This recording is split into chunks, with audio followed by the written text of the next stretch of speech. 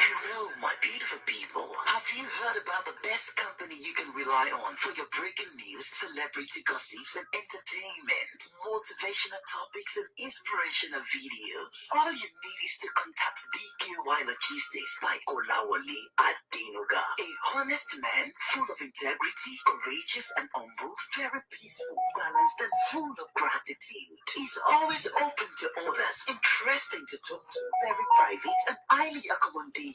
Kolawole Adinuga is a professional CEO and the president of DKY Logistics, also the owner of DKY LLC and DKY LLC Trucking SL Gravity Distributor, also the owner of DKY Moving and Delivery and DKY Auto Mechanic and Repair. He's as well.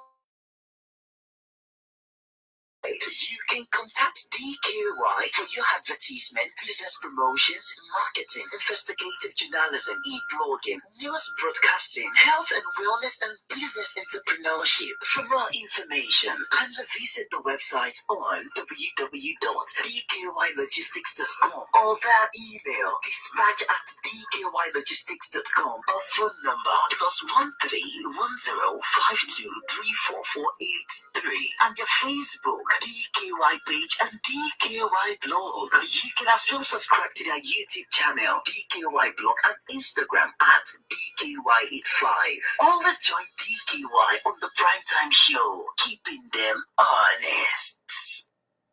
DKY breaking news.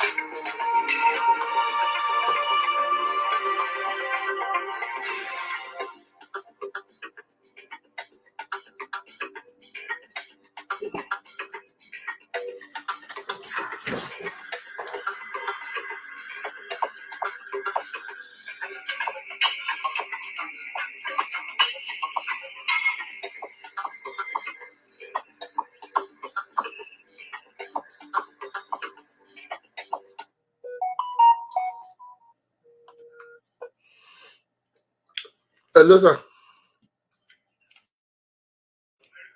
Same to you, sir. Ìjókòó pẹ̀lú, sir. Àlàáfíà náà wà. Mo wà online, but àlàáfíà lòun náà wà. Mo wà online, but ṣe lórí síbẹ̀.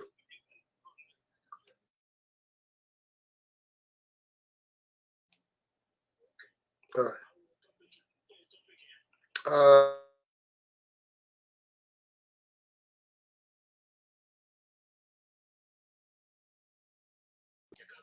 Okay, sir. All right. Thank you. All right. Good morning. Thank you, everybody. Good morning. Thank you. Sorry for that interruption. One of our daddy just calling in. All right. Good morning, everybody, ladies and gentlemen. Today is a beautiful Thursday, right? December 23rd. Just about 2 days before the Christmas. The breaking news is coming to us in studio. Woke up this morning, check on my Facebook. The first thing on my timeline is the breaking news from the Queen of the Palace, our first ladies in our Ududua land. Break the table this morning, and also I would say break our silence. I want to use this opportunity to welcome all our viewers, our followers, our lovers around the world. This is your boy Kolawole Adinuga, also known as DKY. Thank you for joining us on Keeping It Honest platform. Use this opportunity to say good morning, Sarah Shiwe. Oh, for good morning. Oluwa Toyin Timilade, good morning. Muki Momimi Alaja Ayola. I was thinking about calling you yesterday. I remember calling you yesterday just to greet you for the seasoning and thank you for the other day. But hopefully I will do so after the show. Timbala Helene, I will call you. I also want to greet my party, MOB Banking. And Diamond, how are you there? Show I thought about you yesterday as well. Diamond, show I was thinking about you when I was doing something in my freezer yesterday with Yahoo. I need to send you Yahoo. Also, my sister Adeloye Adebukola, good morning, sister. How are you? All right, the breaking news today. Please share the show if you don't mind. Let's share the show. It's breaking news this morning. We're going to talk about it in a minute. Just give me a second.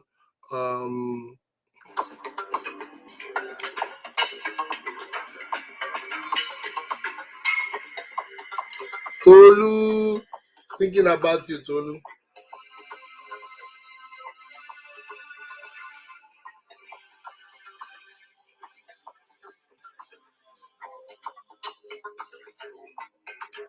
Where's Tolani? Tolani she is all over.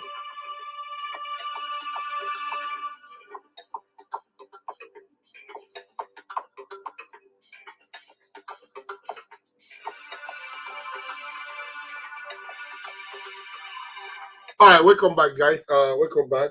Okay, so this breaking news this morning. Olori Naomi announced a divorce with the Oni Ife, known as Oba Adewusi or Jaja too, right? Ogunwusi. I don't know why I don't know why I keep calling that. Ogunwusi or Jaja the second. So I said that and there's a story behind it, and I want to talk about this. What did this mean for the palace? What does this mean for the cabinet itself? And what did this mean to all of us as a human being, especially when either the men or women are dying in silence of a relationship or marriage that is not working out? People working hard to fix whatever the difference. At the end of the day, it still come out or turn out to be something like we're breaking this morning. Is that the best decision for the family? Why did she have to wait to have a baby? Why after the baby she left?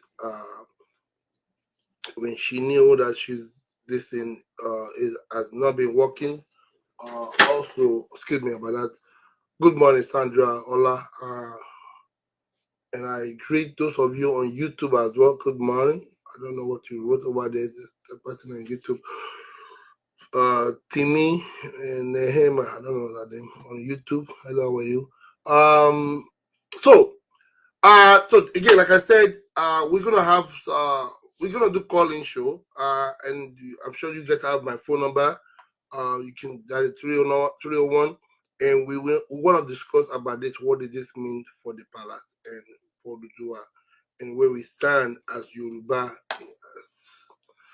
Um,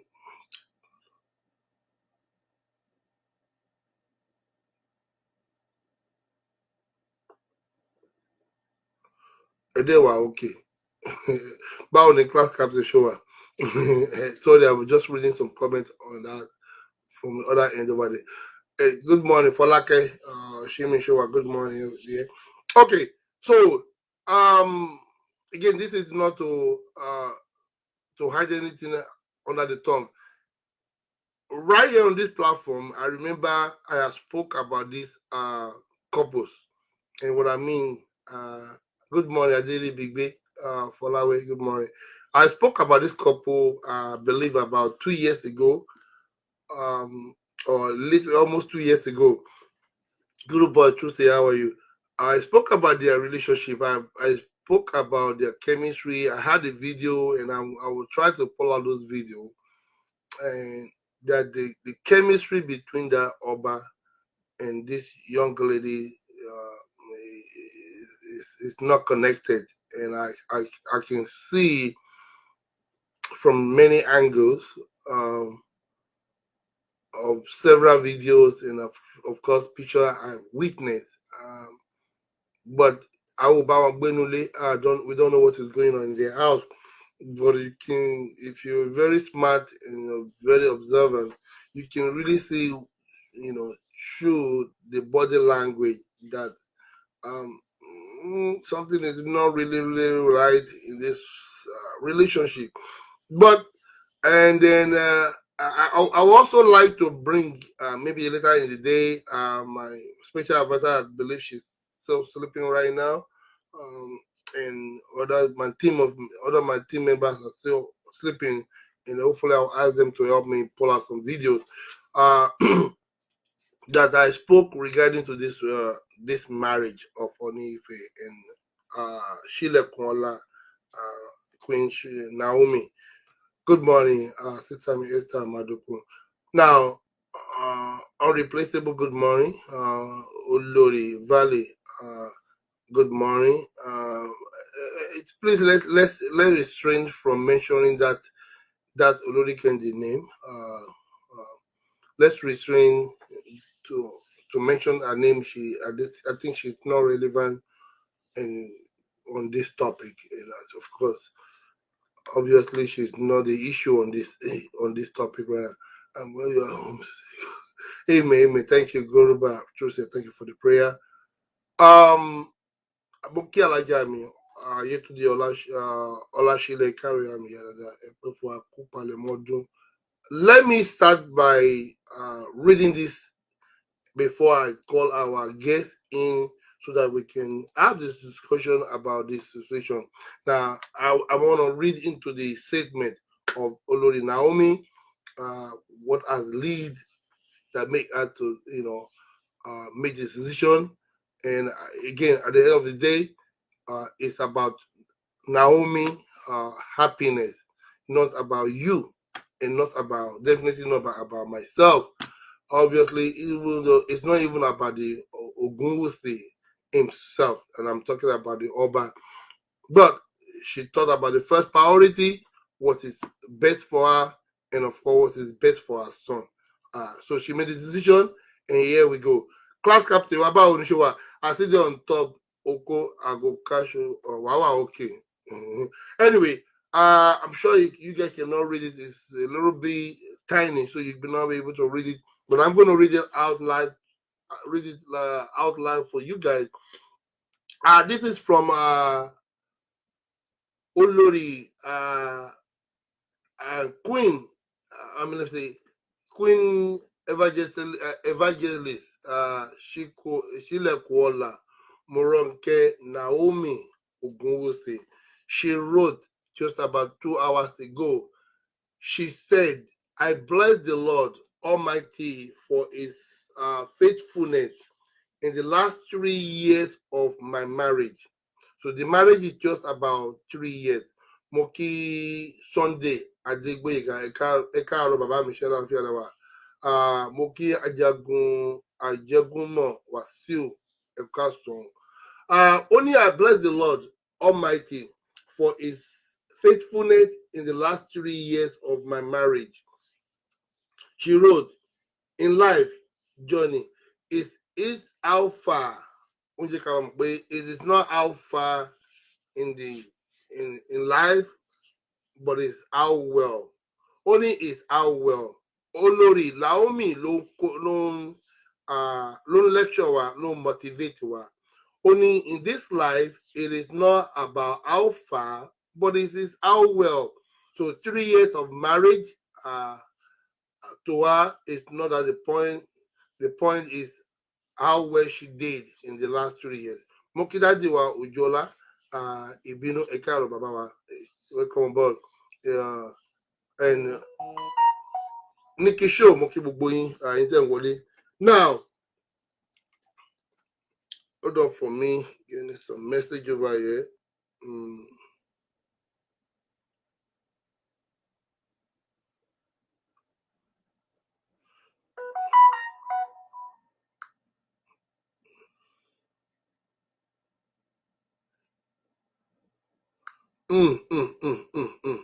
Oh God. Well, we will get it. We will get it. Don't worry, we will get it. Mm.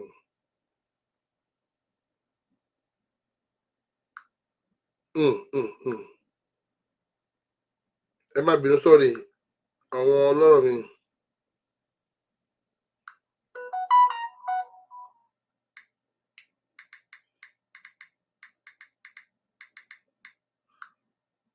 Everybody a máa gbé fóònù kan ní sá máa pè káàkiri. Anyway.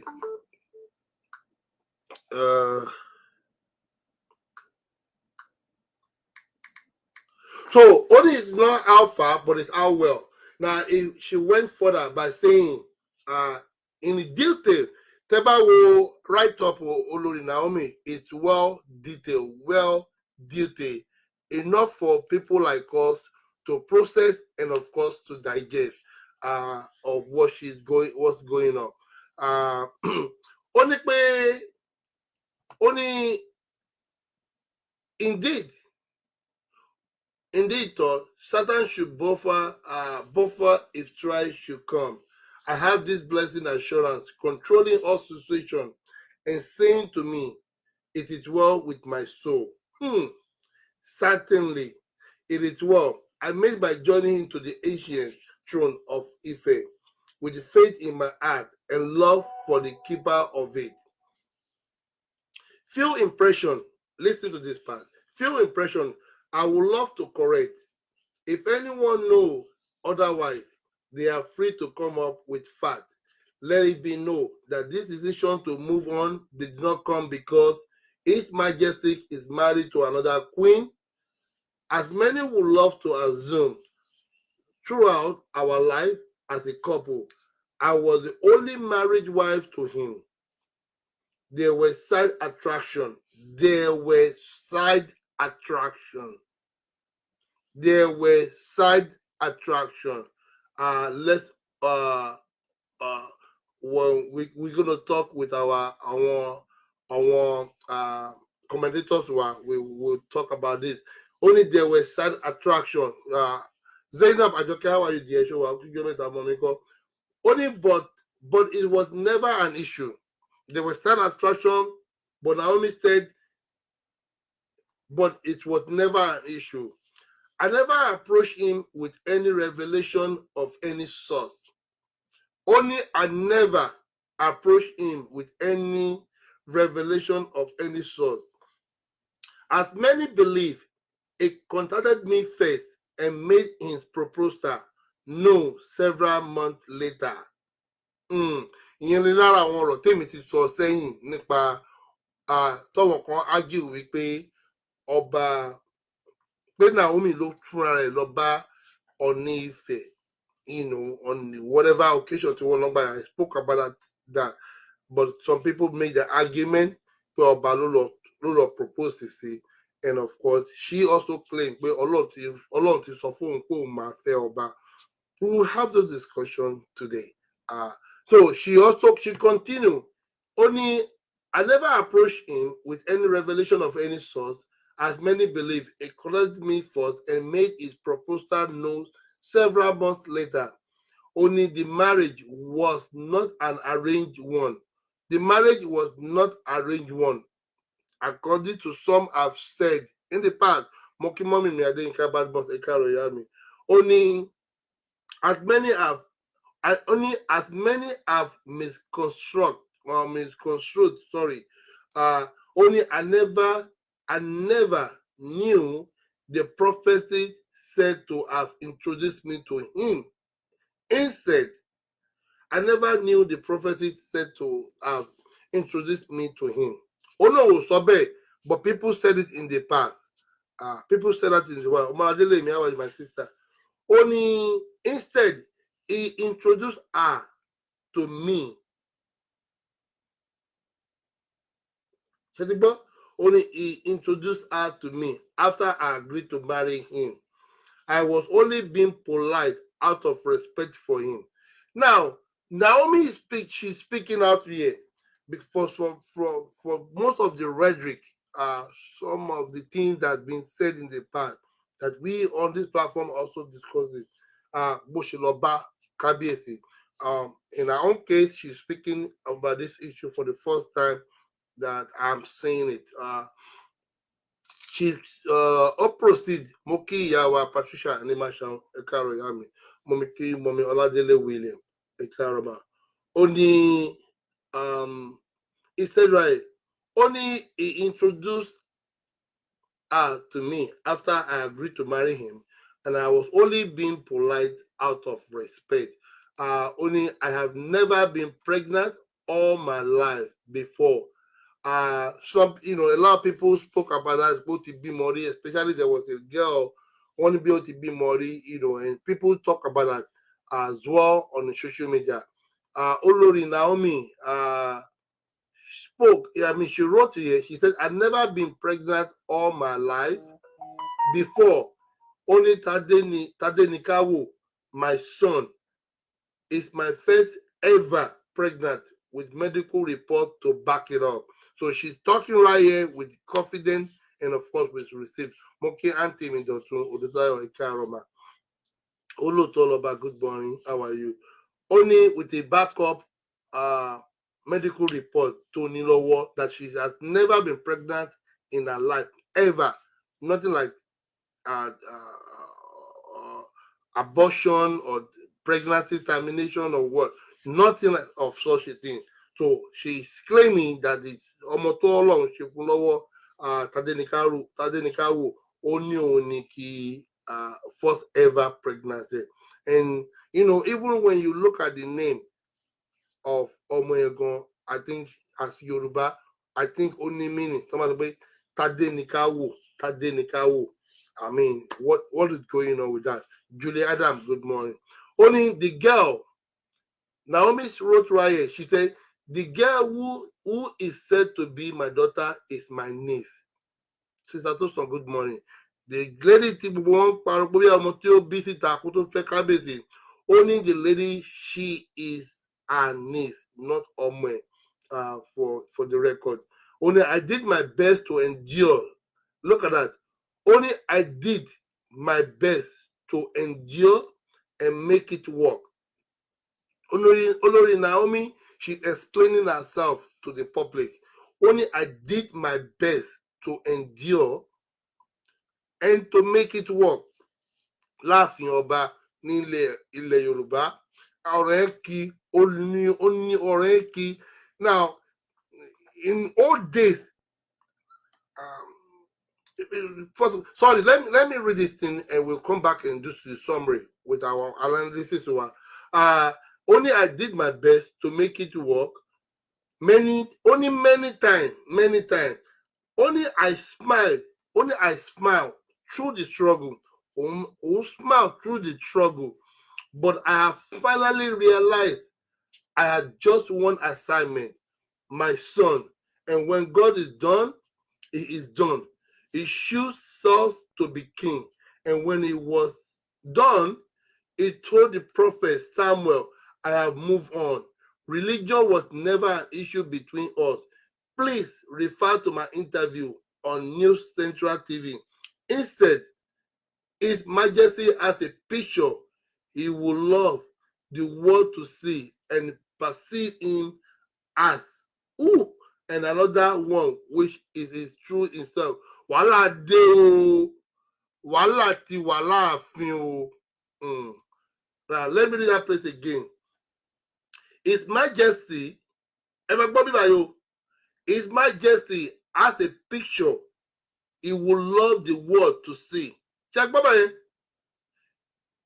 Ó ní ọba yín, ó ní àwòrán nǹkan tó fẹ́ kẹ́yìn èèyàn tí ẹ máa rí. Ẹ̀yin gbogbo àgbáyé nǹkan tó fẹ́ kẹ́ máa rí, ó ní lọ́wọ́, ó ní. Ó ní he would love the world to see and perceiving, kan máa rí òun sí. Then as and another one which is true himself, èyí tó jẹ́ pé èyí tó jẹ́ ìwà àti tiẹ̀ gangan, ìṣe ti ìwà ẹ̀ àti ìṣe sí ẹ̀ àti orí èèyàn tó jẹ́ pé ó mọ̀ fúnra òun. Nǹkan tí ayé fẹ́ rí yín sí ọ̀tọ̀, nǹkan tóun jẹ́ gan ọ̀tọ̀, tí òyìnbó yẹn bá yé yín. I break it down, ẹ má worry, I'm gonna break it down. Ó wá ní today I announce the beginning of a new dawn and the close of a chapter.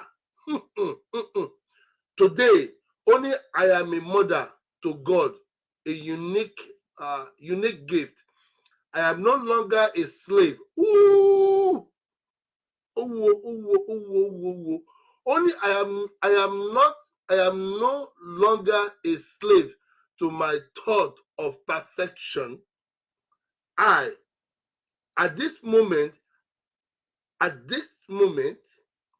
announce that I shall no longer be referred to as a wife to the Oni of Ife or as queen of Ile Ife, but as the queen of the people, as the queen court of the people.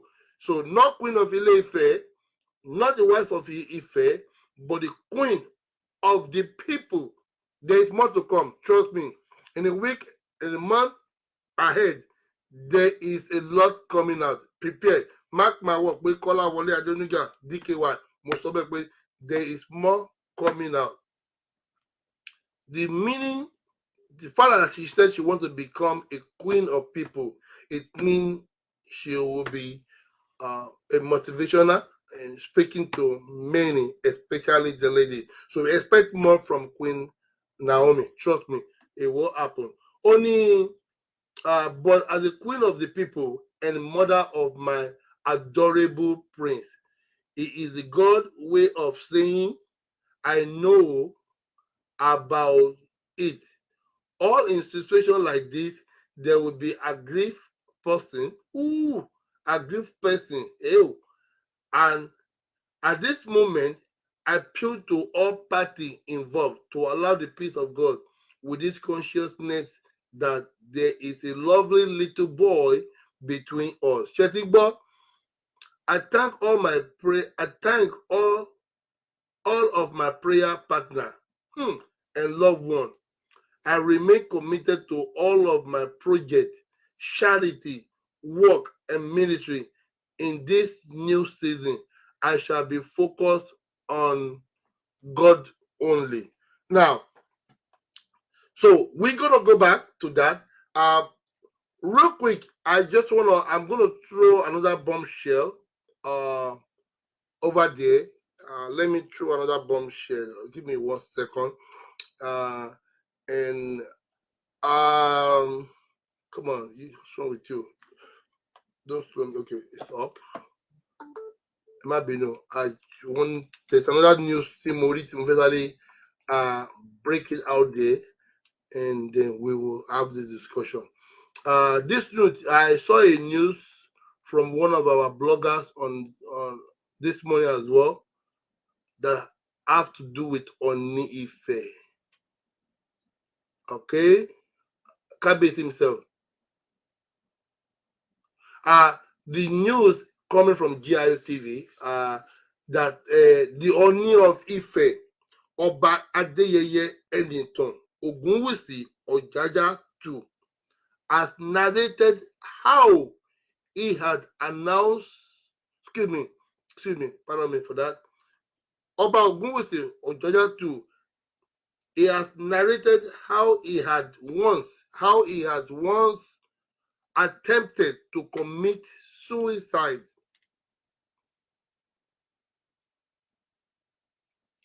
Again, wọ́n ní ọba Ọ̀jájá ó sọ̀rọ̀ nípa bí ó ṣe gbìyànjú láti pa ara ẹ̀, okay, but had to change his mind. Ó ronúpìwàdà after listening to series of inspiration music. Wọ́n ní lẹ́yìn ìgbà tí ọba tí ó ń gbọ́ àwọn orin tó máa ń bá spirit ṣiṣẹ́ mi kí wọ́n pe inspiration tó máa ń inspire, okay, I'm sorry, well, crop me. After listening to a series of inspiration music, describe music, basically describe the music as a key component of a woman existence, an, an iconic cultural expression and the best endowment from God to humanity. So, in other words, wọ́n ní ọba Ògúnwùsì náà ti gbìyànjú láti commit suicide. Ẹ fún mi 1 second, I'm going to make a call, but Professor, I want to listen to a voice note that just came in for me. So, my mute system. So, I want to listen to a voice note. It might be, sorry about that.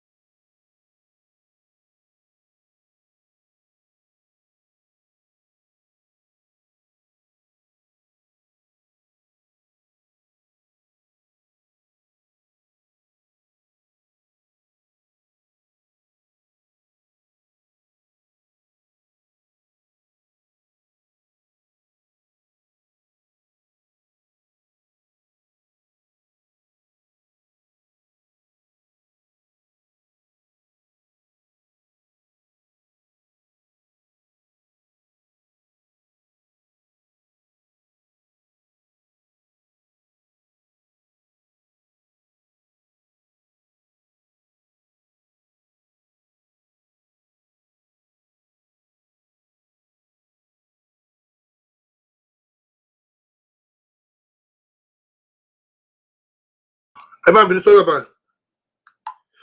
Thank you, sister. I'm sorry. I should go. Thank you. Am I being sorry about that? Mokola, listen to voice until one send it to me. Am I being? Let me. So now I'm going to call one of my Okay, hold on for me. Okay, am I being? Let me quickly.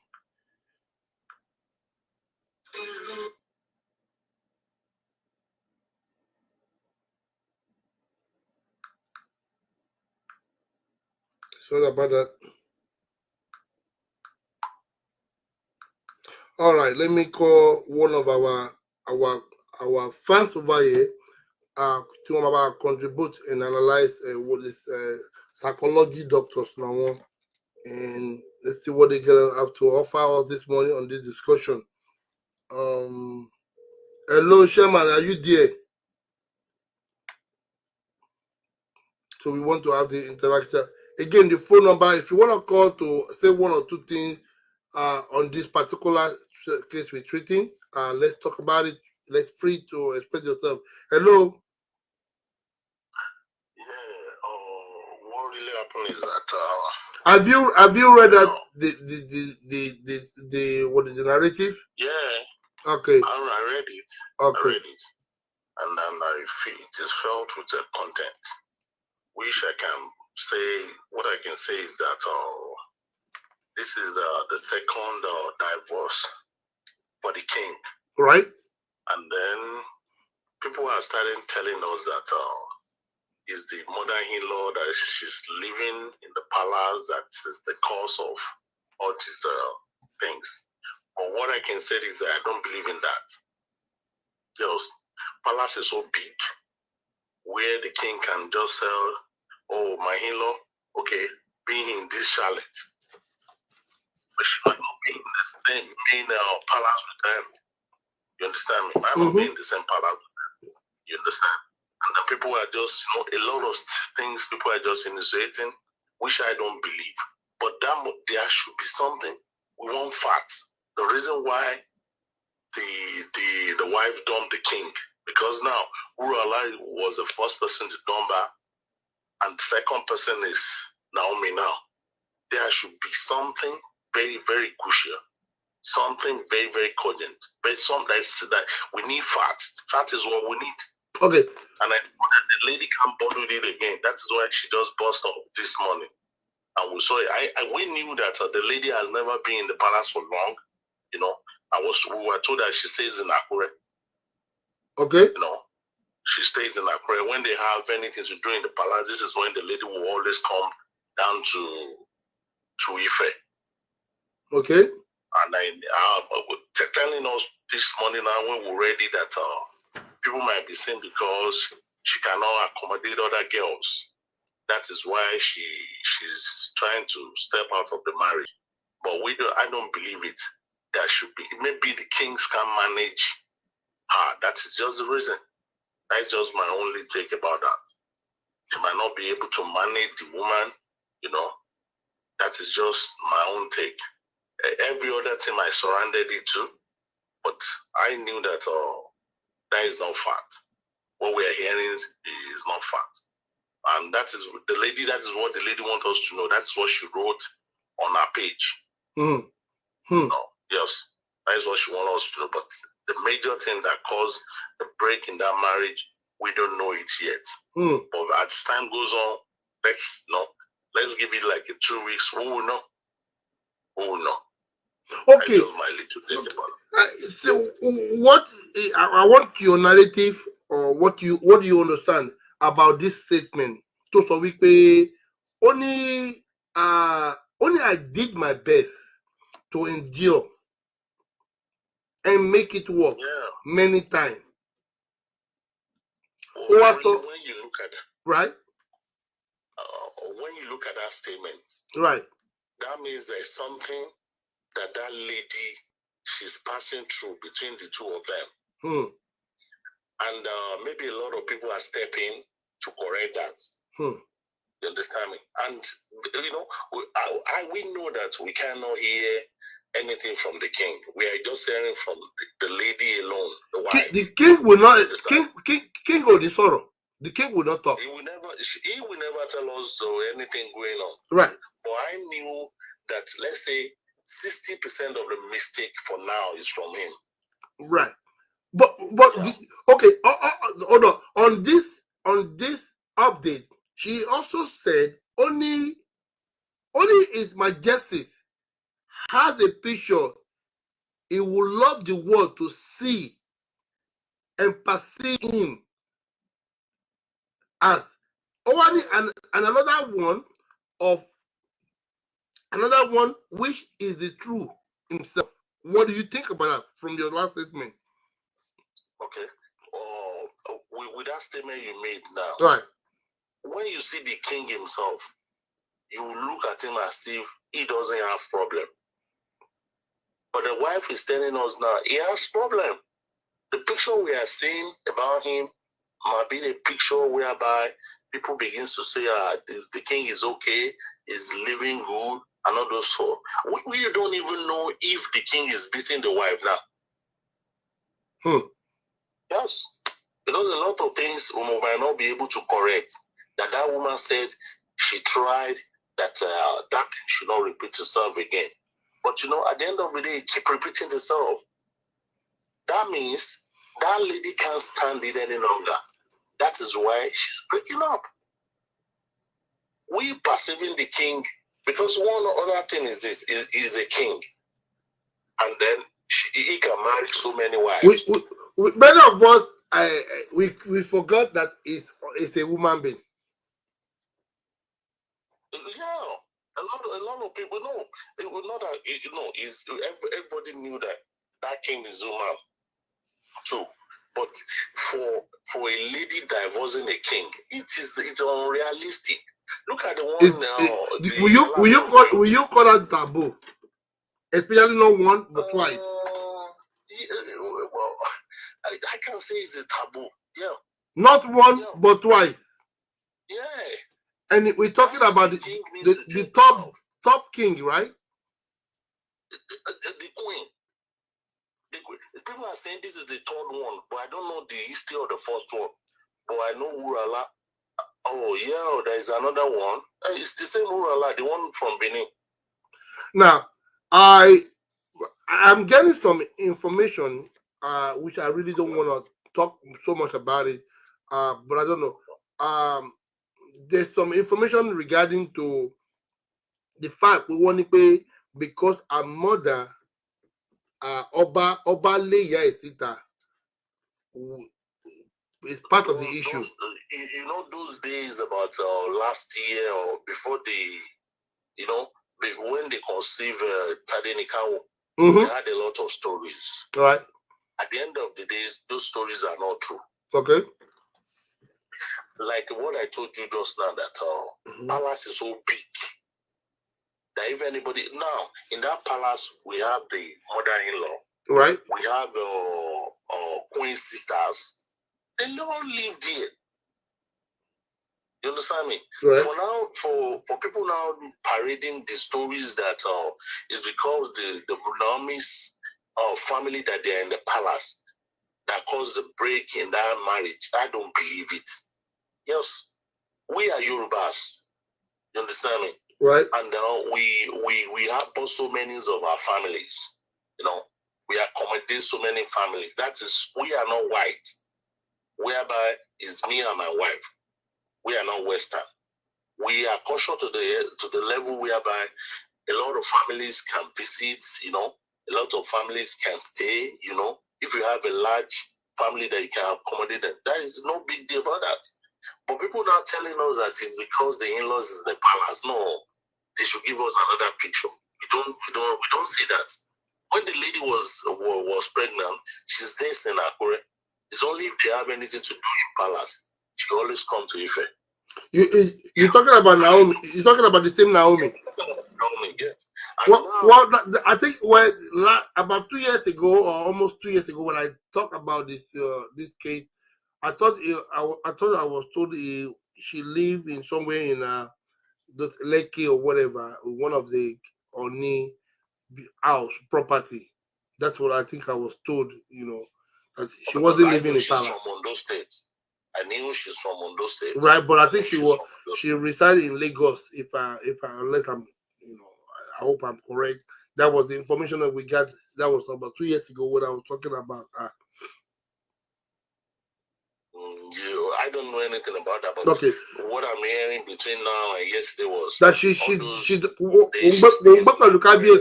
that was the something we heard about 2 years ago, but I'm not, don't know much about that for now. That means when she was pregnant, till now, she has been facing that issue. Because she's saying that she's endured, and then she tried to work it out. So now my question now, let me ask this question. Let me ask you this question. On one of our statements right here, she wrote something about okay, only at this moment announced that I shall no longer something about there was something that she said at this moment also the priority to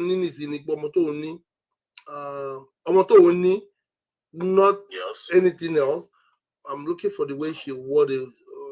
She just he closed the store. Never. Please refer to my interview.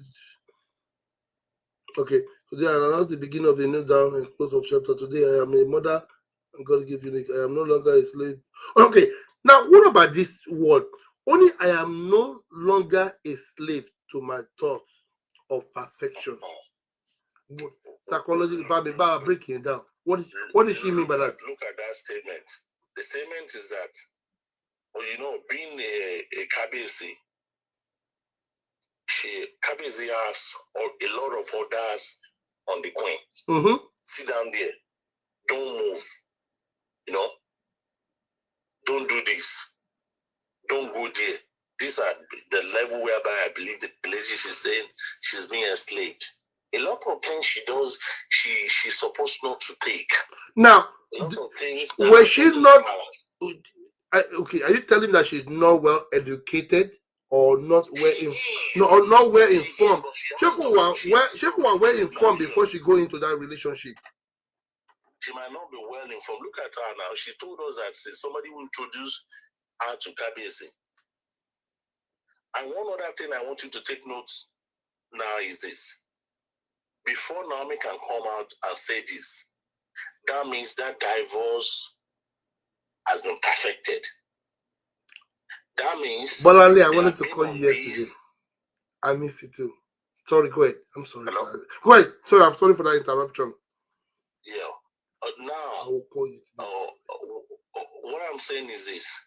Before Naomi can come up and write this on our page, right? You should know that they have started this breaking this marriage documentation for long. Right. That means it has been perfected. And secondly, you should know that Naomi, she's not in that palace, let's say for like 2 weeks ago now. Yes. Okay. Like let's say 2-3 weeks ago, because they will have sat down. Maybe 2 of them may have visited a counselor to counsel them. Don't divorce. Don't do this. Don't do that. At the end of it, they then end up. I think that we need to go on our separate ways. You understand me? But I know for sure that Naomi has stopped living in that palace for like 2-3 weeks ago now. Even though the mother will not be there, the families will not be there. That means that's everybody has went on a separate way. She has tried a lot for that 3 years for what is having the problem to be solved, but it doesn't solve. It doesn't solve. That means the Kabezi needs to be checked. The Kabezi needs to check herself, to check himself rather. You understand me? He needs to see some people, maybe a psychologist, right, to counsel him.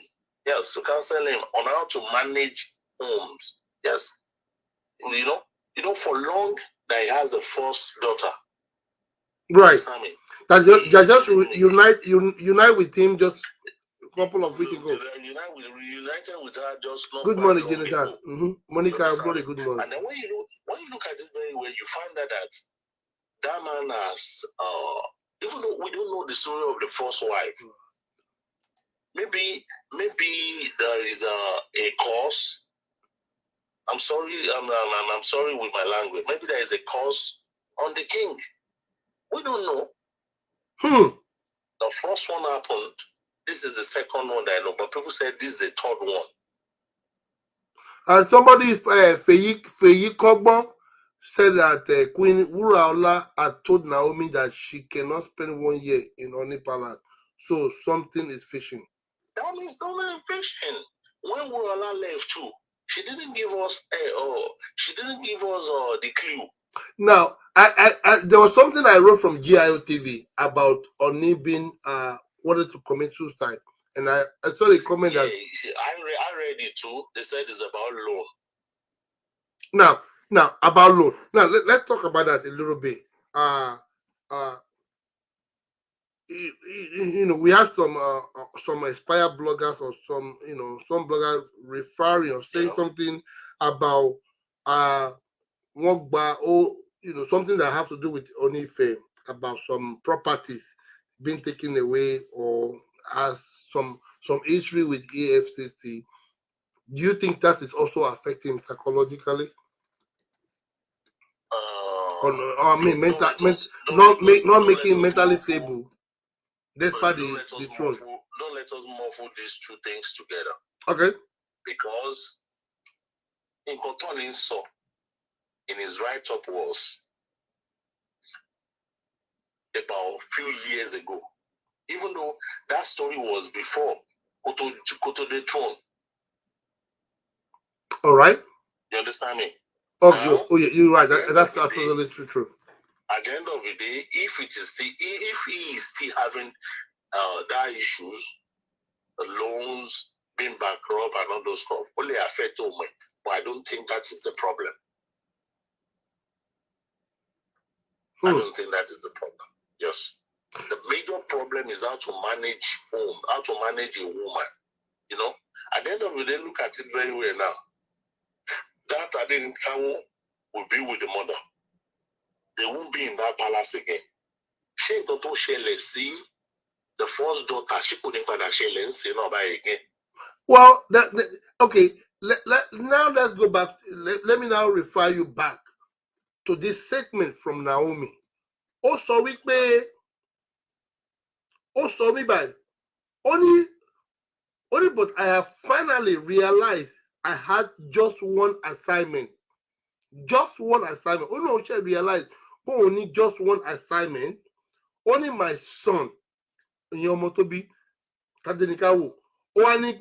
And when God is done, He is done.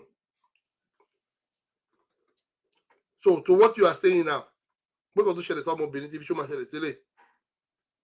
Now look at Naomi now. Do you see that statement?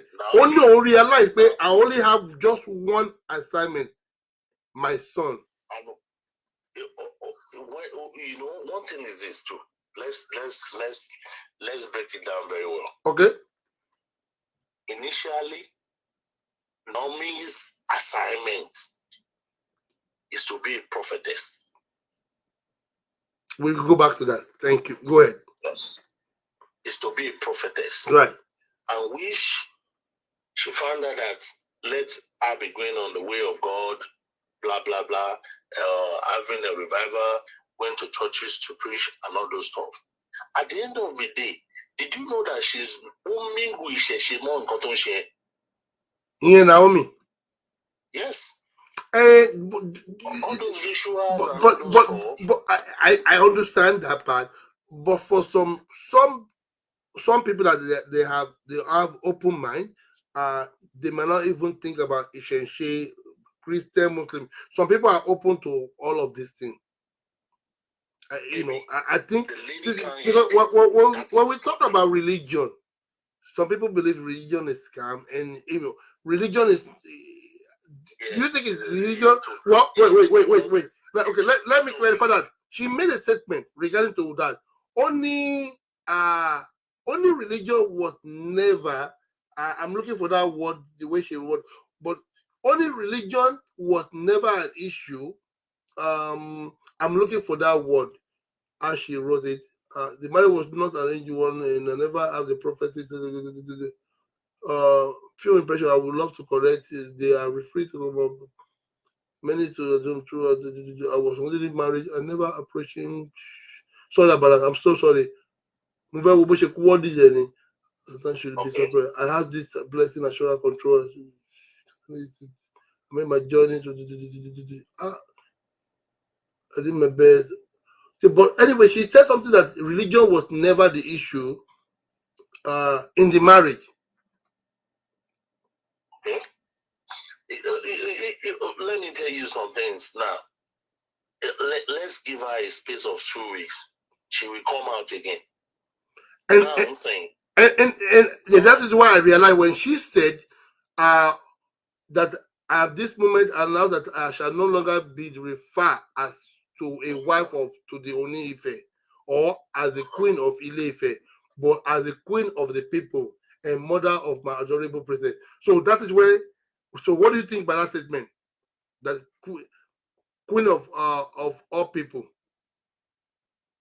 I've told you a lot of things happening in that palace. That's what I'm still telling you. A lot of things. Because you can't mix it together. You understand me? You can't mix it together. She's a prophetess.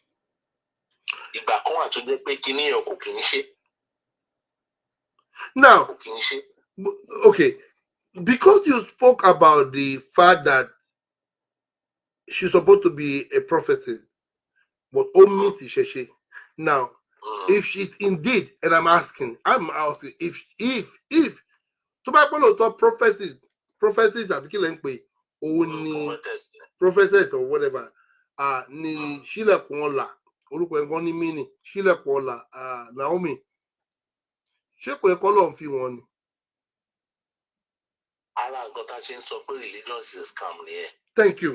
Yes. You see now you now see why I said that that religion thing or religion I don't buy it too. If you call yourself a prophetess or prophet or whatever you call yourself, prophetess or prophet, 3 years of marriage to most powerful Oba,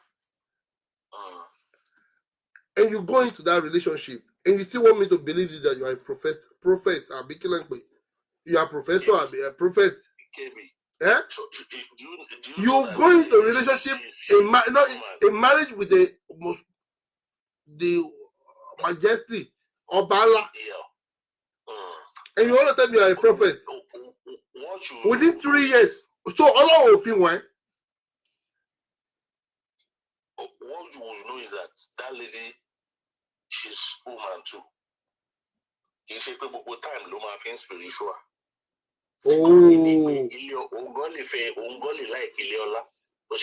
Yes. Only man listen to the voice of God, only listen to our own voice. Because when you look at it very well, 2 things. Is either you allow God to choose for you or you choose for yourself. And this is what she has choose for herself. At the end of the day, it doesn't end well. Yes. If it is true that God is the one who chooses the king for her, for long,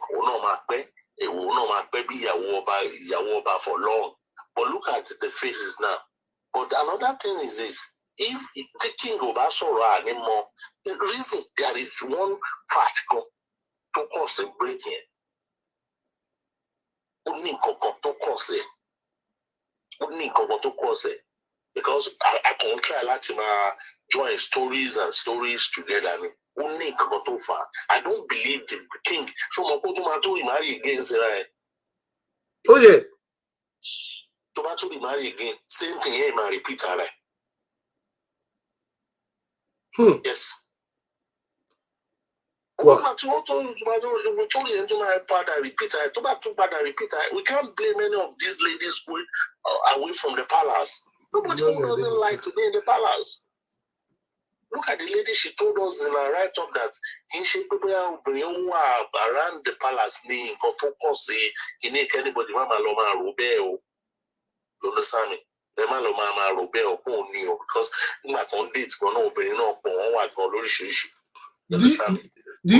do you think this will be a storm for Oni? I don't think that man always think about this. I'm telling you, I don't think. Yes, I don't see him. Naomi, go ahead. Think about Shelebile because one, the king is public spirited. You understand? King is public spirited. Public place man, how would the world feel about them? But I don't think they think about it. Yes, I don't see him thinking about it. Okay, listen. Naomi she wrote, only there will be a grave person. At this moment, only I appeal to all parties involved to allow the peace of God with the consciousness that there is a lovely little boy between us. There will be a grieved person. Kalumbawi? Awanoni. Yeah. Awanoni. Because to me, what would the public will say about them? The lady tried to bottle it. The lady tried to stop it. The lady tried to manage it. Don't manage it. Because if the lady is managing it and the king will reciprocate the management, at the end of the day, I'm telling you, they go on their separate way. That is what is happening. And this is what is happening. Because you're kicking the man who history to be, this thing has happened before. And then I knew all this thing happening, all this thing going on online, he will be reading it too. A lot of people will be aggrieved. A lot of the so-called people in the palace too. What will happen now? A lot of people, even though the so-called kings, I won't be obey Kobe, I don't know, they might be aggrieved too. I'm telling you. So MOB, when I said this about 2 years ago, there's another thing again, not no. Go ahead. Whether true or wrong. Right. Okay. Thank you for using that in that word, because that is yes. I've been thinking how to bring that up, but I love the way you bring it. Now, according to my informant, I have been told it is part of the reason that the peace hasn't been in peace ever this announcement. I told you that a lot of things will be attached to all these things happening. Because did you know if that video did you know? Yes, video from my reliable source, I am getting information that it is part of the reason. Despite that, I am doubting that. I don't believe about the cabinet will ever fall for that shit or will ever do that. But I'm getting information that the peace hasn't been in peace. My brother, nobody that cannot fall for that shit. In the Bible, there is a king. See, Aburo. What I pay Aburo. Who try láti seduce the man. Ó lọ wọ bí hijab. Ó wá lọ sí another area kan láti lọ dúró bí táwọn aṣẹ́wó máa ń dúró sí. Did you know at the end of the day, king yẹn bá ìyàwó ọmọ yẹn ó bá sùn. Nígbà tó máa bá ìyàwó ọmọ yẹn sùn yẹn, ó mọ̀ pé people might doubt it pé ó kò dóyàwó ẹ̀. Bible sọ pé ó ló gba àmùrè king yẹn lọ́wọ́ ẹ̀, ó tún gba nǹkan kan náà. At the end of the day, nígbà tó ń sọ pé where is the rope, where is all these things? The lady showed up, òun ló bá sùn. Nobody that cannot fall for all this shit, see? Because most of the men's brain waste on lower. Yes, nobody truly fall victim of all those things. Because one video time so did you know when I want to say in there, see I will and that thing is a permanent disability in her heart. And that is if it's true. Because often when that lady remember all those stuff, to join so many things in that palace. Is that why you are doing this? Is this and those? Don't you join book with Papa? I can solve my own for me. I they consult where our family is there.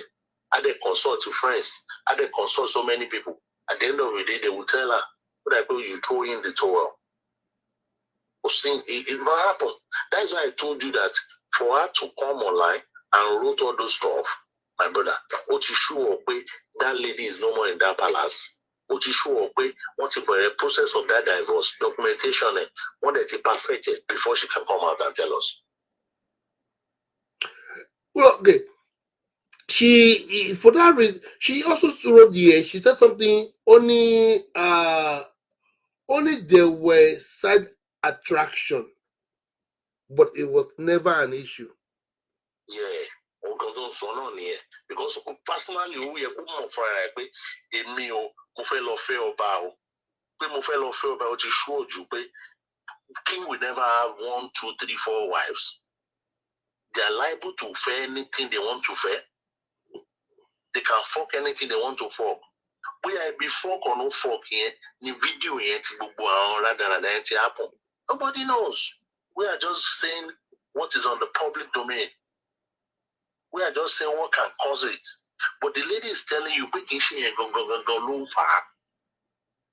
That means we can come one bit too late. Seriously. Yes, low far.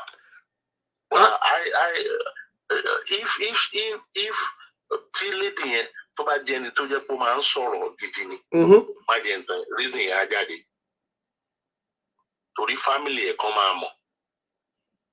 Ọ̀rẹ́ ẹ̀ kan lè lọ mọ̀. Àwọn àbúrò ẹ̀ kan lè lọ mọ̀. Ó jẹ́ pé ẹnu wọn ni information yẹn ti máa rìn láti ibi tó ń lọ. But Kábíyèsí fúnra ẹ̀ needs to check himself so that people will not begin to count history of this negativity on him. He needs to check himself because it was a big deal. Tó bá fẹ́ wúrà kó wà ń bẹ̀, Naomi kó wà ń bẹ̀, eléyìí kó wà ń bẹ̀, tó kàn wà ní palace ẹ̀. Ibẹ̀ yẹn tóbi gan. Ibẹ̀ yẹn tóbi gan.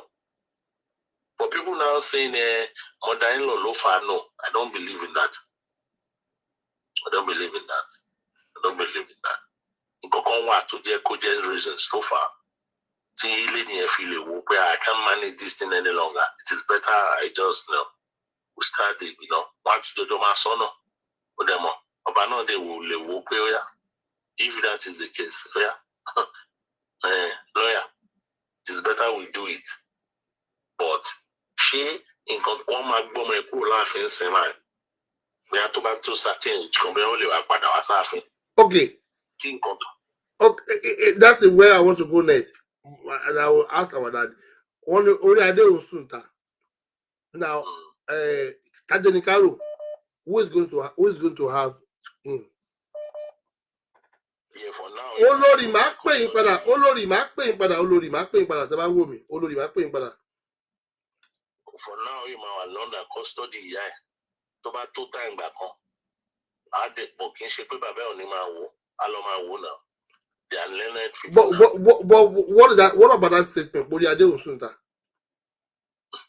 Ade Tadenikawo team are sure. Tadenikawo Ade team are sure. Kò tí máa sure. Ọmọ orí ìtẹ́ ni ọmọ tó bá bí nígbà tí bàbá ẹ̀ bá joyè ọ̀nà wa ń pè ní ọmọ orí ìtẹ́. But Ade team are sure they be level yẹn. Tó bá tó time. Tó bá lọ school nǹkan. Ṣé kò sùn ta ni? Tó bá lọ school abroad, ó sùn ta náà. Picky Powers, I've said that before. I have said that, and I've said it this morning. I've said that in the past, and I've said it this morning also. So Naomi kan jẹ́ èèyàn kan tó jẹ́ pé bóyá ó like ilé ọlá ni. Tó bá jẹ́ pé when you look at her very well, Somebody said, Oju kokoro ló ṣe. So do you also believe that? No, me don't believe Oju kokoro. Me don't believe everybody don't like a good thing. You understand? Every one of us. Because don't my big belle, don't my boy, don't my big belle now. You see? And when you look at her very well, during the time, Toje Obaye, who misbehave now, she doesn't misbehave. Any garden to buy law, on for a Goloman king or at Teriba, only a king or more. See the Jepo to buy be at Baraso, I want to one near online down, wherever. Tanita on Lolo Fair, you cabins on near, Olutumari. Walk on what my feel, these are tyrant rulers. But she's so respectful, she's calm, you know. They manage your line, they manage it very well. You mean Naomi manage you mean Naomi Awurala? Naomi manage it very well. You mean that she managed the palace very well? Yeah. Have you ever had that fighting somebody? Have you ever had come below your life? Have you been come? Uru àwọn kábíyèsí aláàfin yẹn náà wọ́n gbogbo kíní wọn online now. Even though tó bá jẹ́ pọ̀ báyìí náà ní time fún bóyá sexually, you understand me? Bóyá psychosexual is tí wọ́n bẹ́ẹ̀ look somehow. Did you see her having a boyfriend? She doesn't. Mi ò lè ní ojú kòkòrò. I don't buy into that. But all I know is that she want a good place. Oba on your very good thing. It's a nice thing. Just in praise it. Only praise it. Yeah, come on, go along. So go ahead.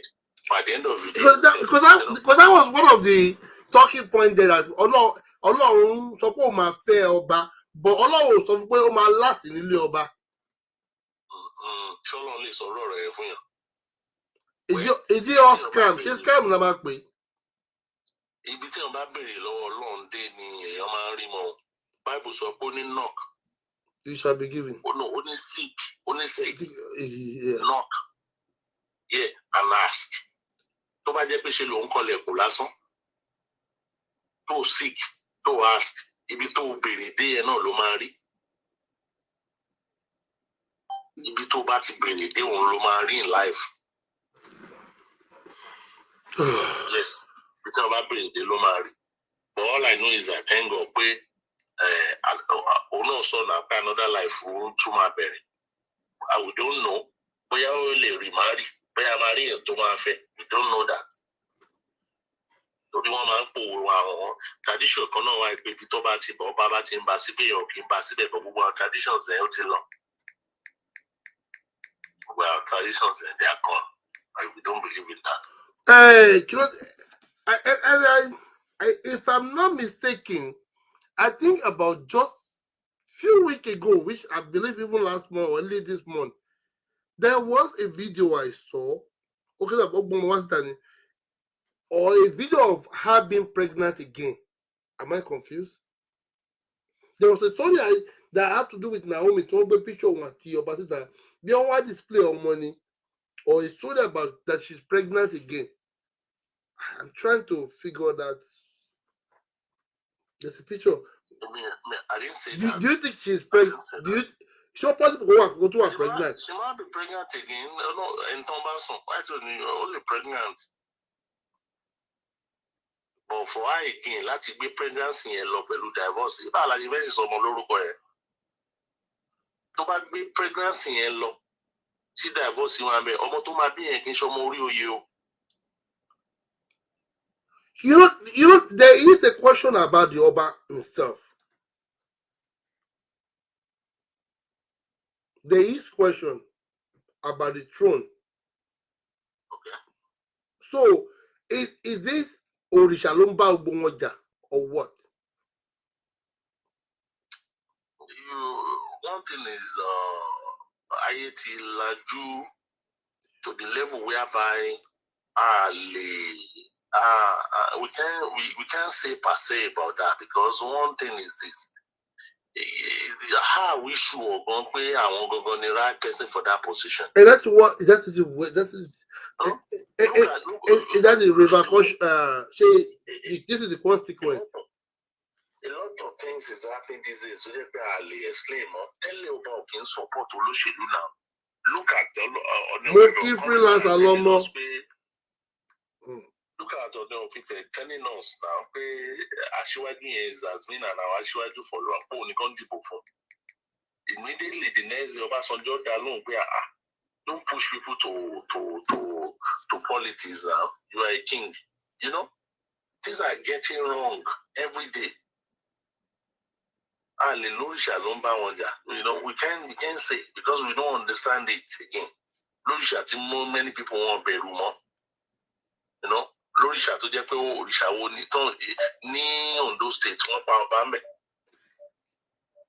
You know? Yeah. The king was killed. A king is being kidnapped. You know? Yeah, with you. The chiefs are being kidnapped. We don't. The traditions here could have been to tell them everything is just coming down. This is when people come online. I saw one lash over as if Gabriel is an ordinary person. Thank you so much. So I so respect again.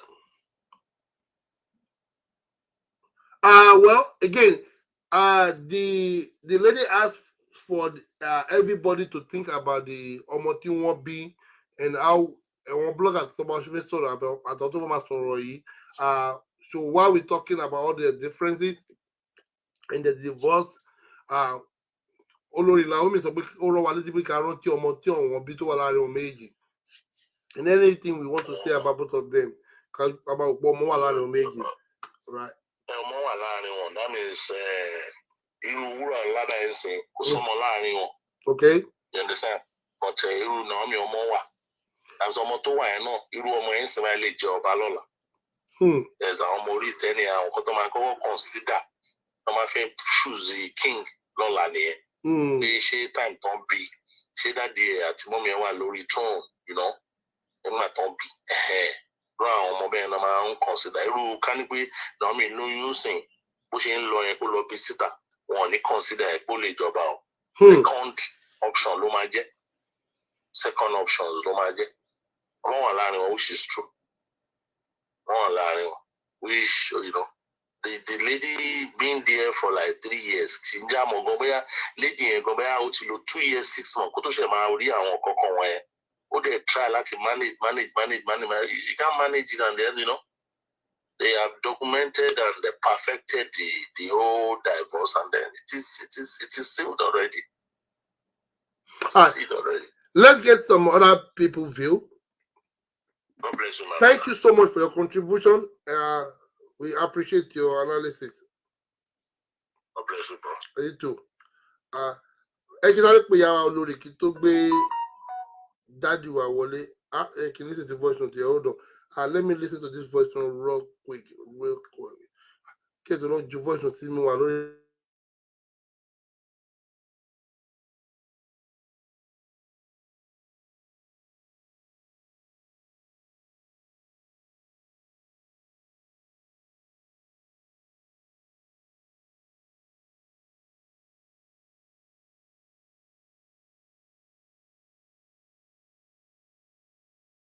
Sorry, according to information tí mo gbọ́, wọ́n ní wọ́n máa ń jàgàn mo dẹ̀ fẹ́ listen to voice note yìí o. Wọ́n ní wọ́n máa ń jàgàn nínú palace, wọ́n máa ń jàgàn ná ẹ káàrọ̀ ìyá mi hold on fún mi ẹ kí sáré sọ̀rọ̀ tó fẹ́ sọ yìí. Wọ́n ní wọ́n máa ń jà kí jẹ́ pé physical fight ni wọ́n máa ń jà ní palace. It's not even about pé side attraction. Wọ́n ní physical fight ni wọ́n máa ń jà ní palace. Ìyá wa olórí. Èwo lẹ ṣe bàbá mi. Ẹ káàrọ̀ ìyá mi. Àwọn ọmọ mi kọ́ àpòdún. Àlàáfíà náà wà. Ojú àrò dùn Ọlọ́run á dá gbogbo wa sí. Àmì Ọlọ́run. Ẹ pẹ̀lẹ́. Ẹ pẹ́ fún wa. Náà la ní ká bá yín dá sí. Ìyá olórí Olúwa. Wọ́n ní wọ́n máa ń jàgàn ní palace. Wọ́n ní physical fight ni kí lẹ rí sọ̀rọ̀ yẹn mà. Ilẹ̀ ẹ̀sìpẹ̀tì nígbà tí palace bá ti di ọjọ́ òyìnbó. Ilẹ̀ ẹ̀sìpẹ̀tì. So bó ṣe rí nìyẹn. Ààfin now come to buy one get one free. And the way life life is going now. Ayé àtijọ́ ni ọba máa ń sọ wípé mo gbẹ́sẹ̀ léyàn. Bọ́ ayé ìsìn àwọn ọmọ wa tá a bí gan, àwọn gan ti rẹ́dí láti lọ fira wọn fọ́kọ. Ẹ mọ̀ pé ìyàtọ̀ wà nù kí ọba kó rí tó wù ú kó fẹ́ lọ dáná ẹ̀. Ọkọ ni ẹ mọ̀ pé kọkùnrin kí ọba gan tiẹ̀ sọ pé mo láìkí ọmọ yìí, mo gbẹ́sẹ̀ lé. Ṣé understand? Ìyì ńlá ni. Because by the end of the day, bó ṣe máa tọ́ bó ṣe yẹ kó tọ́, a ṣe lọ dáná, a ṣe all necessary things tó yẹ kó ṣe lórí ẹ̀. So wọ́n dáná Naomi lẹ́ sọ nísìn. Ọ̀nà ni mo sọ, ayé tá a wá yìí, àwọn gan tu ara wọn sọkùnrin ni. This particular person that you are talking about, KB, ẹ̀bọ̀n ló lọ sáàfin. Ó lọ sáàfin náà. Ó lọ sáàfin fún occasion ni mà. Ó lọ sáàfin náà tó lọ kọ́ba náà. Ó lọ sáàfin, everybody, I think it's for everybody. Ó lọ fún occasion, ọ̀pọ̀dọ̀ rí. That's what I'm saying. Yes. And by the end of the day, she's the one she tossed Oba. No. Okay. Now, she wrote right here. Me, I should join the one. On a post, you consider like only. Where is it? Anything? Only the marriage was not an arranged one. Only the marriage was not an arranged one, as many have misconstrued, right? Only I never knew the prophecies. Only I never knew the prophecies. Owasope said to have introduced me to him.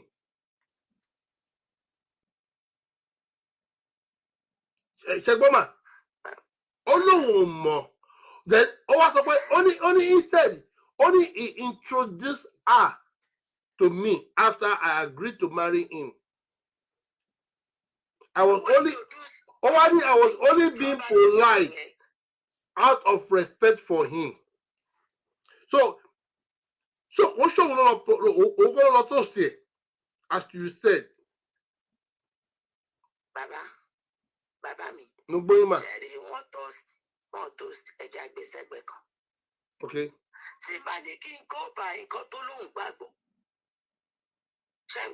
Yes, ma'am. Much. Because most of people, they know my voice. But in fact, I should platform. If you cannot speak, then any less on the phone. No, if you cannot, this platform is keeping it honest, ma. No, if you're not gonna be honest, if you don't want to talk, there's no need for you talking. Hold on, KP. If I don't want to do the truth, I won't call you. What I mean by but if you are here, then I will need you to speak the truth. Okay, I will. Okay, thank you, ma'am. What I'm trying to say is, by the time I say one of two things now, I'm waiting. One man fee, one fikini conceal one matela palapa. If you don't buy a castle, say I need trust. Why don't you go, Sherry?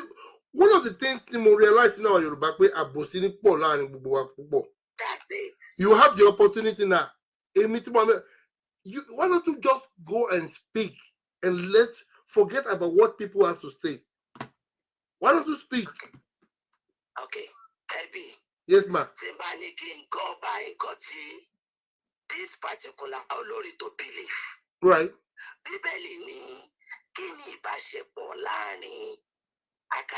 I will use this word, but I don't care. And to be terminated.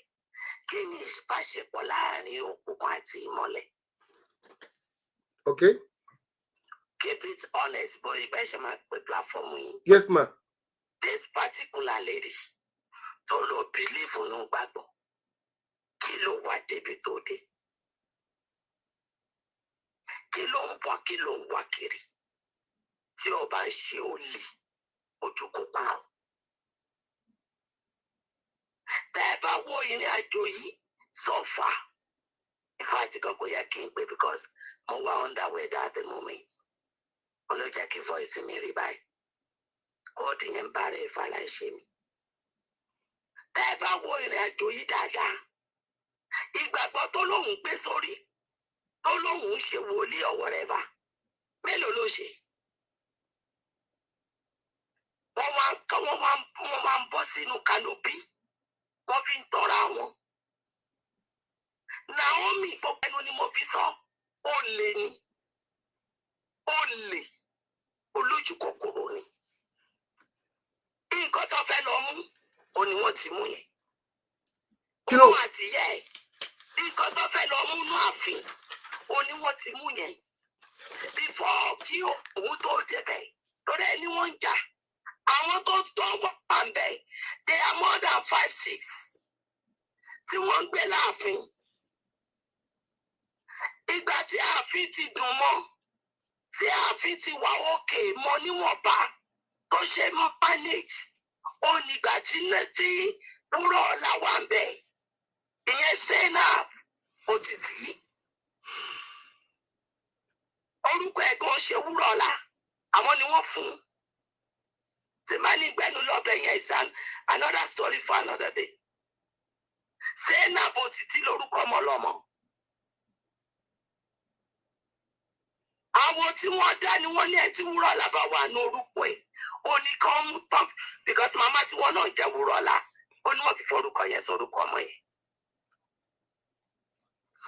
And you will see that lady and ọba ẹni wípé wúrọ̀ ọ̀la yẹn gan olóko ọba.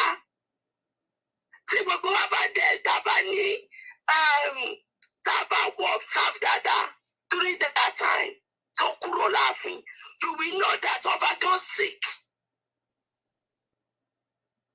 You will know that ọba ó sick ìgbà tí wúrọ̀ ọ̀la kúrò. Because òun gan mọ̀ pé nǹkan jábọ́ lára òun. Ṣé rí gbogbo ẹ̀ lápapọ̀ Yorùbá, whether we like it or not, nǹkan ti ṣe ọ̀tá wa. Nǹkan ti ṣe ọ̀tá wa. Wọ́n ti bà gbogbo ẹ̀ jẹ́. Èmi ò believe in nǹkan àtijọ́ mọ̀mí traditional, but wọ́n ti bà nǹkan jẹ́ tó dẹ̀ sẹ́ndì wípé I'm having that feeling wípé òrìṣà kan bínú sí àwọn báyìí. Orí adé, abáníkà dálẹ̀ kàtúnṣà. Ẹjọ́ ṣáwọn ló kàn. Ṣáwọn ló kàn. Ṣé kì í ṣe wípé àwọn tó ń dáfá, wọ́n ti gbẹ́lẹ́ sí, wọ́n ti gba dọ́là, wọ́n ti change gbogbo ẹ̀ mọ́ wa lọ́wọ́. Àwọn tí Naomi bá nulẹ̀, tí wọ́n ti wà ń bẹ donkey years. When I say donkey years, not that it's long ago, but wọ́n ti wà ń bẹ, at least tó ti wà ń bẹ, more than 4 years wà ń bẹ, ara wọn ni wọ́n bára wọn.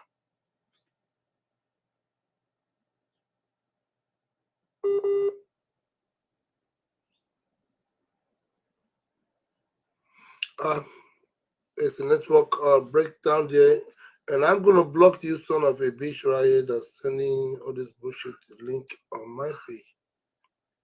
Let me block your ass, of course. Wọ́n gbọ́ yín nísìnyí mà. So òun náà lọ mú tójú ẹ̀ ni. Ẹ wá wọn ló mú ìyá lọ́wọ́, kò ṣe ní mú ìyá lọ́wọ́. Á mú ìyá mú bàbá mú. Àìbùkọ́ ó lè mú ọmọ ọ̀dọ́ nu ilé ẹ̀ gan. Rẹ́sẹ̀ wèrè òbú, ìjà ló máa rí tọ́lọ́gbọ́n.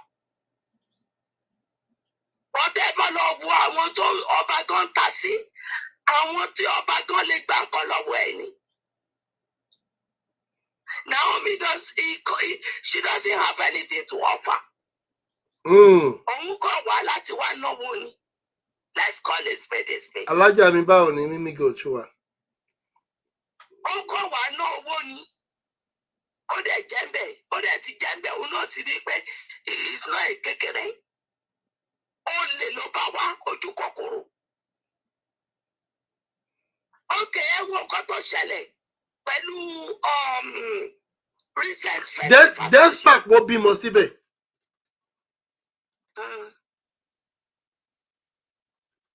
Ọmọ náà ẹ wo ìrìn àjò ọmọ yẹn náà. Wọ́n lóyún wọn lóyún. Wọ́n bímọ wọn bímọ. Ẹ wo ìrìn àjò yẹn. Ó wá yí bìrìbìrì. Wọ́n sọ ọmọ ní Tádé ní káwọ́. Mo fẹ́ bèèrè lọ́wọ́ that was the Alájà àbúrò Alájà sorry olórí. Mo ní fẹ́ bèèrè lọ́wọ́ ni pé kí lẹ rò pé wà lẹ́yìn orúkọ yẹn. Èmi ò máa mọ wọn ní gbọ́ búburú lẹ́nu àbọ̀ rẹ̀ o. Bàbá mi àwọn àkànṣe dáwọn ní public. Bóyá tá a bá jọ sọ̀rọ̀ later. Okay. Kíkà gbogbo wa náà kájọ máa jókòó kájọ máa wò. Tádé nìkan wò. Àrí bọ́ wọ́n wò lọ. Bọ́ wọ́n ti ń gbèbò. Àríkà ń já bàtà. Agún fàṣọyà. Àwọn tó ní fọ̀tọ̀ lé kọ́nàkan wọn ròyìn ẹ̀. Ẹ wo nǹkan ti ṣẹlẹ̀ Yorùbá. Ara nǹkan tá ń pariwo nìyẹn. Ọlọ́ngbà Yorùbá kókó balẹ̀ wá fún wa. Gbogbo nǹkan ti bàjẹ́. Ó ti bàjẹ́ tí ó ṣe kékeré. Àwítà àwọn kan pariwo yìí wọ́n Nàìjíríà. Nǹkan ti bàjẹ́ kọjá nọ́mà. Olóṣèlú tó ti wá àwọn náà tún wá fi kíni wọ́n tún wá finá sí gbogbo ẹ̀ wá ràn lọ. Ẹ ti rí kankan kí láti rí. Àṣìmẹ́yẹ Bọ́lápọ̀. Olórí. Àti Bárọ̀nù títí. Ọmọ fi máa ń bìlíìfù wípé àwọn pípù ìtàn pẹ̀lú ọba yìí gan. Àwọn kan alálẹ̀ bínú sí wọn. Bàbá Adébíyí máa pé Bàbá Adébíyí máa pé ìtàn. Olórí. Lára àwọn statement tẹ́ sọ ẹni òkùnkùn pẹ̀lú ìmọ́lẹ̀ ta ni òkùnkùn ta ni ìmọ́lẹ̀. Olóòní ni mo fi sọ wípé ó lè sound somehow when I say òkùnkùn I mean nǹkan àtijọ́ but tí n bá fẹ́ sọ ní èdè ẹnu mi nǹkan àtijọ́. Orí keeping internet platform lẹ́wà olórí. A máa ń fi ọ̀rọ̀ sábẹ́ àwọn sọ lórí platform that's why la ṣe ń pọ̀ lórí platform kí ni ta ni òkùnkùn ta ni ìmọ́lẹ̀. Ó náà ni mo ń ṣàlàyé fún ẹ bàbá. What I'm saying is tí n bá fẹ́ sọ ní èdè Yorùbá máa ní nǹkan àtijọ́ but tí n bá ní kí n place ẹ̀ sí ọ̀nà gbàgbọ́ in the Bible bí Bible ṣe kó tiẹ̀ ni mo kó tiẹ̀ yìí. Now pẹ̀lú question tẹ wá bí mi nǹkan òkùnkùn yẹn ní ó mì pé ọ̀nà ṣẹ̀ṣẹ̀ bí wípé ó ní bó ṣe máa ń jọba àwọn òògùn ọ̀njọba wípé wọ́n kàn fẹnu sọ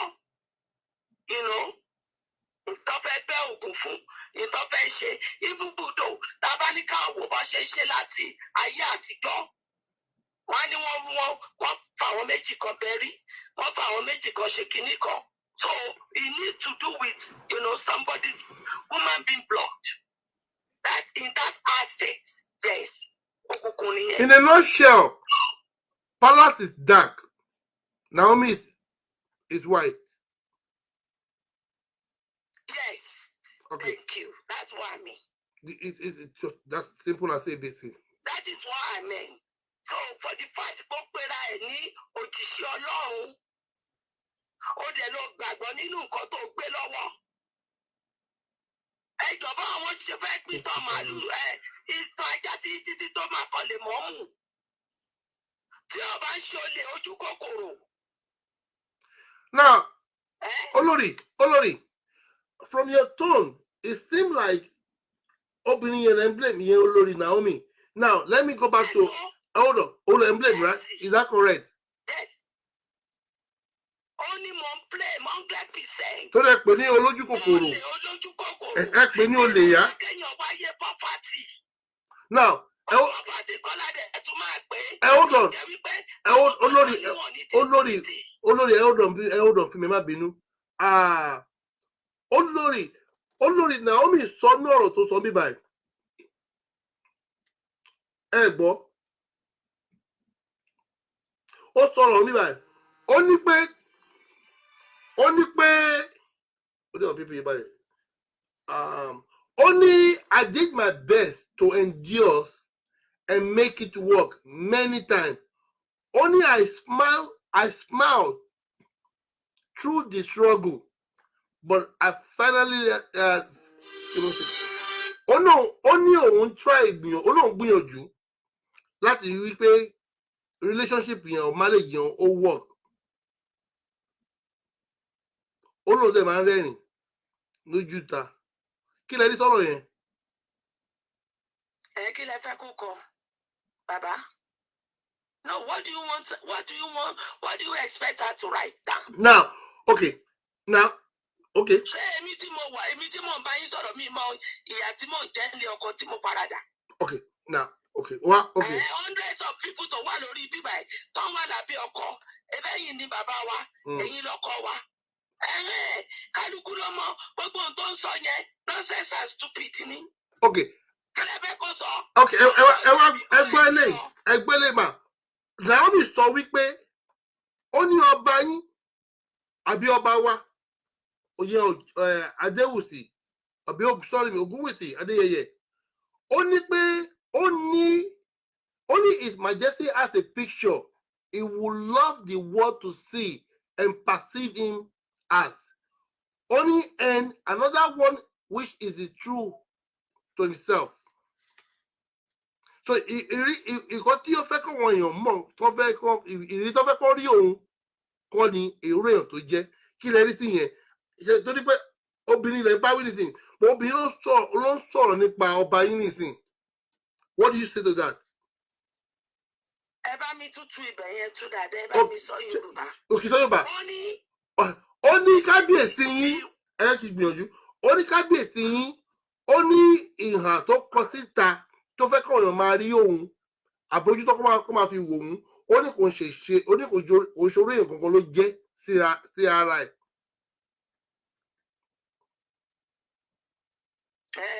Okay.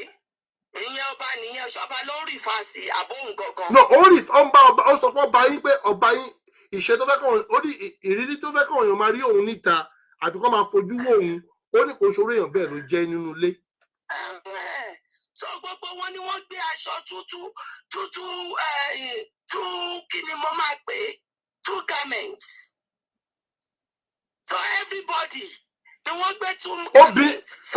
Obìnrin ni ẹ̀yin obìnrin ló ń sọ̀rọ̀ yìí nǹkan tó bá mú obìnrin tó bá sọ ọ̀rọ̀ tó sọ yìí kí lẹ rò sí. Because ìgbà tí nǹkan tí mo rò sí ni wípé nǹkan tó rọ̀kọ̀ ló bá. Ó jẹ́ kí a mọ̀ ó ní pé kábíyèsí yín ìyẹn ò ní Ifẹ̀ orí èèyàn tí ó jẹ́ tó fẹ́ kí èèyàn máa rí òun níta tó fi rẹ̀ hàn níta tó gbé rẹ̀ síta kí èèyàn lè máa rí òun kọ́ ló jẹ́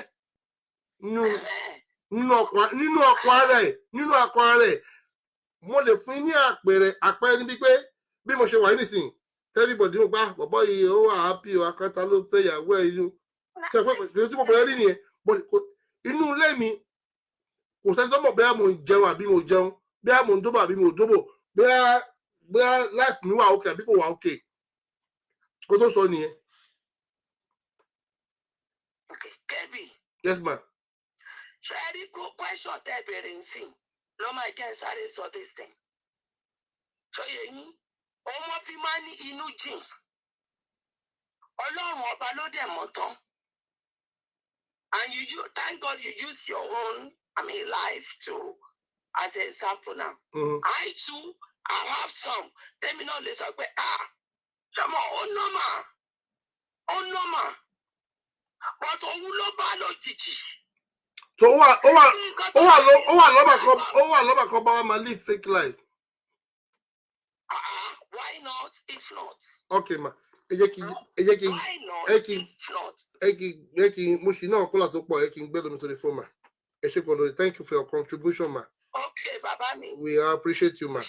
We appreciate your honesty. Thank you. Nǹkan tí wúrọ̀ ọ̀làdà bó ṣe look after ọba kò tí ì sí obìnrin tó lè look after. Ẹ ṣé gan-an ma. That lady tó fi palace sílẹ̀ yẹn kò sí ẹni tó lè look after ọba bẹ́ẹ̀. Ọba gan mọ̀ wípé owó sá fóun. Ìyẹn òtítí tó lọ yẹn. Yes. But Naomi will feel the heat because Naomi will contribute to Sinu Palace. That they come on no, or what no. So definitely, oh mama, we so if you talk about Kusire. Are you getting me? Thank you, ma. Thank you, ma.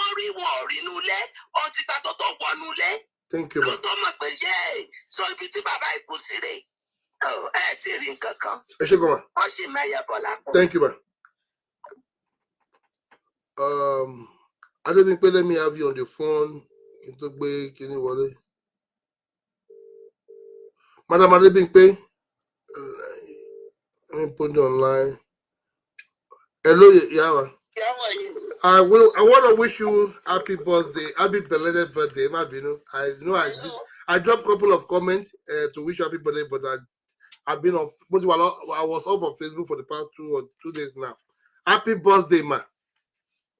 Thank you. God bless you. Share God of me loud and clear. One boy and clear. I hope you enjoy. You have fun. Enjoy your Merry Christmas in advance. Thank you. Many people celebrated me even on your platform. Yeah. I've seen so many comments in my inbox. Thank you. And on other people's platform, so I appreciate everybody.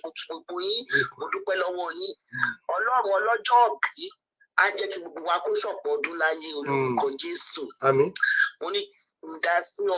Naomi àti Oni.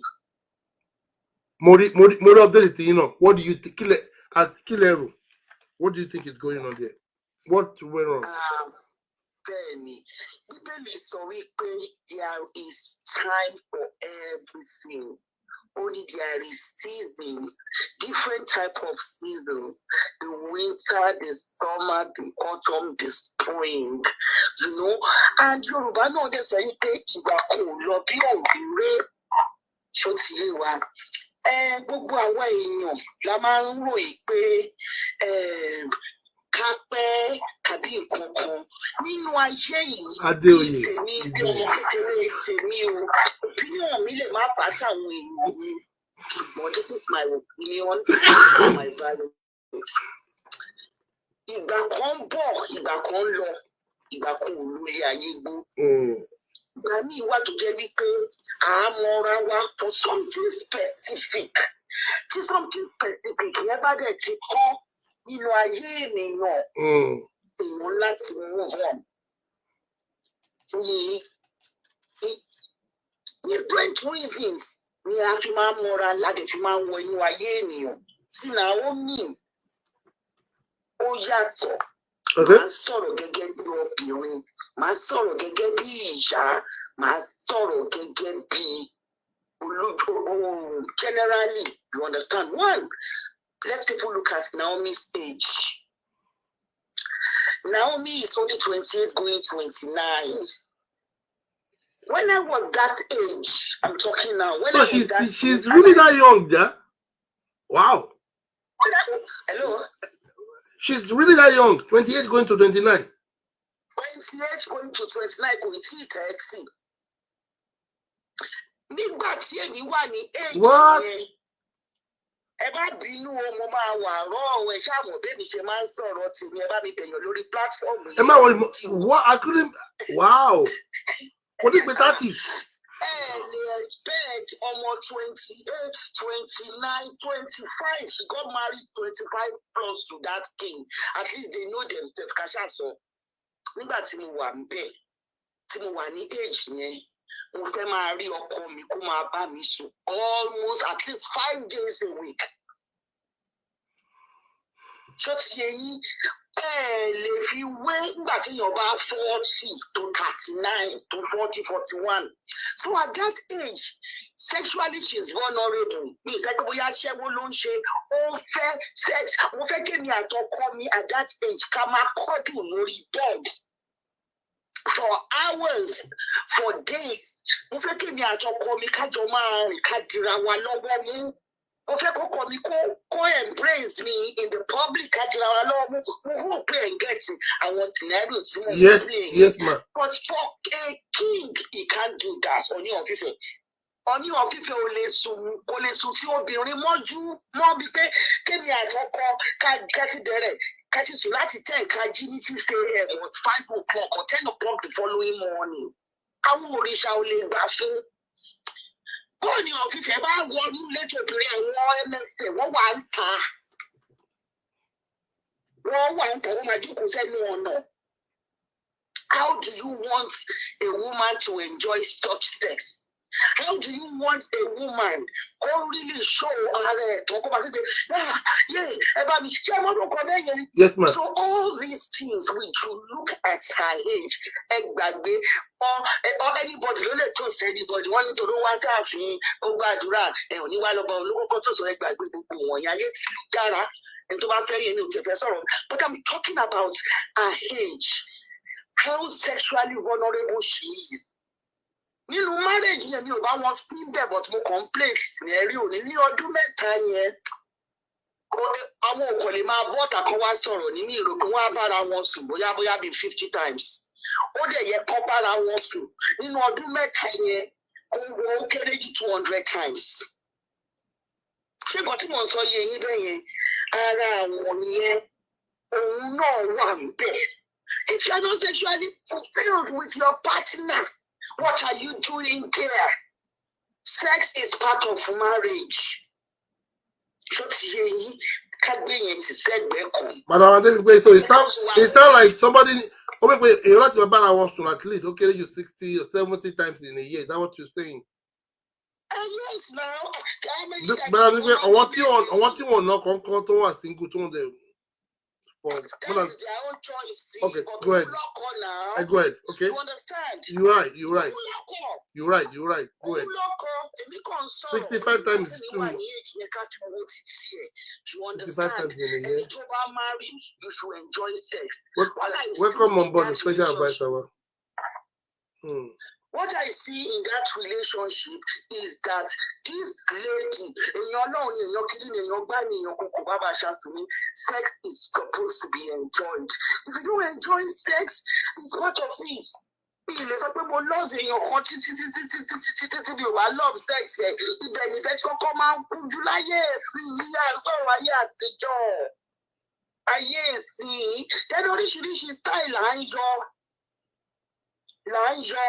You understand the bedroom, but I am sure you can 69. You understand? So let's go back to the Naomi update right here. Yeah. And let's talk about some of the points that she put up here. Yeah. And one of them is that she said she did her best to endure and make it work many times. And she said she smiled throughout the struggle. But yeah. What do you think she's talking about over there? Fine. What I'm saying is part of it.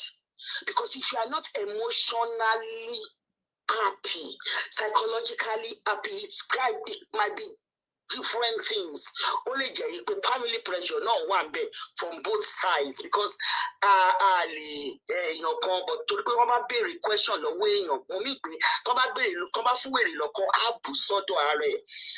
as a young girl, as she is, and I believe, sacrifices, I don't know, but to decline. You understand? Yes, ma'am.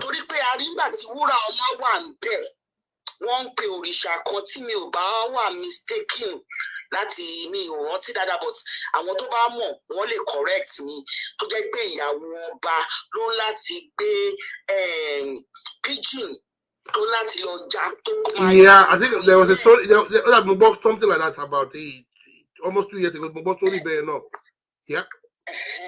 So, bóyá because of her belief. Ó sọ pé òun ò lè ṣe yẹn ṣàgbọ́n àwọn míì máa gbé ó rí bọ́ba ló fẹ́ tẹ́lẹ̀tẹ́lẹ̀ ó mọ̀ pé ó máa ṣe gbá ó mọ̀ bóyá ó máa ṣe kòkò kan bàbá àṣàṣùn yẹn wà ń bẹ̀. Then gbogbo anybody ló ní challenge yìí ọkọ ló máa ní challenge àwọn àbúrò ọkọ àwọn ẹ̀gbọ́n ọkọ ìyá ọkọ bẹ́ẹ̀ bẹ́ẹ̀ lọ àwọn ọ̀rẹ́ ọkọ you understand and àwọn challenge míì tó wà nínú bedroom àwọn nǹkan tí mo ti sọ tẹ́lẹ̀tẹ́lẹ̀ náà bí pé kájọ jẹun so all those things kájọ travel kọ́ni tó mu travel ọ̀ní ti travel bí ẹ̀mẹ́ta àwọn travel tá à ń rí tán ń gbé sórí internet kó tó mú Naomi lọ sí Canada lẹ́ẹ̀kan even the travel to Canada tí Naomi bá lọ along the line ó crash nítorí pé gbogbo ẹnu ni mo fi sọ ẹlòmíì ló invite ní lọ sí Canada ẹlòmíì ti ṣe gbogbo ẹ so ẹlòmíì tó invite ní lọ sí Canada yẹn ló take the helm of affairs ó dẹ̀ make sure pé òun yọ Naomi kúrò nínú gbogbo setting yẹn. Now in other words a pause in there hold on because èmi ní picture yẹn lọ́wọ́ mo dẹ̀ mọ olùtọ̀hún wọ́n ní òní níyàwó Canada is that what you are talking about? Exactly. ẹni tó yẹ kó fẹ́ nìyẹn. Èmi ò wá mọ̀ bóyá ẹni tó yẹ kó fẹ́ nìyẹn. Wọ́n náà méje glue gan. I have that information with me. Is that what you ṣẹ́tẹ̀ rí fàṣẹ nìyẹn? Ẹ wọ̀rù Canada yẹn tóun ti rò pé bóyá ṣàmùpé òun ti rò pé bóyá òun wọn bóyá yóò ní ṣe lọ sí Canada kò mọ program ẹ̀. Mo kẹ́ alájà mi Mẹ̀dínà Gíwá ẹ̀ka àrùn wàlíkù sálámà mo gbọ́ yín mà. Tó dẹ̀ débẹ̀ torí pé obìnrin kan ti sidetrack ẹ̀ ṣàbí kò sínú ẹni tó máa dùn ọ̀dọ́ a gbọ́ pé ọ̀ọ́ni fún lówó púpọ̀ kò fi ṣe shopping fara ẹ̀. Òun náà wá bẹ̀rẹ̀ sí lọ organize program àwọn tó fẹ́ràn wọn organize church program fún kó wá preach nìkan kó wá ṣe kó wá mọ̀ as a young girl ẹ jẹ́ ká gbàgbé ẹ jẹ́ ká rántí rọ́dà yìí pé ó kéré nǹkan tí ọmọ 40 years ò lè gbà tó lè ruminate ní lórí kò ní lè gbà ó máa wà dejected ó máa wà psychologically down you understand. Okay, so let's go back to Naomi update. Let's stick to that. And she said she wrote here only I am no longer a slave to my thought of perfection. Absolutely. That is what I am saying in short. My thoughts and perceptions. Tí bá dà fún èmi ni máa ṣe bá èmi ni mo máa ṣe báyìí. Ó máa ní nǹkan tí mo máa ṣe. Ó máa ní gbá wọ́n máa portray mi báyìí. Those are our thoughts and our perceptions and our perceptions. Nǹkan tá a fẹ́ nínú marriage nìyẹn. And when those thoughts, perceptions, and our perceptions are not being fulfilled, it is an emotional trauma for those of us that have been in marriage and our marriage are cut short. You understand? Kì í ṣe bó ṣe rò, kì í ṣe nǹkan tó gbé lọ, kò ń ṣọkàn tó gbé lọ, nǹkan tó bá láàfin nìyẹn. So, and if she continues to now be painting to the whole world, even to the whole world that everything is okay. Kò fẹ́ parọ́ fún ara ẹ̀. Yorùbá ní tí èèyàn méjì pàdánù rọ tí àwa tẹ̀ ń pa fún tí a bá mọ̀. Ẹ̀yin tẹ́ ń parọ́ mọ̀ pé ń parọ́ fún ara yín. Tá àbájọ èmi tí mò ń pa fara mi kọ́. And this is what many people do. Bẹ́ẹ̀ni mà. Tí o fi balẹ̀ ayé jẹ́ àìlómi àparọ́ fún ayé parọ́ síta á dẹ̀ tún máa parọ́ falẹ̀. And then ẹ kàn rí pé ọmọ 30 years òkú kò fẹ́ kú ni ló ṣe tètè yọrọ ẹ̀ kúrò bẹ́ẹ̀. Sọ́kò tó tẹ̀ báwo ni ká. Let me move myself away from this situation so that I can be happy. And one thing in life is that. What do you say to wọ́n sọ pé torí pé màmá ẹ̀ wọ́n ní kábíyèsí lé màmá ẹ̀ kú láàfin? Do you think it's also the issue right here? That's supposed to be a guardian for Naomi. Tó bá jẹ́ bẹ́ẹ̀, because màmá ẹ̀ ti bá gbé ààfin. Right. Right from new one. You understand? Right. But I don't know. Good afternoon. I don't know. Tí màmá mi bá ń gbá mi pé tó dẹ̀ pé mo ní challenge tèmi lọ́tọ̀. Tó dẹ̀ pé èèyàn ọkọ yẹn ó rí pé issue màmá yẹn ní issue tó ti yín. Right. Well, I do that area could clear to me that. Okay. So, but yeah, that's part of the story. But now she proceeds by saying something over here. She wrote something about only at this moment announced that I shall no longer be referred to as wife to the Oni of Ife or as Queen of Ife, but as the Queen of the people. Queen of what people? A queen of people. What do you think she was thinking? And because she still wants to be addressed as the queen, and that means to anybody by address it as queen. No. Queen of people. What do you think she thought? What do you think she was thinking before she made that word? Because she's still the mother of the prince. You understand? Okay. Nǹkan tó ń sọ ń bẹ̀rù yẹn tẹ́mi rò ní ìròyìn according tẹ́mi ṣe rò sí ni pé táwọn èèyàn bá ń pè ní queen kan ṣe consider bóyá bíi 6 months time tó ti pé this is queen Naomi kọ̀ọ̀kan àwọn ẹlẹ́nu gbọ́dọ̀ kan náà gba queen lórí ta ni. But when you are a queen of the people, you can be queen of anybody. I am a princess of the people, you know, and that is what Mustafa Adiola kúrò ní specific situation. So bí wọ́n ṣe kú ilé ìfẹ́ ẹ̀rì address ní àpẹ́ Your Excellency gbogbo Naomi Queen Naomi the wife of Onowofẹ́ yẹn but of the people. Òbájẹ́ náà méjì ni people kò kàn. Òbájẹ́ jẹ́ gbogbo àgbáyé ni kò kàn. You understand? Anybody can be people. She is down. She now addresses herself. She now wants people to address her as the queen of the people. It's because Naomi is queen of the people, but àwọn tó bá pè ní queen yẹn kò fẹ́ káwọn èèyàn máa sọ pé ó máa ti bọ́ balẹ̀ ilé ìfẹ́ sílẹ̀ kí lè pè ní queen sí. She still wants that title as a queen, but for the people. Mumbo, if you say that she still wants the title as a queen, in her statement here, she said today, I announced the beginning of a new dawn and the close of a chapter. A close of a chapter. To what she might address as a queen, why does she have to write the close of a chapter? No,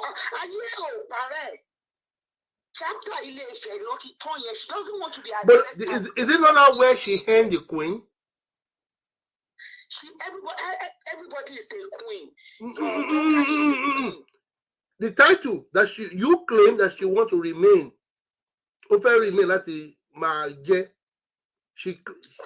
she obtained it from a place that she also claiming that she want to close the chapter. Everybody, to close chapter, she might still be queen in the hearts of some people, and that is why just like some people will be hot. Only Emma take it what she pay ọmọ wà láàrin. She is a queen irrespective of ọfẹ ọ̀ni o. Kò fẹ́ ọ̀ni mọ́ o, aláwọn kan tó yẹ pé queen yẹn ni wọ́n ló máa jẹ́ forever.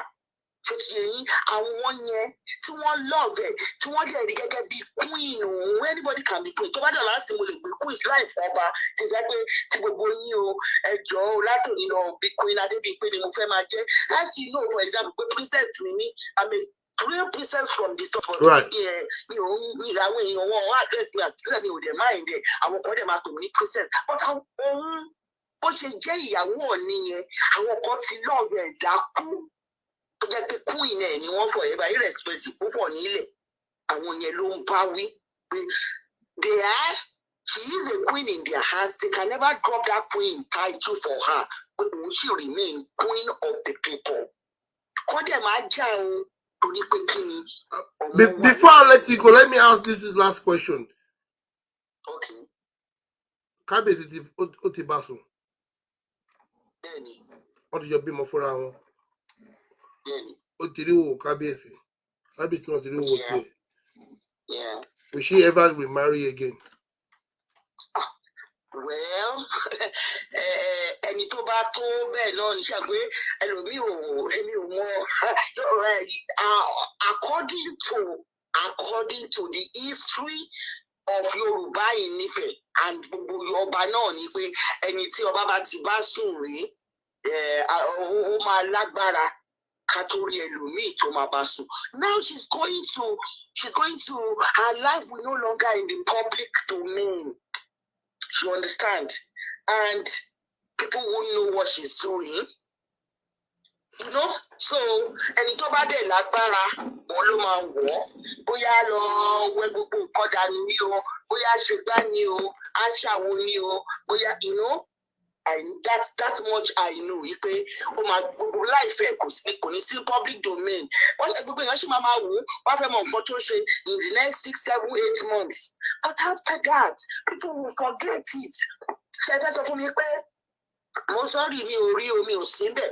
Ṣé ẹ fẹ́ sọ fún mi pé wúrà ọlá ò ní lẹ́ni tó fẹ́ máa bá pò ó? Bí ò bá tiẹ̀ tí ìdánwò àti ráwọn kan tó máa kẹnu sí pé wúrà mo wà ń bí fún ẹ, I'm available. At least Obama, you know, she's a woman being. Exactly. Nah. So that's when now that she's outside of the public domain in some months, okay. Because Madam, sorry, I know I said the last question, but I have other 2 questions which I know you are expert in those questions I'm about to ask you. Yeah. What I wanted to ask, because maybe anything. Oh my God, I wanted to ask you about Temen. Fuck. Let me leave you. I think I forgot it. Okay. I know I wanted to ask you. Anytime you want to ask me, you know I'm always there. Thank you so much. And I love to be on your program. Yeah. And I love everybody. Thank you so much for allowing me to speak. Thank you. And God bless you. Yeah, you're welcome. And once again, happy birthday to you, man. Bye, darling. Thank you, Bye. Let me see if I can get I know I have a couple of voice note to one pass or information come from maybe by let me get you in now. I want to get our daddy in. Come about our break down. Hello, sir, you're on speaker, sir. Okay, let me just Merry Christmas, everybody. Yes, sir. Daddy, you saw the update, Abi. You've read through it, right? Yes. Thank you very much. Tell me what you are thinking. Yeah, let me. Kini kini. Now, like I've always been telling everybody, can you hear me loudly? Yes, sir. Gẹ́gẹ́ bí nǹkan tí mo máa ń sọ, wíwá sórí platform láti wá gbọ́ nǹkan tí èèyàn kan fẹ́ sọ, àbí story tó fẹ́ fún wa, àbí news tó fẹ́ fún wa. Ẹ jẹ́ kí gbogbo wa ní nǹkan tá a máa mú dání ń bẹ̀. Now, ṣé ní nǹkan tó ń ṣẹlẹ̀ lọ́wọ́ tá à ń sọ̀rọ̀ nípa ẹ̀ ni pé àkọ́kọ́ ń bẹ̀ ni pé ká mọ̀ pé alára ẹran ni gbogbo wa, ènìyàn nípa. Títorí pé èèyàn wà ní ipò kan tàbí kejì, ìyẹn ò mí pé nǹkan kan bẹ́ẹ̀ yẹn ò lè ṣẹlẹ̀ sí wọn. Ìkan nìyẹn. Ìkejì ń bẹ̀ ni pé ẹni ayé bá ń yẹ lónìí kó máa rọra ṣe o. Ilẹ̀ ọ̀la máa mọ́ o. Alákìísà tó ń jó lóru, ilẹ̀ máa mọ́ o. Ẹni rówó he lójú àlá, kó yé dunú o. Ilẹ̀ ọ̀la máa mọ́. Now, ó lè dàbí pé nǹkan tí àrírí ó ń ṣẹlẹ̀, ẹ má jẹ́ ká gbàgbé àsọtẹ́lẹ̀ láti gbogbo orígun tá à ń gbà sin Ọlọ́run. Àsọtẹ́lẹ̀ ń wà pé tí ayé bá ti ń lọ sí òpin, nǹkan tí àrírí tá a gbọ́ rí á máa ṣẹlẹ̀. Ó lè dàbí àlá, ó lè dàbí nǹkan tá a rí rí kí ìyàwó kọ ọba sílẹ̀, àbí kí ìyàwó ọba olórí ọba kó jáde síta pé èmi ò ṣe tọ́ba mọ́ o. Ó lè dàbí káàrí, ṣùgbọ́n àwọn tó ní ìrírí ayé tí wọ́n mọ ìtàn wọn mọ̀ pé ti wúrà ọlá kọ́ ni àkọ́kọ́. Ó ti ń bẹnu Bíbélì, ó ń bẹnu Àlùkùránì níbẹ̀, ó dẹ̀ ń bẹ ní ẹsẹ̀ Ifá. Ọya nínú ìṣẹ̀dálẹ̀ Yorùbá, Ọya tó jẹ́ ìyàwó Ṣàngó kì í ṣe Ṣàngó làkọ́kọ́ fẹ́. So àwọn ọba mi tó dẹ̀ wà nínú bíbélì wa kì í ṣe àwọn ọba yẹn ni wọ́n kọ́kọ́ fẹ́ wọn. So nípa bẹ́ẹ̀ ohun ojú òrírí kan kò wáyé mọ́. Àwa la kàn ń ṣe yán bí ọkà, àwa ní ara ògùn wa ò le tí ògùn wa ń ṣòjòjò. Now nípa gbogbo àkọjáde tí olórí àná tó kọjáde, èèyàn rí i pé ó sáré láti tètè wá sọ tiẹ̀ ni.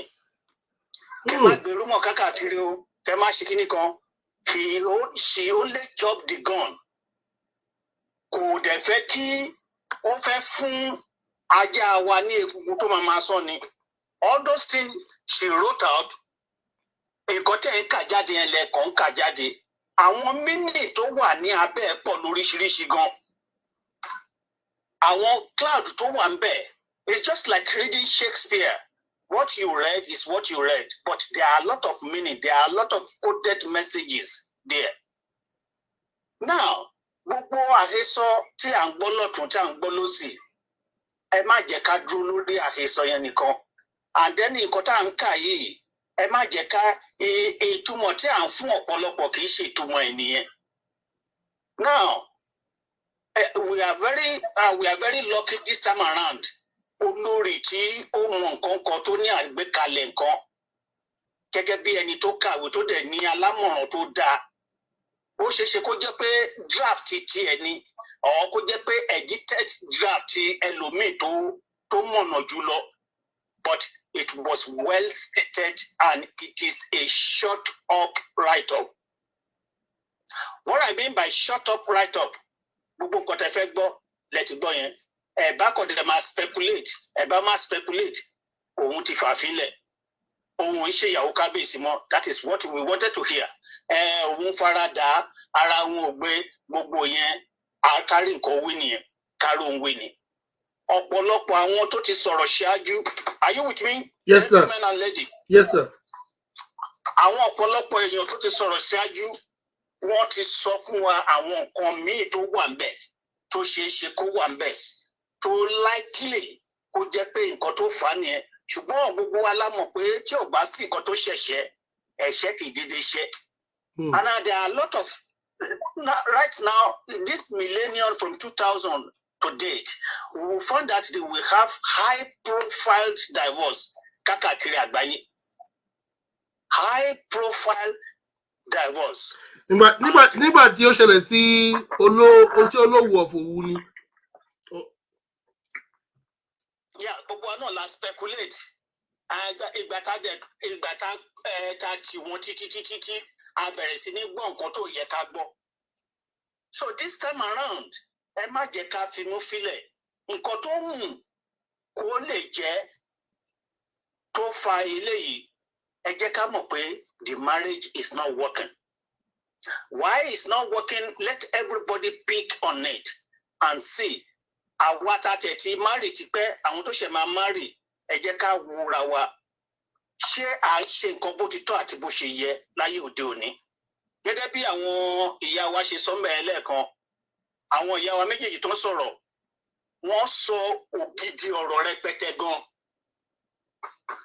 Ẹlòmíì, mò ń lọlé lọ sùn, kò já mẹ́ni máa sórí bẹ́ẹ̀dì. Mò ń lọlé lọ jẹun, kò jẹ́ ká mẹ́ni máa mu gàrí sùn. Now, tí olórí kọ síbẹ̀ yẹn, olórí àwọn èèyàn, olórí àpapọ̀ èèyàn tó kọ síbẹ̀ yẹn pé nǹkan bá tọ́ba fẹ́ kẹ́rí lẹ́fẹ́ kọ́rí, yes. Lè rí inú anybody tán, we all act. Kò sẹ́ni tí ò ṣe act. Now, there is something that is expected of somebody somewhere at sometimes. If Kábíyèsí can put something in the palace and come out with another agbada that you will see, wọ́n ní ìyẹ́lẹ̀ máa rí lè rẹ́yẹ. Aṣọ eégún lẹ máa rí lè régún. Ẹ̀jẹ̀ ìsọ̀rọ̀ mọ̀ sọ nísìnyí. That is gbogbo àwọn olórí wa pátápátá, they put up diplomatic faces. Ìyẹn ń ṣàbòsí. what they want you to see, wọ́n máa learn ẹ̀ ni pé okay tó bá ti lọ sóde báyìí o báyìí náà ṣe ń behave ń bẹ̀ o now ọba òun tó ń sọ pé orí adé kì í sùn ta orí adé nìyẹn kì í ṣe ọmọ ọba kò tí ì dádé ẹni tó bá dádé náà ni kì í sùn ta. ẹni tó bá dé adé. ẹni tó bá ti dé adé ni kì í sùn ta torí tó bá dé adé lọ síta adé yẹn ò gbọdọ̀ sùn ta. ok ṣé kò tó mí nìkan kan nìyẹn. nǹkan tó mì nìyẹn it's not ọmọ ọba. ok sir. ètò farajọ tẹfẹ sọ ni pé a kì í fi orí adé rẹ̀ kú then ìyẹn mì ni pé ẹni tí a bá mọ̀ pé ó máa jọba kò gbọdọ̀ gbé eégún. hello. a wà pẹ̀lú ìsà. so kakọ yànnànú ibẹ̀ yẹn now lórí ètí tí mo ṣe wà lórí ẹ̀ pé olórí Naomi kọ pé nǹkan tó bá fẹ́ kẹ́ rí that shows her weakness. You mean Naomi weakness or the Oba weakness? Yes. No, that is Naomi's weakness. Okay. Tó bá mọ̀ pé àwọn akọ́ máa pick ẹ̀ kò yẹ kó kọ̀ yẹn síta kò sí ètò kún wa pẹ̀lú yẹn. We knew pé oníkálukú ló ń put up faces outside. Including a prominent king. Yes, you have to. Anybody, you have to. Ṣé ọba Adóbiwá Muhammad sallallahu alayhi wa sallam ìgbà tí ọmọ ẹ̀ ọkùnrin tó kù fún tó kú ó parajẹ́ ó di àwọn sàbí ẹ̀mú ó lè bẹ́ẹ̀ mi náà sọ̀rọ̀ wọn ni là pé kò gbọ́dọ̀ kó má bara jẹ́. That is why wọ́n ní ọba kì í sunkún ọba yìí lọ síbi tó kú kó má bàa sunkún náà ni kó má bàa bara jẹ́ ń ta. Awo kì í sunkún kọ̀ọ̀ràn káwo sunkún àwọ̀ àsùnyẹ rẹ̀. Àwọn nǹkan tí wọ́n ń kọ́ wọn ní ìpèbí àbí àwọn nǹkan tí wọ́n ń sọ fún wọn lára àwọn nǹkan tó ń sọ fún wọn fún àwọn tó bá fẹ́ jẹ olórí orílẹ̀-èdè tó máa ní wọ́n lọ on transitional. In this transitional period they will have to teach them a lot of things. So that is how old of me. We have about 40 people on YouTube.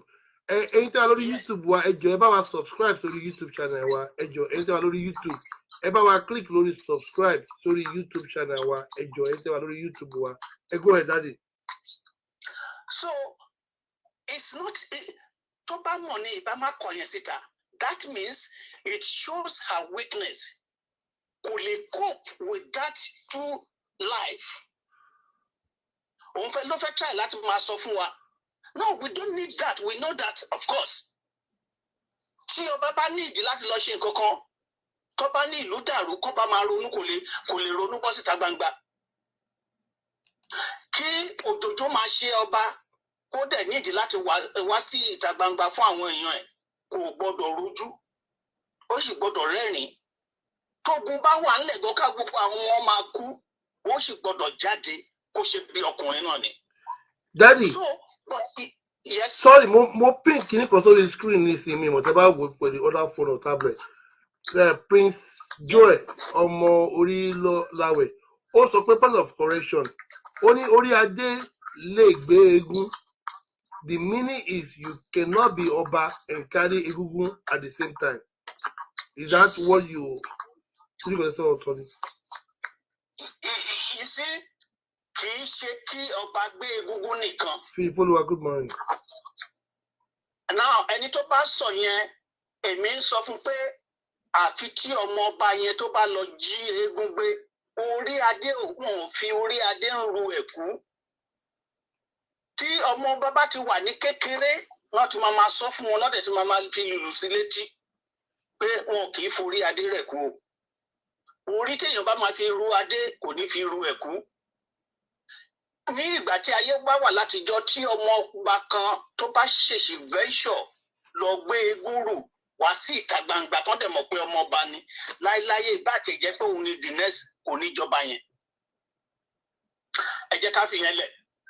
So kí ẹni yẹn kó gbọ́ correction very well. Wọn kì í fi orí adé rẹ̀ kú.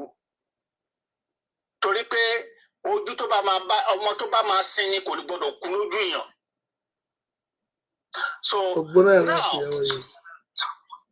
so that is why ni àwọn ọmọ ọba tẹ́kùn bá jáde táwọn ọmọ ọba bá wà ní ẹ̀gbẹ̀gbẹ̀ igun. ọmọ adé ti miss látàárọ̀. Hello. ọmọ àpọ̀lọ́sà sorry for interruption. So we can see that Naomi couldn't cope with that two lives or multi-purpose life of a king or of a prominent person. It's not dàbí ìjà tó ń bá Buhari jà pé àwọn kan kú lójú ogun ó wá sí Èkó ó wá lọ́ọ̀ṣì kankan kìnnìkan. They will still have to put up brave face, smiling face, laughing face, happy face. Whereas nǹkan tó ń jó wọn wà lábẹ́nú. So that is one. Two, HT Olori sọ pé is now the queen of people, and this is in kì í ṣe queen of or queen of money. Are you with me? Now what? Daddy, I'm with you. Can you hold on right there? Daddy. Okay. I want to reply somebody on YouTube right here. And this is the problem thing in Yoruba in Nigeria. If I let me put your comment on the screen. Only what is a big deal in this matter now? At least two wives are divorced on Onisha, and the king is enjoying himself. I think you might find it like an insult word. Only the king is enjoying himself. So please leave King Joe. It's traditional to marry many wives. It is about king enjoying himself. Are you deaf? Show what you baby. How do I continue? Let me take it off from the screen. Sherry, that is why mo ṣe fi bẹ̀rẹ̀ ọ̀rọ̀ mi pé tí nǹkan bá ṣẹlẹ̀ kì í ṣe ẹjọ́ ta fẹ́ rò nípa ẹ̀. Kì í dẹ̀ ṣe pé a fi ń tàbùkù. Bẹ́ẹ̀ni sà. Ẹ jẹ́ kí wọ́n yẹn kúrò lọ́kàn wa. Bẹ́ẹ̀ni sà. Ẹ jẹ́ kó oníkálukú lọ kọ́gbọ́n nú ẹ̀. Bẹ́ẹ̀ni. Whatever happens, ètò bá jẹ́ toníkálukú kó mú bẹ̀. A ní ìdí láti búra wa. A ní ìdí láti ṣe nǹkan kan. But what is happening now ni pé ẹ jẹ́ ká wo ọ̀rọ̀ tí olórí Naomi ẹ̀dá olórí Ọọ̀ni o àbí olórí ọmọ ènìyàn ni o ọmọ Yorùbá ni olórí Nàìjíríà ni o ẹ ṣáà jẹ́ ká filẹ̀ bẹ́ẹ̀ yẹn. Now gbogbo nǹkan tó sáré tó bọ́ síta yẹn àwáwí ni àwíjàre ni. That is why làwọn kan máa ṣe condemn ẹ pé kí lójú òrírí but kì í ṣe pé kójú òrírí ẹ jẹ́ kí gbogbo àjọ lọ kọ́gbọ́n bẹ̀. Gbogbo tó ń dọ́kọ́ ni wúrà. Mo dẹ̀ ti sọ. So nínú àwọn ní èmi o as I can read and I can profile what is happening there. There are a lot of things that happens under the roof. There are a lot of things. Now, ètò ṣe sọ́nbẹ̀ náà la lè sọ síta pé ó ṣe é ṣe kẹ́nìkan má lè cope with what. Daddy, what does she have to point out the fact that the decision that she made by moving on is not the result of the Oba married to another person? Why does she have to put that out there? Àní àwíjàre nìyẹn. Okay. Àwíjàre nìyẹn. Pé kì í ṣe nǹkan báyìí o. Okay. Ó sọ̀rọ̀ mẹ́ta mẹ́rin tó dé kì í ṣe tìtorí ẹ̀ làwọn ṣe kọ́ra wọn. Kí wá ní nǹkan ọ̀hún tí ò ṣe sọ. Why does he have to? I think so. That means everything that is going on social media, because she also mentioned the fact that ọmọbìnrin tó wà lọ́dọ̀ ẹ̀ pé kò ṣòwò lòún bí pé ní ìtẹ̀ ni, and she also make it clear wípé this is the first time tó máa ever ní oyún. Olú ọmọ tó bí yẹn Tadé ní ká wò. Yes. Iṣẹ́ rí pé nígbà tí àwọn ìyáàfin Adébímpé aláṣọ àdúrà ìgbà tó máa sọ̀rọ̀ ó ya gbogbo èèyàn lẹ́nu tó sọ pé ọmọ iye ọdún báyìí ni. I was surprised too. Now, if that is the truth, mark my word, I said if that is the truth, now ọmọ tó ní ó ń gbé lọ́dẹ̀ tó sọ pé ní ìṣòwò yẹn ọmọ ọdún mélòó ni? Tó bá jẹ́ òun ló bí tòótọ́ ọdún kelo ló ti bímọ yẹn. So you can see there are a lot of speculation tó untrue. Then nǹkan tí àwa lè sọ ń bẹ̀ pé that is why lèmi ṣe máa ń wọ̀nù gbogbo wa àwa tá à ń sọ̀rọ̀ lórí ayélujára lórí internet. Daddy, Now we have to. Eba mi pé mo cut you off. I'm so sorry that. No, I'm here. And I know because we need to make sure that we touch every soon, okay? Because Yes. for the fact that she knew that people are talking about this stuff on social media, does that mean that she also Ogbokoti won her last song by? Yes. It may not be untrue. It may not be untrue. Look, you see, that is what I wanted to say. That is why I have been warning people that are closer to me. When you speak, be careful. Ẹyin lóhùn tó bá ti bọ́, a gbọ́dọ̀ ṣọ́ra ẹ̀dá àràbù òótọ́. Ṣé rí èyí tẹ́ ẹ̀ sọ pé àbòsí ni àwọn kan fẹ́ sòótọ́? Òótọ́ yẹn ó ṣòro sọ. Òótọ́ ọbẹ̀ ṣòro sọ. Àràbù dẹ̀ ṣòro náà. No, the platform. Daddy, are you saying the same thing on our platform? Anywhere in the world. No, the platform, Daddy. Tí bá máa parọ́ mi ò ní sọ̀rọ̀. Once I open my mouth, I am going to say things that I know it is true. I don't speculate. Right. Nǹkan tí mi ò bá mọ̀ mi ò ní sọ pé ó true. Tí n bá máa sọ pé mo gbọ́ lẹ́nu lágbájá pé ó sọ pé báyìí. Do I know it is true? I don't know. Ìyẹn ò ń ṣàbòsí. Now, ọ̀rọ̀ tá a bá gbọ́ lẹ́ni tí ò sí tó bá ti ń di ọwọ́ kẹta tí ọ̀rọ̀ yẹn ti ń wá, ó ní lè má sòótọ́ ń bẹ̀. Mo ní ó lè. It may not be true. Nǹkan tí Alukurani àti Bíbélì sọ. Omoba, I'm not insulting you. I'm only saying that we are commentator here. We deem to talk about it, but asking not to. But what is the big deal? I think we find it to be insulting. When we're talking, we are trying to learn and educate ourselves. But your comment is, I find it a little bit insulting. So I didn't insult you. Go ahead, sir. That is one. Okay, yeah. Now, what we are saying is that the truth of the matter. Willy. Banja. And now, what I normally says about 3 years ago when we started these things. I normally say, in any conflict, the false casualty is the truth. Hello? What, Polita? The false casualty in any conflict is the truth. You can never get 100% truth of whatever happened. Right. Bí ìyàwó gan bí tọkọtìyàwó bá ń jà, kì í ṣe gbogbo èyí tó bá ṣe sọnù máa sọ síta. Èmi wọ́n sọ síta, you won't be able to digest it. Now, gbogbo ètò tí olórí Naomi kọ kì í ṣe ti bí, kì í ṣe tọ̀hún. Èwo wá ni, he couldn't say it. She couldn't say it.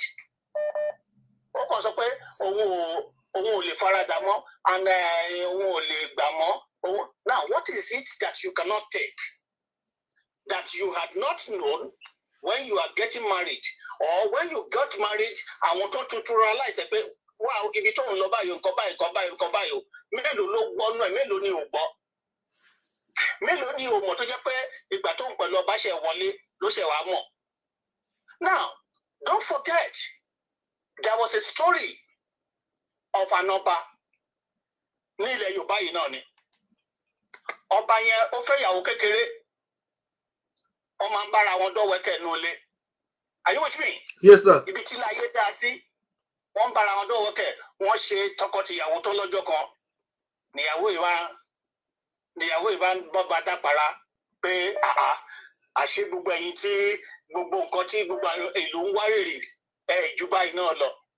Bóyá ọba yẹn come within 1 minute, àṣé gbogbo nǹkan tí gbogbo ìlú tiẹ̀ tó ń jà fún. Tí gbogbo wọn ń bẹ̀rù yín ṣé àṣẹ ẹ̀ tí ẹ̀ jù báyìí lọ ó lóun náà ọba bá bọ́ síyẹ̀wò òdìkejì ó pe akọ́dà ẹ̀ ó ní kán lọ gbórí ìyá ẹ̀ wá lórí àwọn pọ̀kọ́.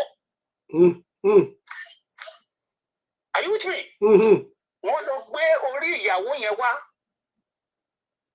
lórí àwo pọ̀kọ́ kí ló ń pè láwo pọ̀kọ́ it's not a silverware but ètò fi bí apẹ̀rẹ̀ bí nǹkan kan tí ò tiẹ̀ ní ceremony kankan ló ń lọ gbórí ìyá ìwá fún ó dẹ̀ ṣí fún nǹkan wò. So you can see that now with what Olori Naomi wrote, everything in the palace or in the life marriage did not meet her expectation. Right? Everything, all in all, did not meet her expectation. Yes, that's why she said she endured and tried to make it work. But oh no, I keep smiling throughout the struggle. That means only throughout the struggle. That means she was struggling throughout the marriage. Now, hello, baby. Now, she mentioned the name prophetess. Right. About 2 or 3 times. Right. Now, you will find out that this name of this prophetess will be one of the Konukohotowa marriage. Hello? Alario. Only Jalarino. But her no narration. Titoripe le gbọ́jọ́ etí kan dájọ́. But òun náà fún alẹ́ confam. Òun náà fún alẹ́ fẹ́nalẹ́ confam pé Ọlọ́run sọ pé kò tó máa ṣẹlẹ̀ tóun lélẹ̀. Ṣé tọmọ èkì? Now, good morning, everyone. Not the pragmatic question you always ask. Okay? If you are a prophetess to jẹ́ ẹlẹ́mìí, kí ni nǹkan tí ẹ̀mí sọ fún ẹ gangan? Are you with me? Yes, sir. Kí lẹ̀mí sọ fún Olórí Naomi ìgbà tó fẹ́ ọba Ọ̀jájá? Ìgbà tó fẹ́ ọba Ọ̀jájá, ìgbà tó ọba Ọ̀jájá ló máa fẹ́ ṣó ṣe ìwádìí ẹ̀ wò. Kó ló di pé ṣé ọjọ́ tó sọ fún pé màá fẹ́ ṣọjọ́ náà ni ló gbà pé yes. Daddy. Daddy, yes. Do you know that she actually answered to that question? I was only being polite out of respect for him. Yes. No. That is not what she meant in that aspect. It seemed like, well, Daddy, okay, my understanding, this is my understanding. If you admitted that Ọlọ́run sọ àbórí rẹ̀ Ọlọ́run pé kó máa fẹ́ ọba, it might not be Ọ̀jájá, but then she now turned around and said, I was only being polite out of respect for him. Láti gbà fún. Yes, being polite as how? Ṣebí àní nǹkan tí mò ń sọ ni pé gbogbo àwọn ọ̀rọ̀ tó sọ síbẹ̀ yẹn àwíjàre ni. Prince Joe mo ti gbọ́. Pé kẹ́ má jẹ̀bi fún mi o. She's not coming out rightfully. Now, it would have been a very better thing. Kó fi àwọn èèyàn sílẹ̀, kó máa wí awuyewuye wọn. She should not be disturbed by what people are saying on the internet. Now, she has not been living her life. She has not been living her godly life. Ó yẹ kó mọ̀ pé bóyá ọjọ́ orí ló fà ó. Ó yẹ kó mọ̀ pé ẹni tó bá wà nírú ipò tó ń lọ dìmú yẹn wọ́n máa sọ̀rọ̀ tí wọ́n mọ̀ nípa ẹ̀. But is that not the reason why the mother is there to coach, mentor her? Yes, tí ìyá ẹ̀ bá wà ń bẹ̀, tí ìyá ẹ̀ dẹ̀ jáde kúrò ní ààfin táwọn èèyàn sọ pé bóyá ọba ló lé ìyá ẹ̀. Ìyá ò sọ̀rọ̀ pé ọba ló lé òun. Òun náà ò dẹ̀ sọ̀rọ̀ pé family matters ni. Ṣé rí pé gbogbo nǹkan tó kọ síbẹ̀ kò sọ̀rọ̀ family mi? Kò sọ̀rọ̀ family yẹn. So, àwọn nǹkan, you see, like I always tells you, people use what they say to say what they are not saying. Are you getting me? You find that àwọn àwáwí ló kàn sọ síbẹ̀ yẹn. And talking about the UK here, I'll call you back. The person calling me from UK, I will call you back. Give me a second. Daddy, I will not call Daddy. Daddy has all day to talk. Go ahead, sir. Okay. Are you with me? Yes, sir. So, gbogbo àwáwí ọ̀rọ̀ ọlọ́kọ she did not bóyá tọjú orí ni o astagfirullah bóyá ti àìní ẹ̀kọ́ gbígbé ààfin àbí láti bọ́ ọba lò ẹ má gbàgbé pé ṣe rí eré tí a bá ṣe láàrin ọkùnrin sóbìnrin nígbà téèyàn bá wà lóde àbí ìgbà téèyàn tí ì dé ipò àgbà kì í ṣe tọjú orí nípò àgbà ẹ rí i pé ọba Ọ̀jájá náà òun náà fẹ́ obìnrin kan dalẹ́rí kó tó di pé ó dé ipò ọba yẹn. So there may be a lot of disability, a lot of innuendos pé báwo ni tọkọtìyàwó ṣe ń gbé ààfin kì í ṣe báwo ni tọkọtìyàwó ṣe ń gbé hòtẹ́ẹ̀lì àbí kinní kan. Now ká ní ìgbà tí ọba Ọ̀jájá máa jọba yẹn ìgbà tó wà ní ìpèbí tó bá jẹ́ pé ìyàwó wà ní ọ̀dọ̀ ẹ̀ á ti rí àwọn tó máa ti advice ẹ̀ pé lóko ààfin tó wà yìí o báyìí ni àwọn olórí làwọn bí because gbogbo àwọn ìlọ tó máa kà fún wọn nìyẹn. But because he did not have wife at then, as at that time, he was being crowned as the Ọ̀jájá. Now, there will be no nǹkan tó kọ̀ máa sọ pé kábíyèsí o, ẹ lè wà láàfin láì lólórí o, ẹ lè wà láàfin láì lólórí o. And now, that pressure was there then, that day. Yes, the pressure was there. But káàdébá ní obìnrin wà ní ọ̀dọ̀ ìgbà tó fẹ́ jọba yẹn ni wọ́n ti ka àwọn èèwọ̀ kan fún un wọ́n á dẹ̀ ti ṣe àwọn nǹkan wọ́n ti ṣàlàyé àwọn nǹkan kan fún un. So àwọn ibẹ̀ yẹn wà void àwọn area yẹn wà void àwọn ètùtù area yẹn wà void. Àwọn àlàyé àwọn advice yẹn wọ́n wà void at that time. Because there was no reasons láti ṣírò ètùtù bẹ́ẹ̀ láti sọ̀rọ̀ bẹ́ẹ̀ fún láti ṣàkàwé fún.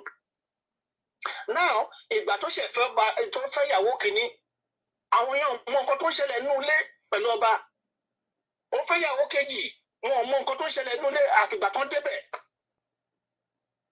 Now gẹ́gẹ́ bí àwọn ọ̀rọ̀ tí Madam Adébímpé sọ yẹn now wọ́n á ti sọ fún pé tí ọba bá máa wọnú yàrá ẹ wá o ẹ lè sùn tó bá mọ́jú o àwọn ìlàrí máa wà ń ta àwọn kan máa wà o tó máa jóbìnrin tó tẹ̀ jẹ́ pé a gbọ́dọ̀ sọ yòókù ni tí ọba máa ti nǹkan báyìí ni ìwọ pẹ̀lú àwọn obìnrin yẹn máa jọ máa ṣe o nǹkan báyìí pẹ̀lú ni àwọn ọba ẹ̀rí báyìí ló lè rán sí ọba ẹ̀rí báyìí ìgbà báyìí ló lè rí ọba. So gbogbo àwọn yẹn ló máa jájòjì sí àwọn méjèèjì ìgbà tó ti jọba tó ti fẹ́ra wọn tán. So ẹbí pé wọn ò ní sọ fún pé wọ́n fẹ́ra wọn. Mi gbọ́. Wọn ò ní sọ fún pé wọ́n fẹ́ra wọn. Wọn ò lè sọ fún wọn. What is the reason? Wow. So kò sí reason láti sọ fún wọn ọ̀ǹtì tó bá máa ókè nísìnyí irú ọdún tó máa ń ṣe lọ́dọọdún yẹn páàtì olórí máa wà ń bẹ̀ páàtì àwọn ìlàrí máa wà ń bẹ̀ àwọn ìlàrí obìnrin ní Ọ̀yọ́lé à ń pe àwọn kan ní ìyálé orí gbogbo àwọn olórí lóbìnrin yẹn pẹ̀lú olórí tó wà ní ààfin pẹ̀lú àwọn olórí tó wà ní ààfin tó jẹ́ ìyàwó ọba ó ní nǹkan tí wọ́n máa gbé ṣe nígbà ọdún yẹn ó ṣeé ṣe kó ka Naomi láyà torí pé ó jọmọdé. Now ó dẹ̀ máa bá àwọn ìyá kan lé àwọn ìyá ńlé orí là ń pè é àwọn yẹn náà gbọ́dọ̀ máa kọ́ bó ṣe máa wọ ẹsẹ̀ bó ṣe máa di irun bó ṣe máa ṣe oúnjẹ ó ṣeé ṣe kí ó lójú oúnjẹ tó máa ṣe fún kábíyèsí o but ó lè supervise oúnjẹ tó máa ṣe ó lójú oúnjẹ tó lè ṣe fún un nítorí ní Ilé Ifẹ̀ tẹ́ ẹ̀ sọ yẹn oúnjẹ wọn kò jọ pupa kò jọ funfun ni so àwọn yẹn ó lè jẹ́ nǹkan àríjáyà fún àbí àmọ̀jáyà now òun náà ò tí ì ní mọ nǹkan tó ṣubú tẹ̀wọ́n nísìnyí she will still be thinking in two ways I'm a Christian, I'm a born again Christian, I can cope with the life after marrying Kabiyesi. Now, nísìnyí, ó gbọ́dọ̀ ṣe tó di àtúnbí nínú ara tiẹ̀ kìí ṣe nínú Olúwa. Because there are a lot of things tó máa ti rí tó máa ti mọ̀ pé òun ò lè ṣe àtà tó bá kúrò láàfin. Ìbásùn lè má sí lára ẹ̀. Kọkùnrin ní ìbásùn ó lè má sí lára ẹ̀. Kó bímọ lẹ́yìn ìgbà yẹn ó lè má sí lára ẹ̀. Ṣùgbọ́n kò lè easy fún láti rọ́kọ tó máa fẹ́ délé. Ní ìròpẹ́ ẹgbọ́ rí. Is it because of the quoting of your body? Yes. There are a lot of attachments. Can you marry such a woman? I am asking you. Kemi. Somebody can robi ọ̀rọ̀ tàbí gbọ́ pé ẹni tí ọba bá ti balẹ̀ èèyàn lè balẹ̀. Tó bá pè yàrá fẹ́ road no. But as an American guy, daddy, as American guy, daddy, forget it. Nothing stopping me. No. Màá gbọ́ ìbéèrè tí mo béèrè kọ́ ló ń dáhùn. Okay. Kì í ṣe pé kí ẹlòmíì bá olórí sùn ló mọ́ta. Are you with me? Yes, sir. Kì í ṣe pé kí ẹlòmíì bá olórí. Even tó ṣì wà láàfin wọn ẹlòmíì ń bá sùn. Bẹ́ẹ̀ ló ti wà látayé báyé nìyẹn. Ṣé wọ́n bá ìyàwó Kábíyèsí sùn láàfin? Yes. Nǹkan tó yóò rí wà láyé. Ó ń bẹnu àwọn ìwé mímọ́ bẹ́ẹ̀. Ẹ jẹ́ ká gbàgbé yẹn. But kó fẹ́ ọkùnrin míì sílé kó lọ sùn tí ọkùnrin míì àti ìyàwó. Ẹ máa ń bèèrè lọ́wọ́ èmi. Ṣé mi lè ṣe? Ṣé can you do it? Pastor Fula, daddy, like I said, as American, no give a fuck about Nigeria. Might be for my language. Yeah. Even ẹni tó ń ṣe ìyàwó ọba tó bá jẹ́ prominent person, celebrity, high profile celebrity. Daddy, are you serious? So are you telling me I should tell you to go to Joe Buhari? What if Buhari mi ò lè fẹ́ mọ́? You cannot. Daddy. You cannot. No, you tell me. You are only saying if it comes to you, but it will never come to you in such a way. That is what we are saying.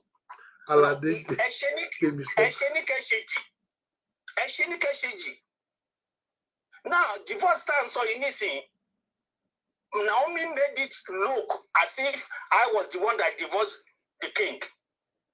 Now, animosity to my one bed. How are they going to divide it? Daddy, ex-wife me, èèyàn ti fẹ́ sí lóde ti bímọ, ó ti bímọ fún èèyàn rí náà, ex-wife me. Naomi, that is going to lead, has left Kabiyesi now according to her write-ups. Now, kí ni ìpín tiẹ̀ nínú ọlá Ọ̀jájá or nínú ọlá Ògúnwùsì? So these are two prominent persons. Are you with me? We have Adewusi or Ogunwusi, and we have Oni of Ife, 2 in 1. Now, kí ló máa jẹ́ ìpín tiẹ̀ ní ilé ayé, nínú owó, nínú aṣọ, nínú dúkìá, yàtọ̀ sí promissory note pé ọmọ ẹ̀kọ́ ni ọmọ orí oyè. Now, tó bá máa fi kọ́ family wọn, ọmọ ìyẹn á ti dàgbà ju bàbá ẹ̀ lọ. Daddy, mo gbọ́ wọ́n ní Zainab ìyẹn Wúràọlá kó ti wà happily married. Are you aware of that? No, I am not aware. Okay, go ahead, sir. I am not aware of that. I saw 2 people commenting that way she's happily married now. I am not aware. Okay. That you see, sorry, being married publicly is quite different, secretly or privately married. That is about because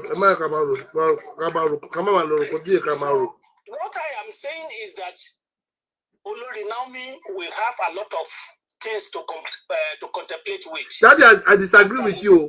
I disagree, but almost 29. I be killing sir. I mean, I'm not saying you shouldn't disagree. And now you will agree with me that she will have a lot of things to consider, to contemplate with after Chibubu Dusty but she calm down.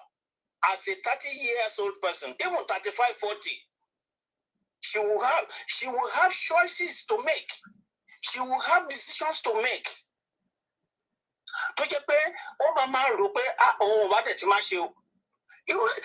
You will find out.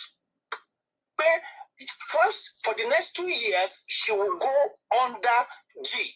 Of course. She will have to operate under G. And she will have a lot of questions to answer herself. She will have a lot of questions. All those things may take time. It's not going to be like somebody said, your first caller. They said, now, before Kotowa announced it, it's done and dead. Maybe 2 or 3 weeks ago, right? Sometimes ago. Right. So, right. So, what they had agreed on, I want to know. Family, life after marriage. So ó kàn sọ àwáwí bóyá nǹkan tó àhesọ tí àwọn èèyàn ń sọ wọ́n sọ pé wọ́n arrange àwọn ni wọ́n sọ pé kinní kan but the only thing tó wà prominent ni pé she couldn't cope with the life she was living in the palace or right. as a king's wife. Right. That is the something. She's saying she's not made for that life. What type of life it is, we don't know. I call it speculating. So how good is he in bed? What time does he have? That Bobri so denu gẹ́gẹ́ bí àwọn Bímpé Aláṣọ Àdúrà ṣe sọ. Okay, Daddy. Now let's go back to the post. At this moment, I know that I shall no longer be referred to as wife to the Oni of Ife or as the queen of the Ile Ife, but as the queen of the people and mother of my adorable prince. So she wants to be the queen of the people. Who people? Now, ma tẹ̀síwájú ní nǹkan tí àwọn Madam Bímpé Aláṣọ Àdúrà tó ń sọ ńbẹ̀ yẹn ìtumọ̀ tó ń fún. Now, ṣe rí nǹkan tí Olórí Naomi ń sọ. Once a queen is always a queen. Are you with me? Queen of Sheba did not marry King Solomon's mind. It was a queen of some place. Right. Now, what I'm trying to tell you, Nipe, now it is now a call from modern day queen and princesses. OTT ẹni mẹ́ta òun lẹ́ni kẹta tó máa lo náà tá máa gbọ́ púpọ̀ jù but ó jẹ́ ẹni karùn-ún tí mo mọ̀ tó máa lo irú ọ̀rọ̀ bẹ́ẹ̀ yẹn. Now started from Diana. This queen, what is this? Spencer, Queen, the mother of Queen Williams. Okay. What's her name? Now, after she divorced, separated, she now became queen of the people. The wife of William's brother Harry now said she's now the queen of the people also.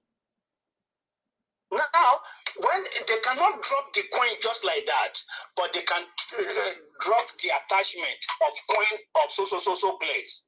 Now they will now become queen of people, princess of people. I mean, Princess Diana first used it in our own era. So it's only a copy from other queens that has happened or divorced there or something. Are you with me? So it's not something significant. It's just to stay in line with what people might be.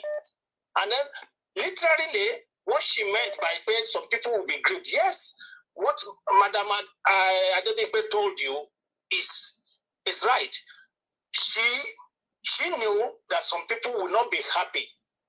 Some people will go depressed by seeing her divorcing the king. So some people will want her to live on, but she said it, and I quote, she cannot continue to be a slave to her thoughts. Yes. Now, what she meant, only our Madam Adebimpe sọ fún yẹn, what she meant, what she was saying there's no other thing. Nǹkan tó ń rò lọ́kàn, ó ń bára ẹ̀jà. Should I continue this thing? Should I But find out, now, apá mi tó ní kí n continue, I cannot be a slave to myself. Her thoughts ni pé àbọ̀là ó máa dá, àbọ̀túnlà ó máa dá, àbí kíní kan, àbí nǹkan máa change. That is her thoughts.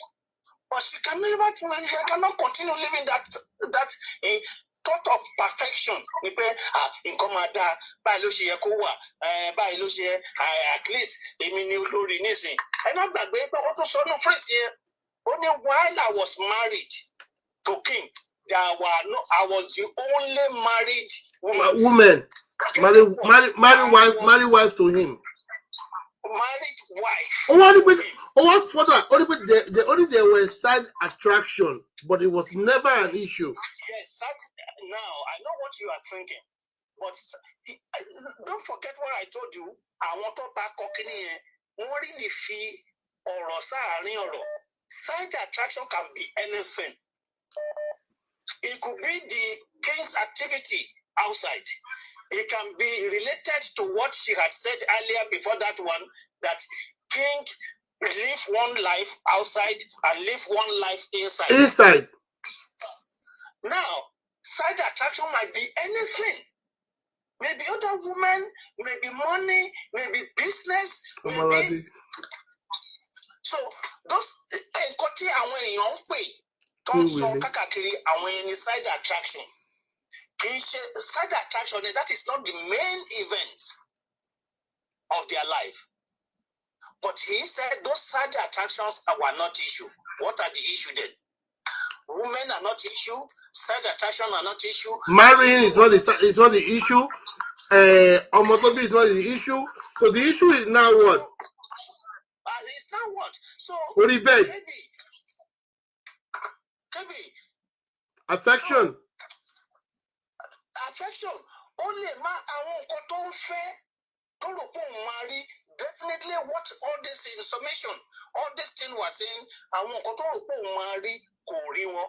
Àwọn nǹkan tó rò pé òun máa jẹ kò jẹ wọn. Àwọn nǹkan tó rò pé kò ní ṣẹlẹ̀ ó ń ṣẹlẹ̀. Tí ò dẹ̀ lè stop ẹ̀. Tó ń fún ara ò dẹ̀ lè adjust ara ẹ̀ sí. So, KB, I can see you grinning. Ṣé ọ̀rọ̀ girlfriend yẹn tó ń sọ ń bẹ̀ ló ń grin sí?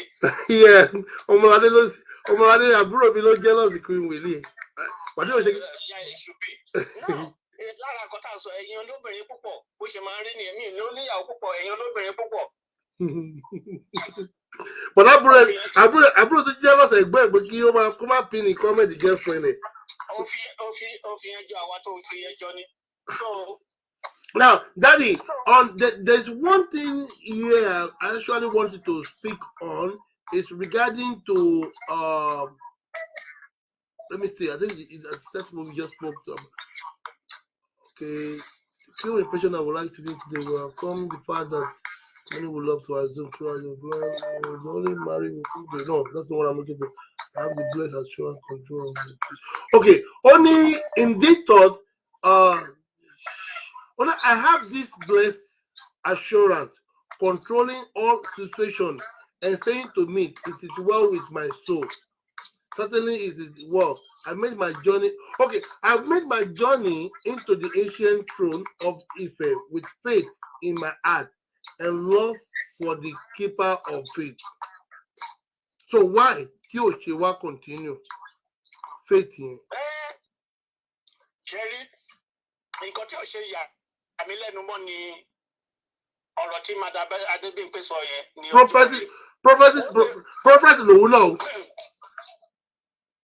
Yes, ó lè wù olówó kó ṣe bí àgbàlagbà ṣùgbọ́n ọjọ́ orí ẹ̀ ò ní jẹ́ nítorí pé ohun wèrè kó gẹrun orí ọ̀rọ̀ tó pọ̀ ní òjẹ́.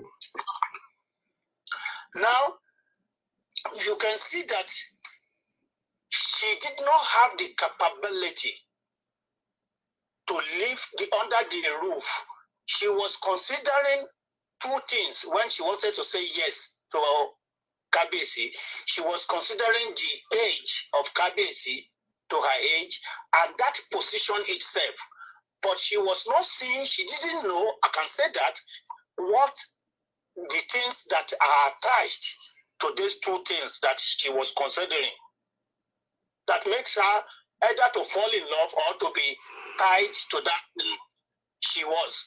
Now she got there, she found that she found herself in a wave of a torrent wave of the sea. So and then she was not armed. Somebody said she was not well informed, or she did not hearken to the voice that were telling her. Voice may be 2-3 times in number than one. Tó ń bá sọ̀rọ̀ nígbà tí wọ́n fẹ́ fẹ́ra wọn àbí ìgbà tí ọ̀jájá kọnu sí. Now kí ni nǹkan tó lè fà á? Kí ni nǹkan tó lè fà á tí ò fi gbọ́ ọ̀rọ̀ sí Ọlọ́run? Tí ò ṣe gbọ́ ọ̀rọ̀ sí àwọn nǹkan tí wọ́n advice ẹ̀ àbí ọ̀rọ̀ Ọlọ́run tó ń gbọ́. Ẹ má jẹ́ ká gbàgbé pé nínú Bíbélì tóun náà ń gbé wọ́n ní ìgbọràn sàn ju ẹbọ rúrú lọ. Now, if she's saying she did not hearken to the voice, then she was deceiving herself much. So àwọn tí wọ́n pè pé nǹkan míì ló wá lọ wọn ò jẹ̀bi because she left the room, she left people open to all discretions of advices and opinion. Okay, Daddy, there's something I was thinking. I've been thinking it for the past couple of minutes, and somebody just dropped the comment on YouTube. Let me read it out. I put it on the screen. You can see it on the screen. For those of you on YouTube, we have like 100 people on YouTube. I better subscribe. YouTube, subscribe to YouTube so that you can get more of our videos or more of our news. Go to YouTube. It's about YouTube. Subscribe. Now, this person, Omoba Bolaji, I think the person is going to call him. Of course, on the YouTube, only Naomi is joking. Only she will settle with Oni sooner or later because her son must have sibling and it must be from the king, not from a stepfather. Only she may be living outside the palace. That's it. Now, can you know the screen? Daddy. Yeah. Shall you please on the screen here? Yeah, Muri. Now, I was reading with you. Meanwhile, at the same time, recently, Mori, I believe I saw a news about Olori tó kúrò nílé Aláàfin. Wọ́n ló ń bẹ̀bẹ̀ pé ó fẹ́ padà wá. I'm not really sure. No, follow news here, but I saw the news, but no, follow up on it. So, what this guy said on YouTube, what do you think? Do you think it's true? It's not impossible. There's every possibility that it will happen. Because ẹ má gbàgbé ẹ jẹ́ kí a jọ kọ́ ọgbọ́n tuntun ni pé nǹkan kan tí gbogbo wa ò mọ̀ tèmi náà mọ̀ ni Madam Adebimpe Aláṣọ Àdúrà sọ lẹ́ẹ̀kan, the age matters. Age matters, yeah. How the youthful exuberant is still playing, may still be playing on Naomi. Now, sooner or later, some people will be calling her.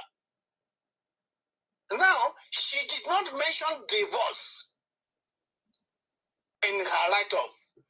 Daddy, Daddy, let me quote the write-up. Today, I announced the beginning of a new dawn and the close of a chapter. Yes. Today, I'm a mother. Stop there. Okay. Let me take the meaning. He is saying a close of one chapter, that one chapter has ilẹ̀ ọ̀tún títí mọ́ ojúmọ́ tuntun míì ti mọ́ nísìn pé lónìí yìí o today mo ń sọ fún yín pé àná ti lọ òní la wà lónìí tá a wà yìí èmi ò ń ṣe ìyàwó Ọ̀jájá mọ́ náà kò sọ pé lọ́la ó máa rí bẹ́ẹ̀ kò sọ pé nínú bíbélì wọ́n ní tó bá gbá etí ọ̀tún kan sòtì sí wọn but what will happen tó bá gbá tòsí náà the Bible did not say it.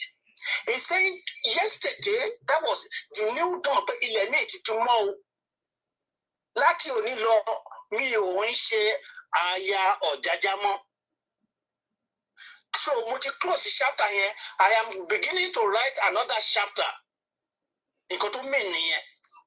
So what she will write in another chapter is another experience. We don't know. We don't know. So it's not impossible pé ó máa padà wá bá Ọọ̀ni. No, he can come back. Ètò àti oníkálukú wọn bá ti realize wọ́n kọ́ńtẹ̀ divorce wọn ò lọ sí kóòtù náà. Tó bá divorce ara wọn tó bá tẹ̀ divorce does not mean pé they cannot come back to each other. No, tó bá tún láwọn tún dé lọ́la they will still marry them together again. So ìyẹn ò ń ṣe bàbàrà kì í ṣe tuntun. Ẹ má jẹ́ ká gbàgbé pé tó bá jẹ́ tòótọ́ if it is true that Naomi is under 30 gbogbo nǹkan tó ń ṣe eré ọwọ́ ni. So tó bá dàgbà even the next 10 years tó bá dàgbà tí ìrírí ayé bá kàn they can still come together. Okay, ẹnìkan sọ nínú ọ̀rọ̀ wọn lára àwọn tó sọ̀rọ̀ ni pé ọmọ wà ní custody ẹ̀. Now you too. That is actually that is the next one to make about enlighten to one. Okay. Ọmọ tó wà ọmọ ní ti tàló máa ṣe kábíyèsí will allow kó gbọ́ ọmọ wa lọ according to our culture. Yes. In fact, gan lára settlement wọn according to the Bible and Holy Quran. Lára tó bá tiẹ̀ divorce gan tó bá jẹ́ pé wọ́n divorce ọba gbọ́dọ̀ fún ní àwọn ẹrú tó máa tọ́jú ọmọ yẹn as if she's still in the palace. So today now ó sì máa ní àwọn ẹ̀tọ́ kọ̀ọ̀kan ọmọ yẹn máa lẹ́tọ̀ọ́ láti ààfin ìyá ọmọ náà máa lẹ́tọ̀ọ́ láti ààfin ó kàn lè má pọ̀ tó pé ìgbà tó ń ṣe ń fẹ́ra wọn tó yìí jẹ́ tọkọ-tìyàwó so wọ́n sì máa lẹ́tọ̀ọ́. Sabi, I'll pick up your call. Give me a second. Now, Daddy, let's go a little bit deeper now. Let's go a little bit deeper. Let's go into the Yoruba culture. The fact that this king is one of the prominent kings in our land, and this has happened to him. Divorce, marriage, divorce. So much controversy going around him. What does this mean to us as Yoruba? Yes. Èmi rò pé àwọn nǹkan kan tí wọ́n wò tí wọ́n ò dẹ̀ dúró kó ṣẹlẹ̀ kó ló di pé wọ́n pe ọba sí ìpèbí gẹ́gẹ́ bí mo ṣe sọ lẹ́ẹ̀kan tí ọmọ oyè bá wà ńlẹ̀ lára àwọn kàtíríà tí wọ́n fi ń yan ọba tẹ́ bá lọ wo ìwé nínú bíbélì yìí dáadáa nínú Samuel kejì. Now it is there the specification tí àwọn ọba yẹn tó máa ṣe fún àwọn ọmọ wọn fún àwọn èèyàn wọn. Now tí ọmọ oyè bá wà tó jẹ́ pé òun gangan ẹ má jẹ́ ká gbàgbé ẹ jẹ́ ká gbé sẹ́gbẹ̀ẹ́ nǹkan tó ń ṣe lóde òní but nǹkan tá à ń gbọ́ pé wọ́n ń ṣe látijọ́ tó bá jẹ́ pé wọ́n ń jẹ́ bẹ̀ ni ọba Ọ̀jájá ò níjọba yẹn because kò tí ì níyàwó. Wọ́n máa ń kọrin kan pé àpọ́nlé ò sí fún ọba tí ò lólórí. Hello? Yes, sir. Àpọ́nlé kan ò sí fún ọba tí ò lólórí nǹkan tó jẹ́ kí pressure yẹn pọ̀ nìyẹn. Ká ní ṣe ní ìgbà tó ti mú yẹn tó ti mọ̀ pé òun náà máa kò sí nǹkan tó ní kó má dúró ọdún kan oṣù mẹ́fà. Are you with me? Yes, sir. So fẹ́ kán wá ìyàwó fún kó jẹ́ pé òun pẹ̀lú obìnrin kan náà máa ṣètùtù yẹn fún.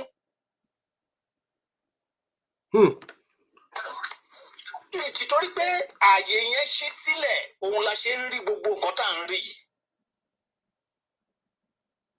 àti òun la ṣe rí gbogbo nǹkan tá à ń rí tó bá jẹ́ pé wọ́n ti ní sùúrù gbogbo àwọn ilẹ̀ Yorùbá gbogbo wọn ti ní sùúrù pé òkè ẹni tí wọ́n fẹ́ fi jọba yìí o bóyá kankan ló mú àwọn èèyàn kan ló mú àwọn èèyàn kan ló ṣe kíní kan kò tí ì níyàwó ńlé a gbọ́dọ̀ ṣe kó níyàwó ńlé kó ló di pé ó jọba yẹn.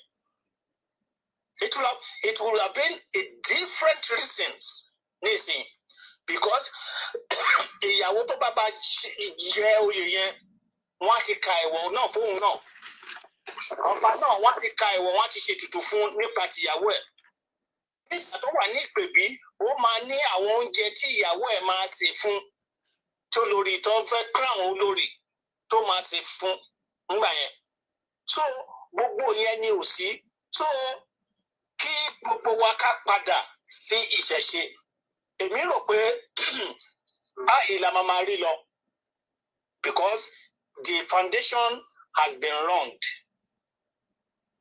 Are you with me? Yes, sir. Because the foundation has been wrong. Because gbogbo àwọn tó lè wà ní ẹnu ọ̀nà tó ń fẹ́ wọlé àwọn yẹn náà mọ nǹkan tó ń fẹ́ lọ kàn bẹ̀. That's the money comment you can listen to YouTube. One Queen Naomi never enjoyed being married to Oni. And I bought funny but to pin to the screen easy. One Oni did not buy her a car, not build house for her. And yes, she was enjoying all the ball life and she made a lot of sacrifice. I put it Tony. And now, Sherry, editor sorry, ẹ̀ṣọ́ ọmọ ẹ̀ṣọ́. I can see the screen. Now, Kebi, nǹkan tẹ́mi ò bá mọ̀ tí ò dá mi lójú mi ò sọ nípa ẹ̀. Daddy. I don't lie. Okay. I don't speculate. Okay. Now, tí wọ́n bá ní ṣe mọ̀ pé rúmọ̀ náà kọ́ la tó gbọ́ pé lára àwọn ilé tí Ọ̀jájá kọ́. We had that conversation on this platform almost 2 years ago. Yes. Yeah, I saw. Then, like somebody, like the first caller has said, in the palace there are many chalets. There are many chalets. She does now. Kí ni wọ́n fẹ́ kọ́lé mi fún níta fún ìgbà tó jẹ́ pé ààfin lólórí gbọ́dọ̀ máa gbé ààfin ní kábíyèsí ń gbé. Daddy, I'm going to have you back on the phone. Let me pick this person call. I'm going to have you. We will talk that last point I saw in. If I'm consider Daddy, we will have that conversation. If I'm consider. Hello, caller. Hello. You are on now. You're on speaker. Okay, sorry. Nikki, what's up, baby? But when you comment to everybody, I'm reading everybody comment from DKY page, DKY blog, YouTube, everybody. I'm reading everybody. Hello, Yami. I should go on live on you. On going. Or me bow. I know. Program, I don't understand. Program, you should get what I'm trying to say. But let's also make. I feel that's all on if the Naomi la feel that. Yeah. Thank God.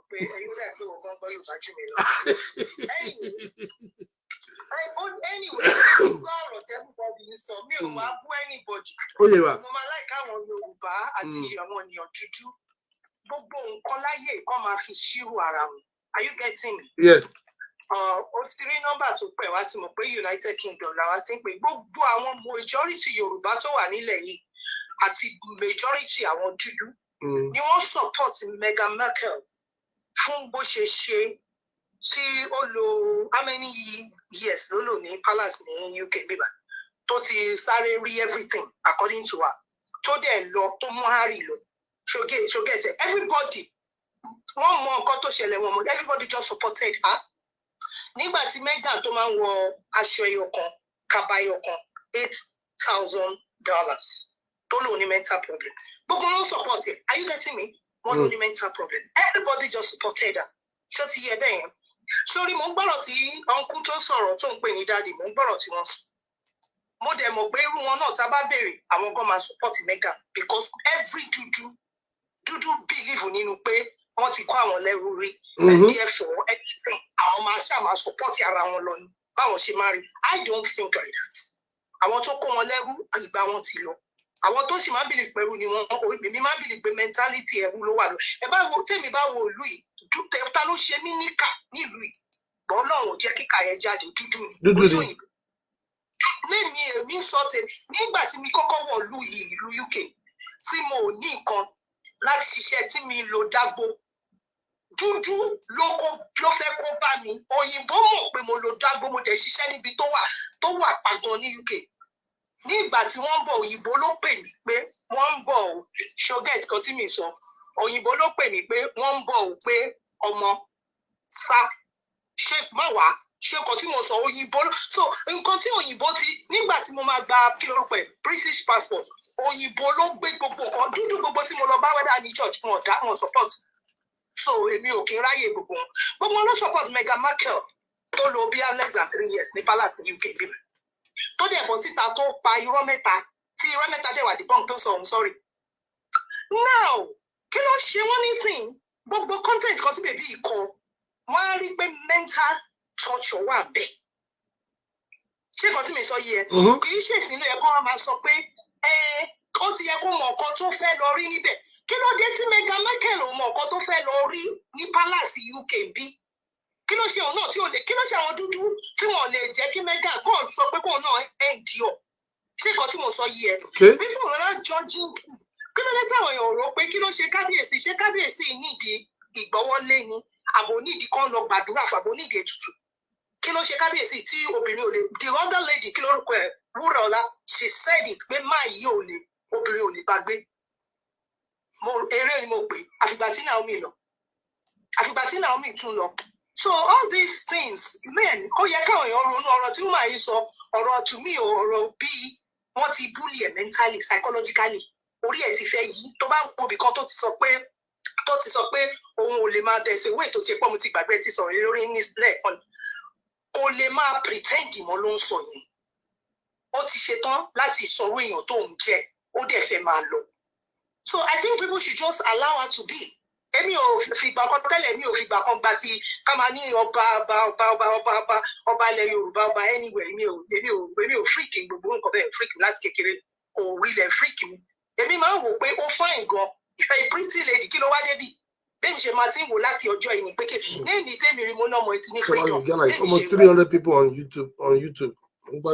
So people should just please kọ́ máa bọ̀ ọmọ ọkọ tọmọ yìí go through ọmọdé dẹ̀ tún ni kọ́ máa tún fi kún mọ́ nǹkan tó go through títí ìgbà kan ní àwọn èèyàn kan ṣe chat kan pé òun ló lọ fẹ́ kábíyèsí ṣé kábíyèsí daft ló ṣe máa lọ fẹ́ kábíyèsí fún rẹ̀ ṣé bóun ló sọ ń sìn pé òun lọ́wọ́ bá wọn lòun ló lọ fẹ́ òun ló lòun rí wọn tí nǹkan táwọn èèyàn rí wọn máa sọ please people should just. But she on the day of the wedding or whatever you guys want to call it, via Nikai Jelemakbe, Aborisha Nikai Jelemakbe, she also made that statement of divine that God sent whatever. She made such statement because all of you.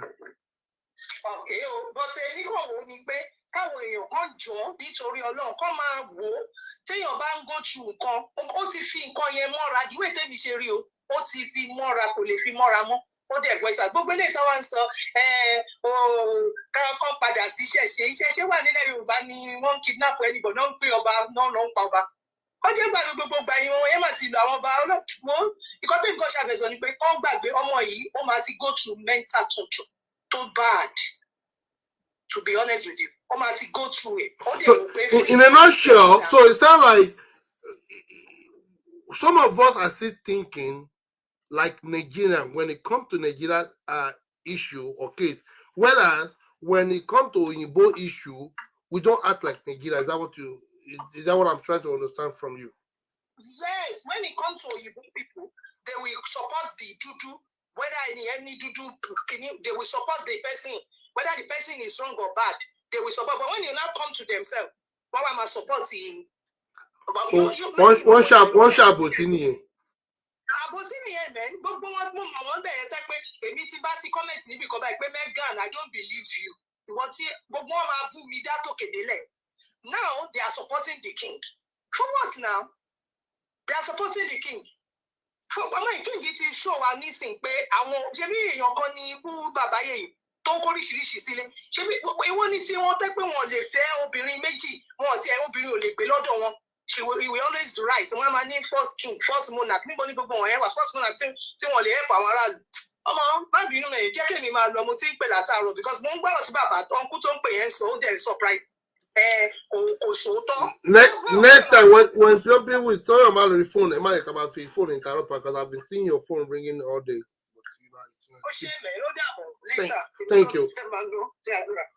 All right. Good news, Messi. How are you, Padimi? Who is supporting the king? Some people don't understand. Hold on, let me see. This person don't pay me. Tabitha, should I put anything? And I know this person is blowing on my phone as well. Ojola Ibinu. My God. Kilo Shariba. Oh, Nikki's on YouTube. All right. For those of you on YouTube, please subscribe to our YouTube channel before you leave. You just click, you see the right on the top right corner. Says subscribe. Please subscribe to the YouTube channel.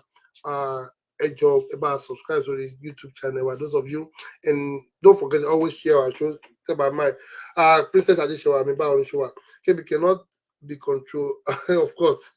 My number, people asking for my number. Hold on, let me put it because we have those people on YouTube.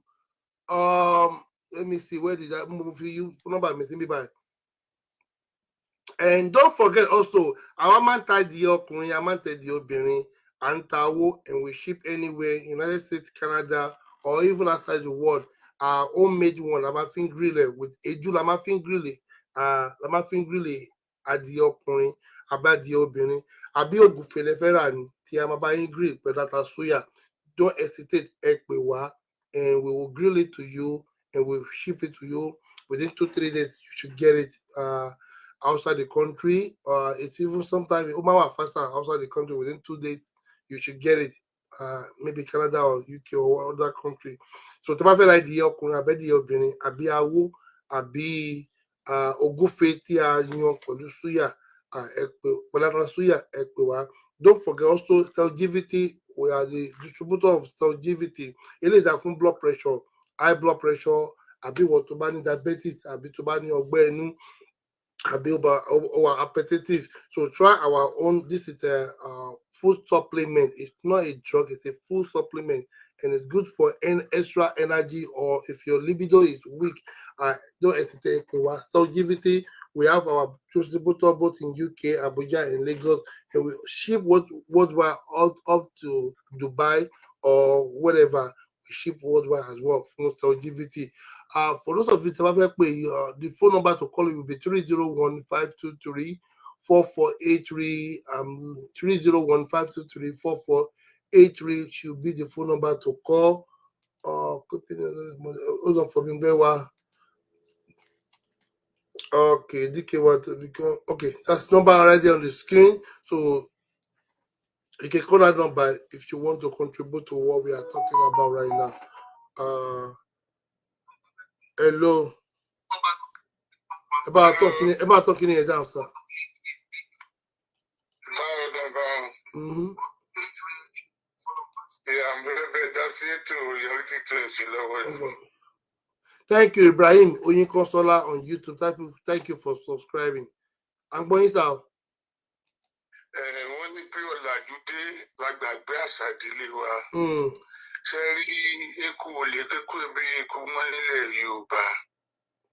Ṣé láwọn dábì ìyànkú tí wọ́n bẹ̀rẹ̀ tẹ́lẹ̀? Ọba lọ́la àwòkọ́ yìí bá. Ọ̀rọ̀ déédéé. Sórí nílé Ifẹ̀. Yes, sir. Ní ọjọ́ kan pé kí n bọ òrìṣà. Ṣùgbọ́n ẹjọ́ fẹ́ fẹ́yàwó ọba bí irú làwọn mẹ́kọ̀ọ́. Tolúkẹ́ tó wà pẹ̀lú prophet kò lè fi ọ̀nà òrìṣà. Why is the book on the ọ̀nà òrìṣà? Ìdí ni pé àwọn nǹkan ẹbọra yẹn sílẹ̀ náà rí bàbá wọn ṣe ni. Kò ní lè ṣe é. Ó nírò tó máa pé tó pọ̀ rẹpẹtẹ gan tí wọ́n tan alókù. àlífín lè fẹ́ mú súnmọ́ àwọn ọba at least kọ́lọ̀ fún ọ̀nà kẹ́dẹ́ sójà rẹ̀ mi ọba tí mo ti rí kékeré ni kọ́lọ̀ fún ọ̀nà kẹ́dẹ́ sójà adé ọba tí mo mọ̀ nílẹ̀ tí ìtìlọ́ba tí yóò dé jẹ́ so Naomi ò ní lè cope if not so ní kí n máa rí dé bú òní ìṣàkóláyé ìfẹ́ dákàlá ń ṣe gbogbo ètùtù tó ń ṣe tó yẹ kí wọ́n ṣe ní púpọ̀ wèé ní kò sí ẹni tó máa bú ní ọ̀rẹ́ ní ìṣàbáyẹn tá lọ́jọ́ méje ọjọ́ mẹ́sàn-án láyé. lọ́rọ̀ ń bẹ̀ sí àwọn mẹ́ni tí wọ́n ti pé wọ́n ní í ṣe because kọ́nà kó gbàdúrà wa ní ṣùgbọ́n nísìn ọmọ yẹn ti máa fi sórí máa sọ̀rọ̀ fún ẹ̀ ká mọ́ ọ̀rọ̀ orí Facebook kúrò máa sọ ní ṣùkú mi dé pẹ̀lú ọ̀nà ìṣà ṣùgbọ́n dùn mí. èmi ni current president of Ọ̀ṣun State Union so mo Ọ̀ṣun ní ẹ̀yàdá àlẹ́sà ní gbogbo ìlú Ọ̀ṣun pátá I'm the president. Èmi lè tún dàgbà odò àṣọ kó tó di pọ́ ní wá sí bí ní 2019. Right. I went to Ilé-Ifẹ̀. Ṣùgbọ́n dùn mí. Àgbọ́yé. I went to what? I went to Ilé-Ifẹ̀ torí pé mo rí pé àwọn tó fẹ́ gbọ́ ní wá sí ibà yìí 70% of them àwọn ọmọ ìwé ni wọ́n. Torí ọ̀rọ̀ mi pé mo ní mo fẹ́ dá sí yàtí sọ̀tọ̀ ni. Bẹ́ẹ̀ sórí mo dúpẹ́ lọ́wọ́ àwọn ẹgbẹ́ Ọ̀ṣun kéyìn pé gbá kò ní pé kó lè jẹ egun mo bẹ́ẹ̀ pé mẹ́ta pé ẹni kó láti fọ́ṣùn. Mo sáré Ilé-Ifẹ̀ ṣá mo bá gbogbo wọn ni mo bá sọ̀rọ̀ mo láwọn ọba kọ̀ọ̀kan mi dárúkọ lórí bíbá ẹ̀. Kò sọ́ba tó wà nílé Ọ̀ṣun tó súnmọ́ nìtàn mọ̀ mi tí mi ní dáhìn nàbà wọn lọ́wọ́. Ṣùgbọ́n sórí láyé tá a wà yìí ni pé onírìṣà fún ara wọn dà lọ́kùnrin. Ọba is a very free man. Okay, that is the report. That is the report, Timuge. In fact, I spoke to one of the Olori in that affair a couple of weeks ago, and the report I'm getting with Oba Eda Oda, especially to former youth. But I want to hold on. Now Oba Dalangbo from this source. But Yawu Oba, Olori Oba, no saw anything. Only pay, and I'm going to quote I again. Oh, sorry, by where is it? Only oh, go ahead, sir. Go ahead, sir. So wọ́n nígbà tó ní wọ́n máa wá sí ibà yìí tí mo rí kùrùkẹrẹ gbàlágbá àwọn èèyàn tí wọ́n ń rà gbogbo wọn mo jẹ́ kí wọ́n ṣe tí wọ́n. Ọ̀gẹ́tọ̀ mi sìn ṣùgbọ́n ní pé tí àwọn tí wọ́n bá jẹ́ bíi PO ní tó bá ń fetí kọ́ àwọn ọ̀rọ̀ àwọn nǹkan tó lọ rí mídíà they should be able to know the kind of àwọn àbá tó máa jẹ́ bí adviser for ni. Torí pé kí nìdí ọ̀nà ìṣàwà láyé inú mi dùn kó wọn dínkù wọ́n béèrè ìbéèrè mẹ́ta lọ́wọ́ mi. Mo lè dá wọn nínú ìbéèrè mẹ́ta yẹn bí gbogbo àwọn jẹ́ ti lè bí ánsà fún wọn ni. Ṣùgbọ́n mi nígbà tó ń dé dọ́gbé mi fún pẹ́pẹ́ àwọn fún ara wọn fún mi ní àwọn tíkẹ́ẹ̀tì tẹ́ka ti jọ jẹun tá a ti jọ dọ̀wọ́ ẹ̀kẹ́ ni ṣùgbọ́n sórí àwọn èèyàn tó wà sọ̀rọ̀ àdé wọn tí wọ́n gangan fún ẹ tó jẹ́ DKY yìí tó bá jò pẹ̀lú òní láàrin 2 minutes tó bá jò bí àfẹ́ gbọ́ àpẹ̀lú òní. It's a free man. Ṣùgbọ́n àwọn bẹ́ẹ̀ dájú lọ́ọ́ lé kí n bá wọn tó wà pẹ̀lú wọn yẹn wọ́n ti kẹnu bọlẹ̀ pẹ̀lú òní just because ẹ sábọ́ọ̀dù rí dínkù ọ̀ní. Àwọn tó dẹ̀ fẹ́ràn ni àwọn Odùduwà ní pẹ̀lú àwọn pẹ́sidẹ̀ntì Ọ̀ṣun pẹ̀lú àwọn tá a lọ rẹ̀ nílẹ̀ dárúkọ àwọn tá a jọ dìlú nínú gbogbo Yorùbá tá a lọ rọ́ nígbà yẹn. Ìbéèrè tó ń máa bẹ lọ́wọ́ mi ìmí láti dàrẹ́ tẹ̀ sí pé mo dá wọn lóhùn. Dépò nìkan sọ̀rọ̀ dàpọ̀ káwọn tó wà bẹ́ẹ̀ lọ pé wọn ní àgbẹ̀gbẹ̀ pàṣẹ àti mẹ́tajà ní òkè bọ̀lọ́ pẹ́sẹ̀ tó kọ̀ wọ̀ sí. The man is a very free man. Pẹ̀lú àárín mi àti ẹ Queen Naomi kò lè ní rest of my pẹ̀lú òní. Torí àwọn ajá ìgboro kan pọ̀ gan-an. Boss lady pig is hello. Olùkú pamọ́ sínú mi. Ṣùgbọ́n mi, àwọn èèyàn obìnrin ọmọ adé ọ̀nì kiri ni is a very lively gentleman. Okay. All right, sir. Thank you, sir. Thank you for your contribution. Bye-bye. All right. Yeah, I pinned this comment on the screen because I wanted to reply that posting. Adebari, I don't know. Adebari, the name. You said, Queen Naomi, you got married to a king, not ordinary man. Our culture allow king to marry more than one wife. You shouldn't have married to him at all. Divorce him now is very bad. And I put that comment up there because if you read the Tebaka post here, and I'm talking to you, Adebari, she said Oba marrying to another wife or lady was never issue. So if she knew Oba le marry, so and she never had a problem with that. Problem is, we have to take on their call. So I'm going to correct comment here. Hello, caller. Hey, Carol.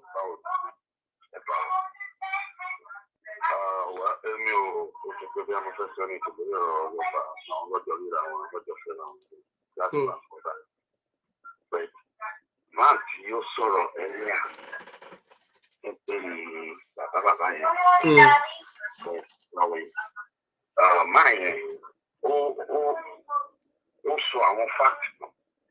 Right.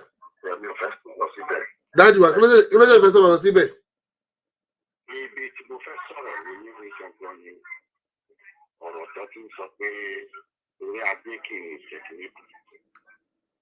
Okay, now, quote me. The man said, we are going to say that. We should pay back to you.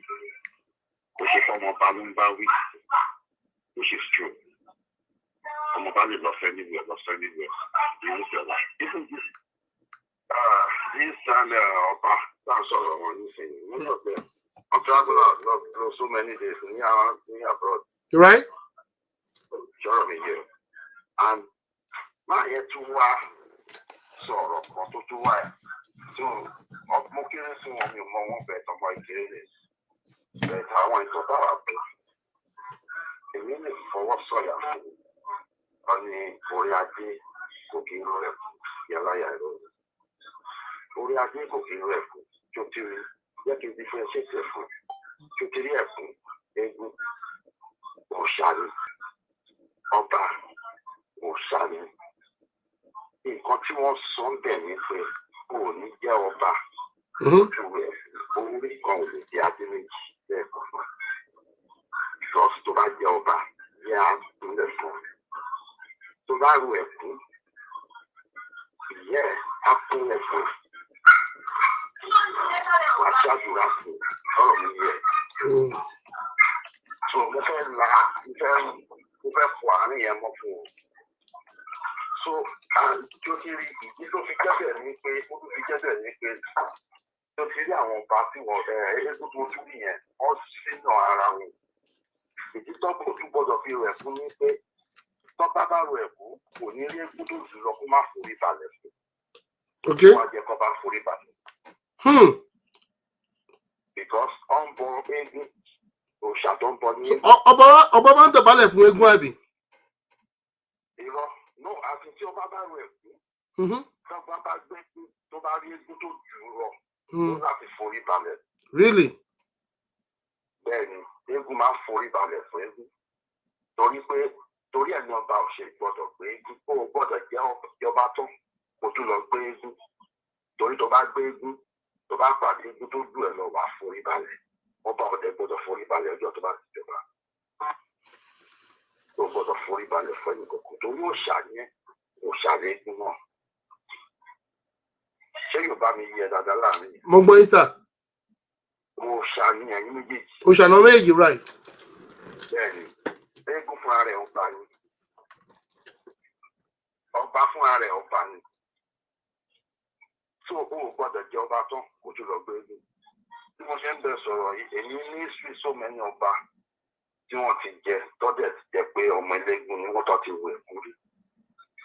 Àlè tó sọ pé àti kékeré lọ ti máa mọ̀ wá lọ́nìí. Ẹlòmíì ọ̀rọ̀ mi mọ̀ tí mo ṣe ń bẹ sọ̀rọ̀ ọmọdé lọ́lọ́ba ní tí gbogbo wa fi dàgbà bàbá mi kò sọ fún wa rí mọ́ ìtàn ọmọ ilé ọba ọmọ ọba ni.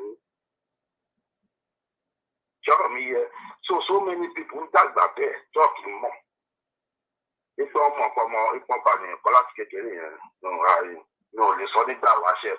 Because even Nigga was it gone, which a copy of my point, Colonna being in the yoga. You were going to get a copy of my point in the yoga to get a big baby. No more point, no my job. Bẹ́ẹ̀ni, so ìyẹn orí ló mọ̀ orí lọ́nà ló mọ orí tó máa dájú so àìmọye ọba ló wá láti ìdílé ọlọ́jẹ̀ bí mo ṣe ń bẹ̀rẹ̀ sọ̀rọ̀ yìí mo mọ̀ ládàá mi ò gbọ́dọ̀ máa sọ lórí kíní yìí mo ṣe kọ́ tó gbọ́dọ̀ máa tẹnu mi jáde pé ọba kan ókè àtàbà sọ yẹn ṣèbí ẹ̀yọ̀ tó ń ṣe lè kò ṣèbí wọ́n gba kíní gúnmọ̀ la máa clarify ẹ̀ sí right. Because taba pe egun ta pe egun ta pe àwọn gẹ̀lẹ́dẹ̀ on da egun gbogbo ẹ̀ belongs to ẹ jẹ́ ká mú kíní kúrò and jẹ́ kí n sọ kọ́kọ́ fún gbogbo ẹ̀yọ́ tó bá máa ṣe ní Èkó kí gbogbo ẹ̀yọ́ tó lè dé àpè sí orí ọba Èkó ló bá kọ́kọ́ dé tiẹ̀. Ṣọ́rọ̀ mi yẹ ọba Èkó bá ti kọ́kọ́ dé tiẹ̀ ní àwọn ẹ̀yọ́ ọ̀ṣà tó kù àwọn adínú làbà oníkọ́ ọlọ́gẹ̀dẹ̀ máa dé tiwọn tọ́ba ti tẹ̀ ìta àwọn ẹ̀yọ́ ìjà tó kù ní jáde ọ̀dẹ gbọ́dọ̀ dé àpè. So under kí ni ẹ̀yọ́ wà a máa clarify ẹ̀yìn náà sí under egun. Fún àwọn tèkó nìyẹn. Bẹ́ẹ̀ ni fún àwọn tèkó because ẹ̀yọ́ ló ṣe àìkó. So ìyẹn lè ní kí n sọ mi ò fẹ́ sọ̀rọ̀ jù káwọn àwọn tó bá fẹ́ kọ̀ wọlé náà káwọn náà lè sọ tí wọ́n mi ò ọ̀rọ̀ ìyàwó ẹ̀. No, that's not correct. So, thank you, Eshigo. Eshigo, thank you, Prince. Thank you, Prince, for the contribution. This person, actually, I give you the opportunity to call in if you want to call. Tibashi, or what is the name? Tiba Ashara. He told me to block me and he continued to block everybody and know who's going to remain as KB on this page.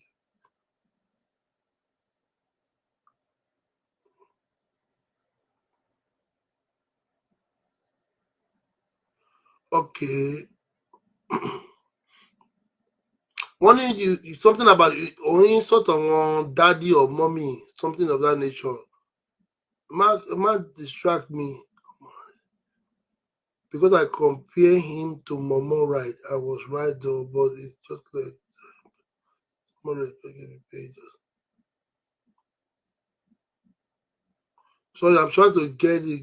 I know the comment has been deleted, but I can still retrieve it from here. When someone said you were insulting and on this platform, Baba will never be insulted.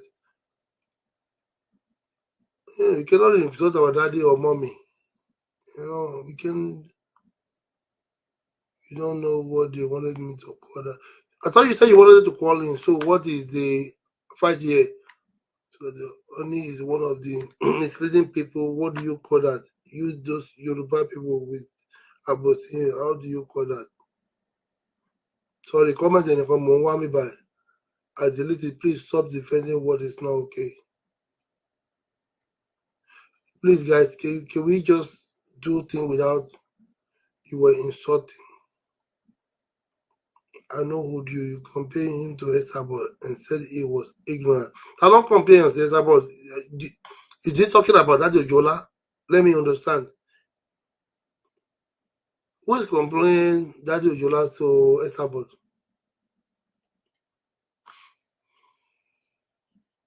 All right, let's go back. Over diplomacy, no go finish. I know. Where's the truth. Okay, so from Jimma, only the truth is Queen Naomi know he is a king, and as a king, he can never leave his tradition and culture. As for me, I'm happy she left because she might not be able to withstand everything in the palace. There's a lot that most of us out there don't know in the palace. Now I'm getting some information from our source, maybe by anything. Now, I know that it's not something that we wanted to promote on this platform, but it's something that we're going to talk about because we have people on YouTube. We have about 300 people watching us on YouTube. Now, And I'm not going to try to promote people name on the YouTube over here. Except Baba and Mama are the same, ignorance and talking about topic they don't understand what they thought. Okay. Tibash or whatever is the name, please refrain from comparing our daddy with Esabod, please. Now, this is some information I'm getting from my source right here.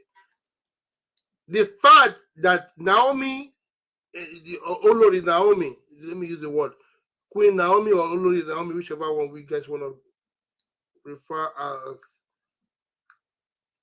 The fact that both of them,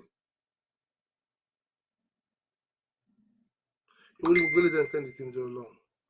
Love Ashley, okay, I see what it is. And before that, Dr. Journalist, Dr. Kemi Olunloyo, she also put up update, and she wrote, let me take that shit off the screen. Only my king, Alafin, that's from Kemi Olunloyo.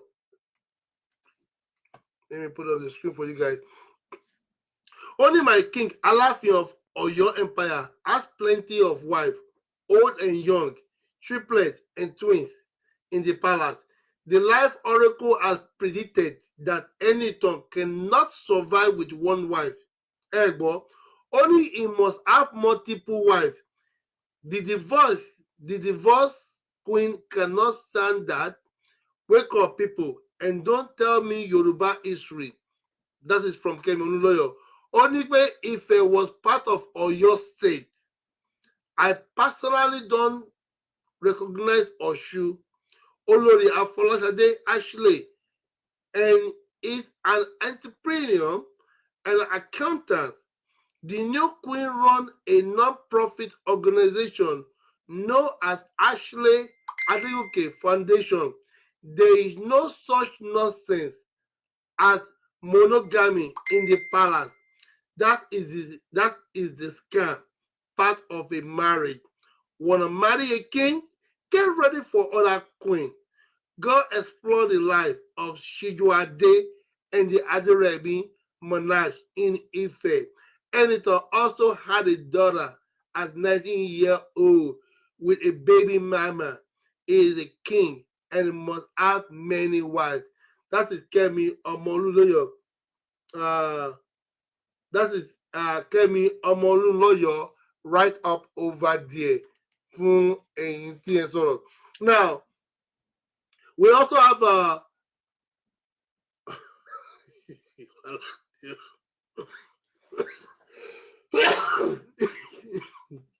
Ashley is wow. Okay. I've never been married. My hashtag is trading again. Ashley is next.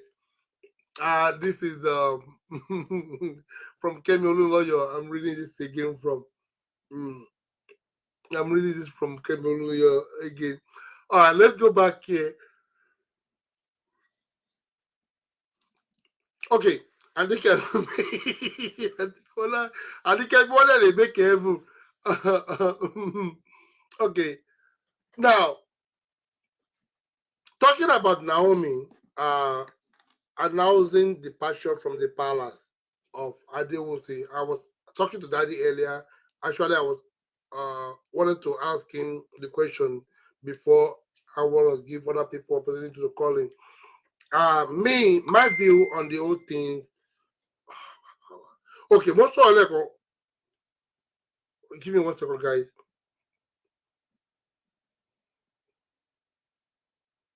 One familiar blocking now because now I have source that's giving me some information that are very close to me. The issue of Tiagbole Nuonola, we want to play on Nife. I'm sorry to say use the word. For those of you watching me for the first time on YouTube, ẹlẹ́mọ̀ kan tó ń ṣẹlẹ̀ ṣé gbogbo ṣé ẹ̀ ń gbọ́ ìgbà wíkẹ́ bá sọ ẹ má bínú Yorùbá inú mi ò dùn ẹ má bínú ẹnjẹ́ lórí YouTube. Àwọn ọ̀rọ̀ kan ṣẹlẹ̀ lórí afẹ́fẹ́ lórí ìkànnì wa lórí Facebook. Fi bẹ́ẹ̀ sọ̀rọ̀ yẹn púpọ̀ lórí YouTube náà but á ti wà mo sọ pé yín láti máa gbọ́rọ̀ yẹn lórí YouTube. Òní nípa ọ̀rọ̀ kan tí wọ́n sọ ní wípé ẹnìkan lára àwọn ọmọ àṣà kan tó wọ́n gbé ní UK wọ́n sọ wípé ọmọ àṣà náà ó ní àṣepọ̀ pẹ̀lú Ọọ̀ni Ifẹ̀ ní ọmọ tó gbé ní UK yẹn wọ́n ní wá rìkọ́ọ̀dì Ọọ̀ni Ifẹ̀ pé ó sọ pé wọ́n tẹ̀ ní ó ní òwò Ọọ̀ni Ifẹ̀ lọ́wọ́ gẹ́gẹ́ bí a ṣe gbọ́ lára àwọn tí wọ́n sọ̀rọ̀ tó jẹ́ sọ̀rọ̀sọ̀rọ̀ tó wà ní ìlú London wọ́n sọ wípé wọ́n ní Ọọ̀ni Ifẹ̀ nígbà tó ń bá ọmọbìnrin yìí sùn ó sọ pé abẹ́ Queen olórí Naomi pé wọ́n sọ pé abẹ́ òun so wọ́n lè dé ọ̀rọ̀ yìí ti lọ láàfin wọ́n ní wọ́n ti gbọ́rọ̀ yìí láàfin pé wọ́n sọ pé Ọọ̀ni ìyẹn ọba Ọ̀jẹ́jẹ́ ó sọ fún ọmọbìnrin tó bá sùn ní ìlú London yìí ó sọ fún pé abẹ́ ìyàwó òun abẹ́ iléeṣẹ́ òun wọ́n lọ́rọ̀ yìí ti dá àfin wọ́n ní kódà ọ̀rọ̀ yìí ti ń dá ìjà púpọ̀ láàfin láti ìgbà tí ọ̀rọ̀ yìí ti ṣẹlẹ̀ sọ̀yàn fẹ́ mọ̀ pé ṣé ọ̀rọ̀ yìí pẹ̀lú kan tí ó fà tí olórí Naomi tó fi kúrò láàfin tó lóun fẹ́ ọba but ẹ bá wo written up tí Naomi and the reason why tèmi ò ṣe bá ẹ sórí yẹn ni pé tá bá wo written up or post tí Naomi tó gbé sílẹ̀ kò sọ nínú ọ̀rọ̀ tó sọ pé bí ọ̀rọ̀ pé bí ìgbádàkodò àbóbòrùn kọ́ ló wà nílẹ̀ although ó point wípé there are some side distraction tó ṣẹlẹ̀ nínú ìgbéyàwó òun àti Ọọ̀ni Ifẹ̀ but particularly wọ́n lọ́rọ̀ yìí ó dá wàhálà lẹ̀ tó pé ìjà gidi gan ni wọ́n ní physical fight ni not only pé bẹ́ẹ̀ ọkàn jà wọ́n ní physical fight ni wọ́n jà ṣé lóòótọ́ ni ṣó possible kí ọba yín Ọọ̀ni kó sọ fún àlè àbọ̀mọ̀ kan tó kàn gbé lójú títì tó bá sùn tó kàn gbà ní one night stand tó bá pẹ́ lóòótọ́ ló bá ní one night stand ni o ṣó possible kí Ọọ̀ni wá máa lẹ́nu ẹ̀ kó máa sọ pé ìyàwó òun tó òun fẹ́ òbò ẹ̀ rùn ṣó possible èyí tẹ́ wà lórí YouTube ṣùgbọ́n wọ́n ní ọ̀rọ̀ yìí ń dá wàhálà sílẹ̀ ní ààfin.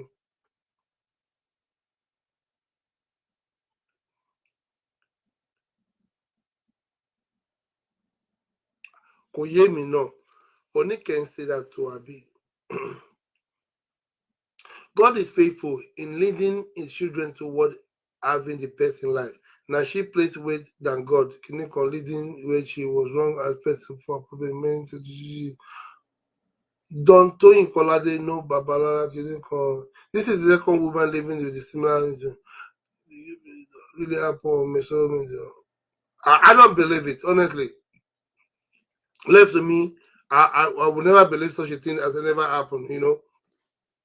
So Oladele Olukumi on YouTube, only is not possible. I would have said it's not possible, but it's a woman no one can predict. Lying irọ́ burúkú ni jọ. Okay, something impossible.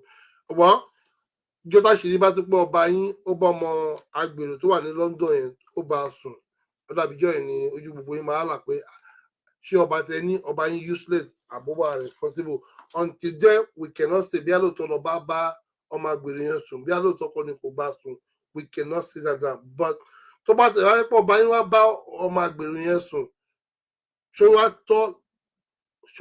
ṣó tọ́ kí ọba kó máa lẹ́nu pé abẹ́ ìyàwó òun àbúrò ìyàwó òun òun fún ọmọ agbèrò tó bá sùn lójú títì ṣó possible so I again for the record èmi ò believe bó tẹ̀ bá sùn débi wípé ó máa bá sùn kò ríyàn tó fẹ́ sọ̀rọ̀ ẹ̀ fún ayẹ́pẹ́ ọmọ tó bá sùn lẹ́ẹ̀kan ló bàbá sùn so èmi ò believe èmi ò gbàgbọ́ pé ọba yín lè èmi ò gbàgbọ́ pé ọba Ọ̀jẹ́jẹ́ ó lè ṣe bẹ́ẹ̀ èmi ò believe it honestly I really want to be confused but torí pé wọ́n sọ làwọn ṣe bá wọn sọ so èmi ò believe so let's leave that over there. If Naomi cannot mention that on Yeye, one Yeye confirmed the recording. To me, she loved what? Ṣé pé Naomi ó like Ogun? Hello?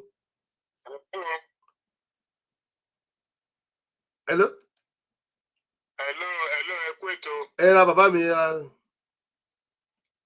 Hello, Báyọ̀ lórúkọ tèmi, mo fẹ́ dá sétò ni o. Wọ́n gbọ́ yín sà. Ẹ ṣeun ẹkúṣẹ́. Few things ṣe tèmi rí bẹ̀ ni pé leader wa Ọọ̀ni àwọn gan láti kíyèsí ara wọn. Pẹ̀lẹ́ẹ̀kíní, pẹ̀lẹ́ẹ̀kejì.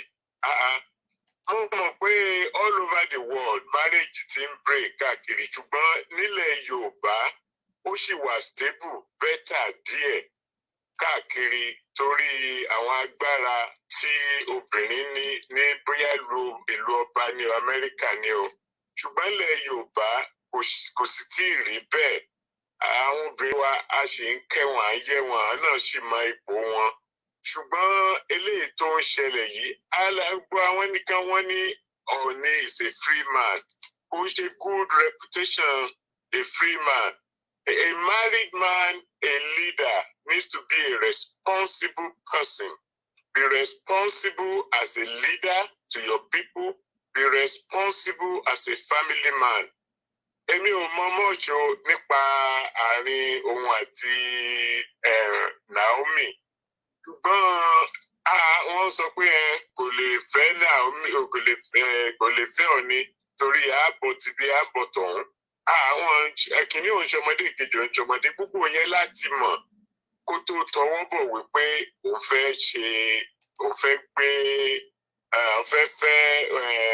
olè Ọọ̀ni. So all those things, I wouldn't think those are anything to be reckoned with. Èmi ò mọ what exactly is happening. Ètò àbùkù ní fún gbogbo ilẹ̀ Yorùbá. It's not just for Ọọ̀ni. Abukuni, and it shows that Yoruba is disintegrating and disintegrating fast. So, kò ń kàn ṣe pé bóyá nígbà tí ọba àti ẹ̀gbọ́n oyin kìkìní ṣẹlẹ̀, we can pé well this is it.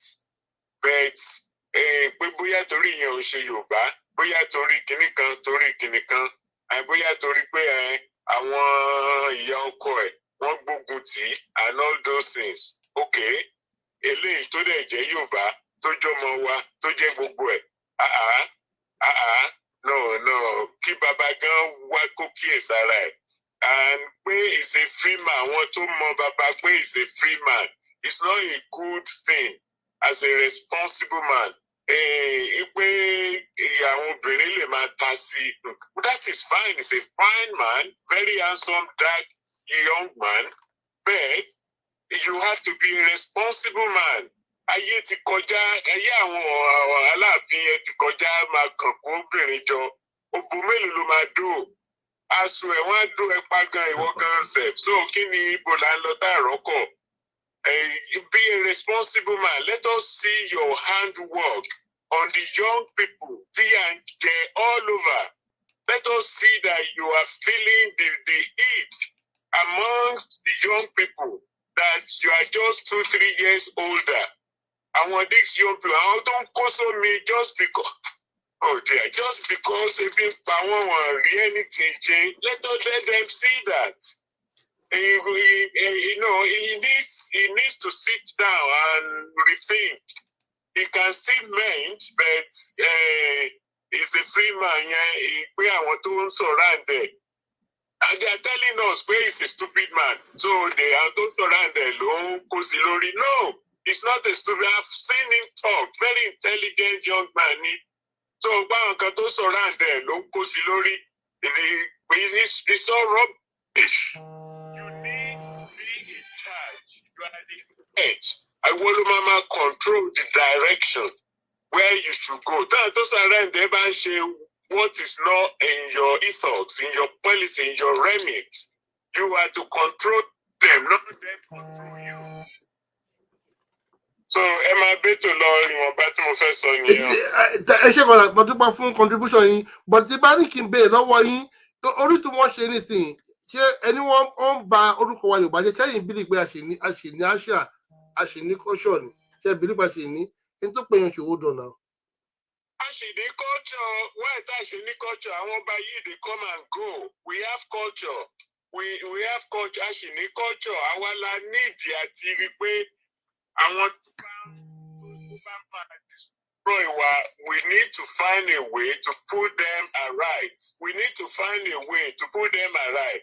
Bí commoners tó bá ṣe pọ̀ tó bá ń sọ pé ibi táwọn ń lọ rèé, ó lè pẹ́ o nígbà tó bá yá ayé wọn wípé no, the ordinary Yoruba people do not want it. This is what the ordinary Yoruba want. Àbùkù lélẹ́yìn náà fún everybody. Not just kini guy tó bá tẹ̀yí pé the first one ni agbọ́ yẹn ìkíní pẹ̀lẹ́ kejì nílẹ̀ Yorùbá. No, it's actually culture. Tabala ni culture. I would not believe that at all. Let's go back to history. Let's go back. And gbogbo tó dẹ̀ ń ṣẹlẹ̀ yìí, it all has to do with all these gbogbo politics náà ni tí wọn bá ti di politician tí ò ṣẹlẹ̀ rí. Fẹ́ni báyìí má dìbò fẹ́ni báyìí. We all those things we need to find a way to silence àwọn ọba tó bá jẹ́ pé politics ni wọ́n tẹ̀lé. I don't know how, but we just have to. Gbogbo yẹn ò ṣẹlẹ̀. Láti Awólọ́wọ̀ had great respect for Ooni, despite the fact that he has his political ambitions and all those things. Gbogbo ẹ̀ là ń rí Awólọ́wọ̀. Anyway, let me not go into all. Let me ask you, Ade, do you think this is about Ojaja? Do you think it's setting a good example for us? The answer, the answer that question, he is not. So it's not setting a good example. All it needs. Sorry. So it's not setting a good example as a leader of Yoruba or Oduduwa. No, but he has all it needs to set it. He's young. So you think he has all he needs, right, to do it? Do you think he's capable or should people deserve between the position? Well, èmi ò mọ bá ṣe ń fọba jẹ lọ títí èmi ò wá láti ìdílé ọba. Whether he deserves or not or whatever, ó ti jẹ́. It's the way forward. Èmi ń sọ ń pa ẹ̀. I would not want to go into is it the right person, is it the wrong person, is it kinikan. I think it's the way forward is we can still correct gbogbo rubbish tó ń ṣẹlẹ̀ yìí. People still love him, but he needs to be a responsible young man. That is it. I'm calling him as a man, not as Ooni. I respect the office of Ooni heavily, but Ogunwusi, he can hold that office well. He can correct himself. He has all it takes. He's intelligent. He has knowledge. He just need to, what is the most important thing? Timofe Fisile as Ooni of Ife. What is the most important? He needs to redirect himself. He needs some advice, not from Automatan, but Awantoma Baso Toro. And he himself needs to go back and say, I want to leave some legacy. Any or Fisile. Then work towards that. All this youth, can do rishi, all this thing. He can focus on them. Forget about politicians. You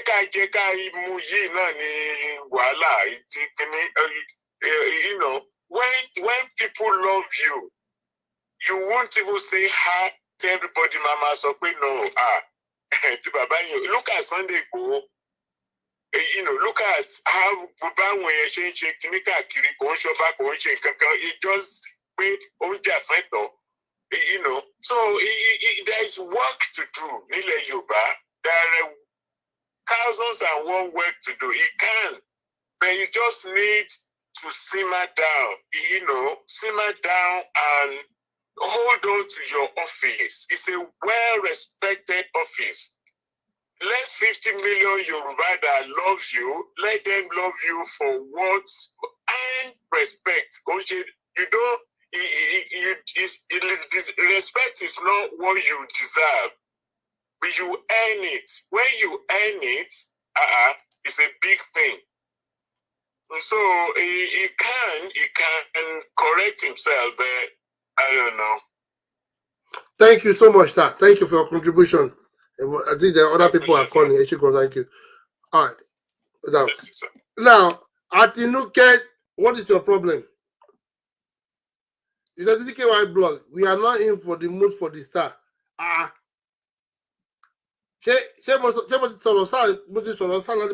Program meeting. What do you mean you are not in mood for the star? Atinuke. Stop. Am I the reason why Naomi left the palace? You guys like it oje. Come on, fúnra yín. Hello ma. First of ẹ káàárọ̀ ma. Kí lẹ pè ma? I'm going out of me ma. First of all, èmi ti rí tẹ́lẹ̀ pé mi ṣe Ọlọ́run mi ṣe ń jẹ́ mi ṣe anything. But 2 years ago, on my own analysis over here, mo ti observe ọmọ méjì, mo rí wípé kò sí chemistry láàrin wọn. So that is what we saw 2 years ago. Ẹ̀yin lè rí àwa ti rí. So ilé tó ṣẹlẹ̀ yóò jọ wá lójú. So when you say by this is a disgrace or rude to your effect, it could be rude to your effect, but it's not rude to me. Ẹ̀yin lè deny it. Àwa rí pé chemistry kò sí chemistry láàrin ọmọ méjì. Ẹ ló kọ́ là ń gbọ́ yín mà.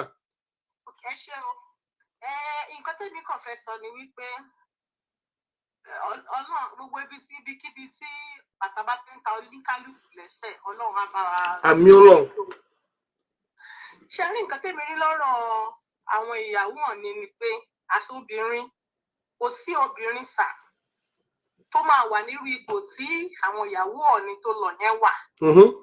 Ṣé olórí tán ń pè wọ́n ní kábíyèsí o gbogbo ẹ̀ aṣọ tán ń wọ̀ ní tán lókè tán ń dólẹ̀ tí wọ́n dẹ̀ ní peace tí wọ́n máa fẹ́ lọ. Ṣọ́rọ̀ mi yé yín sà. But definitely there is definitely something under tó ju gbogbo nǹkan táwọn èèyàn yìí ń sọ lọ àwọn obìnrin yẹn ò fi lè dúró. According to ìyàwó tó kọ́kọ́ lọ nígbà yẹn because èmi ìfẹ́ lèmi gbé kémi tó kúrò ní Nàìjíríà. What we were what people were saying then ni pé àwọn ìyàwó àwọn ẹ̀gbọ́n ọkọ wọn máa ń fún lady yẹn ní problem tó fi lọ. Which tí mo dẹ̀ rí pé àwọn bloggers jáde ńgbà yẹn wọ́n ń correct wọn náà pé ẹ̀yin náà ẹ lọ jókòó sílé ọkọ yín ẹ lọ ṣe at the end of the day èmi rò pé yẹ kí wọ́n kọ́gbọ́n lára ìyẹn lẹ́gbẹ̀ẹ́ kan. Àǹtí tí olórí náà mo rántí pé nígbà tó lórí náà wọlé ńgbà yẹn ó tiẹ̀ ṣe fídíò pé àwọn láwọn ò ní lóṣù mẹ́fà àwọn ti kọjá ọdún kan. Gbogbo obìnrin pátápátá náà ló ní nǹkan tó ń pass through nílé ọkọ wọn kò sí ilé ọkọ tó dùn tó lóyinyin téèyàn ń jókòó sí. Àwọn méjèèjì àti kábíyèsí àti olórí wọn bá wá jókòó papọ̀ tó bá torí iṣu kan jẹ epo kan torí epo kan jẹ iṣu because this is a disgrace to everybody especially in Yorùbá land. It is not done anywhere. Ìyàwó kìíní kúrò láàfin ìyàwó kejì kúrò láàfin níbo ni wọ́n ti ń ṣerú ẹ̀ táwọn alálẹ̀ gan ò ní bínú. Èmi ò mọ̀ bóyá ọ̀rọ̀ àwọn ọ̀ní tó lọ ìyàwó tó lọ yìí sì lè ṣe é dá sí káwọn àgbààgbà wọn má sùn ṣé bí ọba gan sì ní bàbá tí wọn bá tiẹ̀ níyà kí ni iṣẹ́ tí bàbá wọn ṣe kí ni iṣẹ́ tí gbogbo àwọn ẹ̀gbọ́n wọn obìnrin yẹn tí wọ́n ṣe ṣé ilé ọkọ tí wọ́n náà ṣódùṣù lárinrin ni ṣe bí ìyá Sílẹ̀kùnọlá náà sì wà láyé wọ́n dẹ̀ wá worú ilé ó dẹ̀ wá ṣẹlẹ̀ wọ́n wá ń bọ́ sórí kí ni wọ́n ń bọ́ sórí Facebook tí wọ́n ń update fún kí ni wọ́n ń bọ́ sórí Instagram tó ń update fún wọn bá má wulẹ̀ update wọn bá lọ bá jókòó síbi tí wọn lójú tì sí káwọn èèyàn wá máa dáùtù ṣé wọ́n ti lọ ní àbí wọn lọ ju eléyìí tí wọ́n wá ṣe fún wa lọ. This is a total disgrace and it is not acceptable. Caller, okay, tell you about any time for me. Now, let me say this to the general public. Now, I have a personal person that's very close to me. She's my own girl, okay? That Owantika says they are like this. All right? I won't go more than that. Some of the information that I want to know about Ife, I will go to her. She will share with me. Now, this morning, she told me, she shared with me, only no, Naomi Kokoro Palace. Let me read some of the message. I won't read everything, but I want to read some of the message. Okay. Hold on. Only Naomi is not out of the marriage.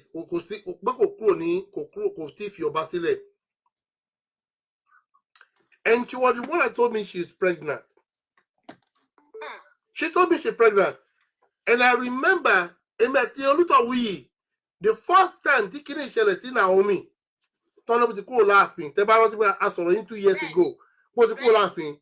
Later on, I found out pregnant. Oh no, you. Now, but if one update, Naomi Shiraroy. But the Kurumbe. Okay? So I get the same information from my informer this morning again. But she's pregnant. Kola Kokurumbe. Now, I have another informant to supply me information as well. Also, the truth, the issue of where Obo Naomi on that palace room, ìjà burúkú ń ṣẹlẹ̀ ń bẹ̀ gidi gan, wọ́n ń jà gidi gan. Náà ìjà bóyá ìjà gbọ́kàn ń búra, ìjà tó jẹ́ pé physical ìjà ó ń ṣẹlẹ̀ ní palace. According to the information tí mo gbọ́. Now, Naomi ti kọ̀kọ́ tó bá kọ́ láàárọ̀ yìí. Now, ẹ wá wo Linda Ikeji. There is an update from Linda Ikeji. Ikeji. Also, and I will read for you. Now, Queen Naomi alleged separation from Oni of Ife is not true. One Naomi, this is from a qualified blogger. It's giving us information now. But Naomi who laughing, according to Ile Ife, I want to watch sorrow anything. Ile Ife, no sorrow anything. It's not Naomi. Now, the honest thing I'm going to say before I read it now, because I will Ile Ife so. Naomi bá sọ̀rọ̀ tó ṣe update. Ṣé ààfin ọba tó jẹ́ Ilé Ifẹ̀ ṣé ó fẹ́ máa parọ́ fún wa ni? Ṣé wá rí tèmi rí bẹ́ẹ̀ ni pé tẹ́ bá rántí pé nígbà tí Naomi lóyún táwọn èèyàn ló ti kúrò láàfin fúnra lára rẹ̀ ló update pé bí o fọ́kọ mi lẹ̀ o mo sì wà pẹ̀lú ọkọ mi. Even nígbà tó sì sọ àwọn èèyàn ò gbàgbọ́ ó ti lọ kò lọ at the end of the day arípò lóyún Ọlọ́run dẹ̀ bá wa sọ láyọ̀. But in this case ọkùn fúnra lára rẹ̀ ló ṣe update yìí sẹ́ pé kí wọ́n pè ní olórí mọ́. So ìyá mi Adáfín ìyẹ́wọ́n ṣe sọ wípé ṣé ààfin parọ́ fún àwọn èèyàn nísìnyí? Ìbéèrè tèmi béèrè ni. Kò yé wa bóyá tó wá ṣẹlẹ̀ ní bóyá àwọn ará Ifẹ̀ àtàfin bóyá wọn ọ̀fẹ́ kó lọ. So wọ́n fọwọ́ bò mọ́lẹ̀. Now let me now kí kàṣítà fún yín. Wọ́n ní pé okay, the palace of Oni Ife. Okay, this is from the palace. The palace of Oni Ife, Oba Adeyeye Ogunwusi, has described the news shared by Queen Naomi that she has separated from the monarch as untrue. So our palace Ife sọ wípé, can you believe that? The palace of Oni saying that ọ̀rọ̀ Naomi tí Queen tó sọ is untrue. So if our palace Ife sọ wípé olórí ń parọ́, is that what they're saying? That alone is a slap on Naomi's face. That is a slap on Naomi's face right there. Pé ìyàwó ọba ń parọ́. Ọ̀nà tẹ̀sílẹ̀ kò pé Naomi fúnra rẹ̀ ló fọwọ́ rẹ̀ kọ́lé ló pọ̀ sálẹ̀ fúnra rẹ̀ right? Èyí wá sọ wípé ìyàwó ọba ń parọ́. Èyí tó ń ṣe yóò kù díẹ̀ káàtó lóró lọ́dún tá a fẹ́ wọ ọdún tuntun. Orí wọ́n bàjẹ́ James máa block anything. Wọ́n jà láti ṣe nǹkan gidi. This is very very very very bad. It's very very bad. Ọmọbìnrin yẹn ojú àwa fẹ́ sọ pé ó ń ṣe àwọn. Tọ́lá ni mo ti block Jerry bá mi unblock Jerry pa. Mo di block Jerry Robert o. Wọ́n ní pé kò mọ nǹkan tó ń pamọ́. Well, nǹkan tó bá pamọ́ ojú Ọlọ́run tó. Tó bá dẹ̀ mọ nǹkan tó ń sọ. Jerry, mo di block Jerry Robert o. Tó bá jẹ́ pé wọ́n ti reach out sí káwọn náà ṣe update pé tọ̀ àwọn ti parí àwọn ti padà o. Kò sí nǹkan ọmọ kan yé fáwọn èèyàn ní problem. Wọ́n yé dójú tì wá. Ẹ ṣé olóòtú. Thank you so much, ma. Now let me tell you to buy me unblock Jerry Robert. I think what the block you. I think Jerry, can you it's not about diplomacy right now. It's about being honest. It's about for this lady to actually come out and put up this update. You should understand that there must be something going on for the past couple of days. Ile-Ife is supposed to be a place that expects nothing but honesty. Now, she won't want Naomi lẹ́yìn. She won't parọ́ ni. But the block here, about me on block here. Jerry, come and let me see you. So like, now let's also read what the palace of Ife. The palace of Ife, Obadiah Ogunwusi has described the news shared by Queen Naomi that she has separated from the monarch as untrue. Our Queen Naomi earlier today,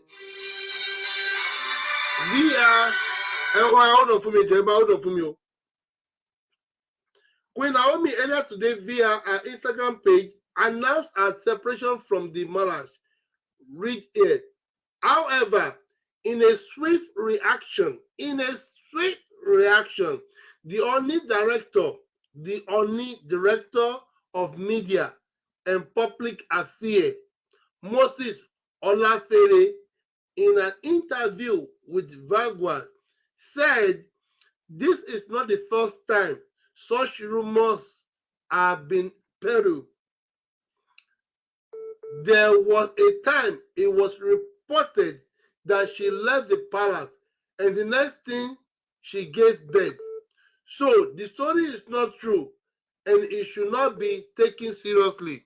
Hello, caller. Yeah. Yeah, I heard. And based on speculation on everything.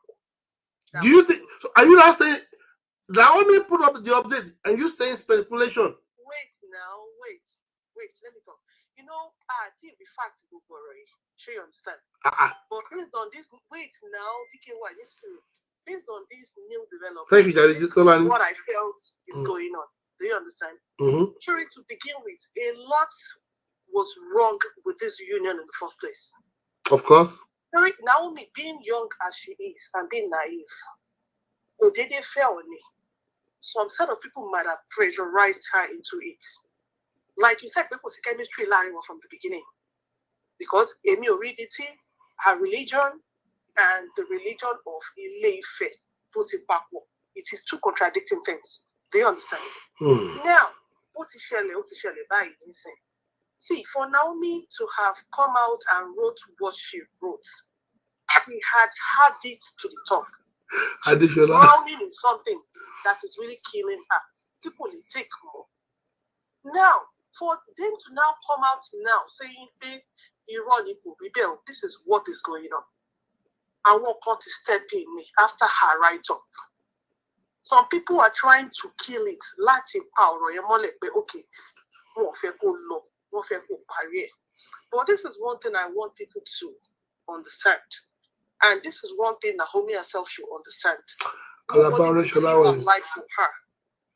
Now, you see, Ile-Ife, they are trying to, people want powerful one on insane because lady to make intention no. But I won't continue to sorrow insane. What to fair force it? The very first mistake she made in the first place, because sorry, you could see a young lady come out and see you pay I want to work on more. So when he pressurized money into that marriage, that was what went wrong in the first place. She might not have love for him, there might not be chemistry, but he pressurized it. And when they are pressurized, this is an opportunity that they won't be there to live for you. That is what the problem is with her. Emi omo sori number 2. Sori ti Kábíyèsí ṣe handle láàfin. That nǹkan tí mo ṣe sọ pé àárín fact rèé o. Ṣé mo gbogbo nǹkan tá à ń gbọ́ láti jọ ìwọ́n ní wọ́n sọ náà ni. But kò kí ń sí èéfín láìsí iná. If they are saying the palace is being run by our side chicks, that work on Wole won't jáde anyhow, they are oppressing the sitting wife. The king did not handle his business well. Fine. Nobody is going against that. It is left for the wives to walk into pay or you end up with your local. Do you understand? Right. But Kábíyèsí, even if you're going to have side chicks, which nobody is frowning at, even if you're going to have extra wife,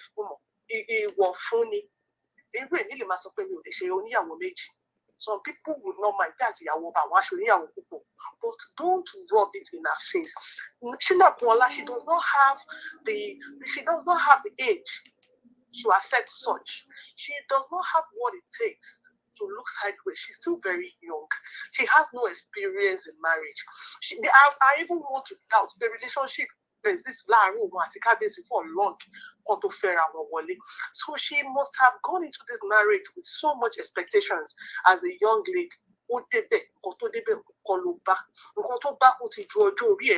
So now, I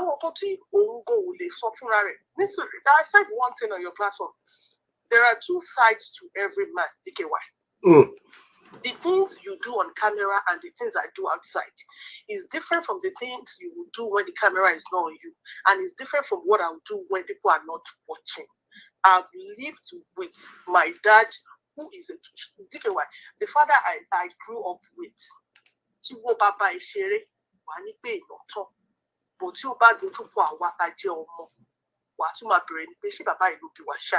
Most Nigerian men are like that.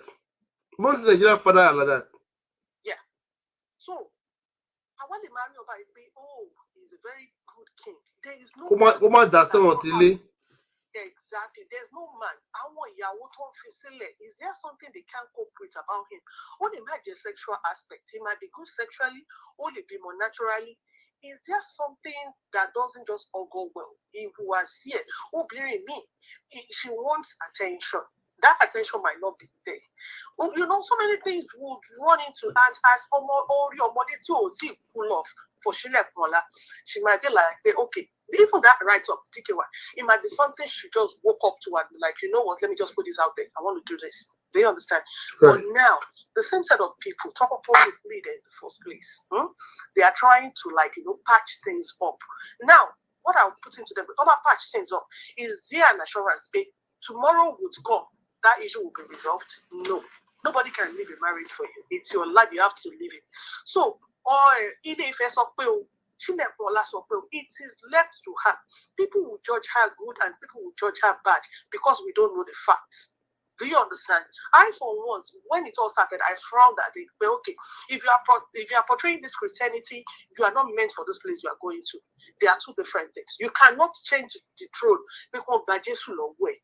Ever change the. So for the people of Oni Palace, it is left for the queen now to make her decision. Are they going to live her life for her the second time? If she feels she's not convenient anymore, it is, you see, I want Yawa endure a lot because culture at the public perception of things will just walk away. So now people are waking up to the fact that they are going to dwell in suppression in Odomo. So they are not waking up to I want to walk away. Do you understand? If she feels she wants to walk away, all well and good. How will mama say it is slap on over? It's our live life. So if you want to wait, all well and good. Kábíyèsí náà kedere. Gbogbo àwọn wọn ni wọ́n sọ pé táwọn blogger ń gbé. If it is true, the palace shouldn't be for every Dick and Harry. The throne should be respected and the sitting wife should be respected as well. See, àwọn ọkùnrin ní ìwà kíkẹwà wọ́n lè kó ìyàwó 10, wọ́n lè fẹ́ ìyàwó 20. Owó ṣì máa sọ fún ẹ pé ìyàwó ilé àwọn sẹ̀. No, and respect it there. And that is the way it should be. So we don't really know what is going on, but based on what we've seen, I will just implore gbogbo àwọn àgbàlagbà yìí wọ́n ṣe nǹkan táwọn ti gbà láyé tí wọ́n làwọn ọmọ ayé ìsinmi lè gbà. And it is better for this woman to walk away if she wants to. Come and pressurize her into staying. Ọlọ́run ní jẹ́ ká rí tó bá di ọ̀la tí ọ̀tá ìbá parẹ́ ẹ̀sìn. This is some set of people would have said, oh, when she knew she couldn't take it anymore, why did she walk away? Do you understand? Mm-hmm. So a lot of things went wrong in the first place, and it's happening again. The recent update, they are trying to patch things up. They are trying to save the face of the palace. They are trying to save the face of the king. They are trying to save the face of tradition at the detriment of our own happiness, at the detriment of an unhealthy marriage, and which shouldn't be. So contribution to me here. Right. There's something like now. Okay, I remember. Thinking deeply, and I'm going back to the statement she wrote, not about new wife, satisfaction, and etc. Now, just recently, Kabiyesi kan unite pẹ̀lú Ẹ̀pàdà. Okay. Right? Yeah.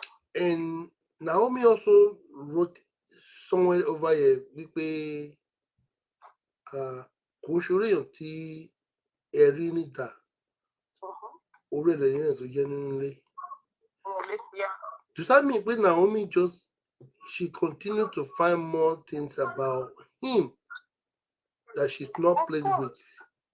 Show me where DKY in a relationship, right, you'll find out a lot. Of course. If you dedicate enough years to it. Of course. So if the relationship will run for 5 years, what you will discover about your partner is different from what you will discover in 6 months. All right. How long did they cut? How long did they date? Our influential will not dash it. That was why I told you what she went into is different from her expectation. Is different from what she got. And that is part of what the problem is. Do you understand? Okay, look at that age. If truly she's that age, you know, no man expect back at that age. Or for any time soon. Or for my abandon. We'll see now. But she went into it and she discovered something she can't deal with. But she felt cool on it. You understand? So, she said, they should let her make her decision. Now, she let her answer, you know. There's no assurance, still no 100% right in this marriage. Is that something she's not doing right? Yes, ma'am. 10 years ago, Ashema was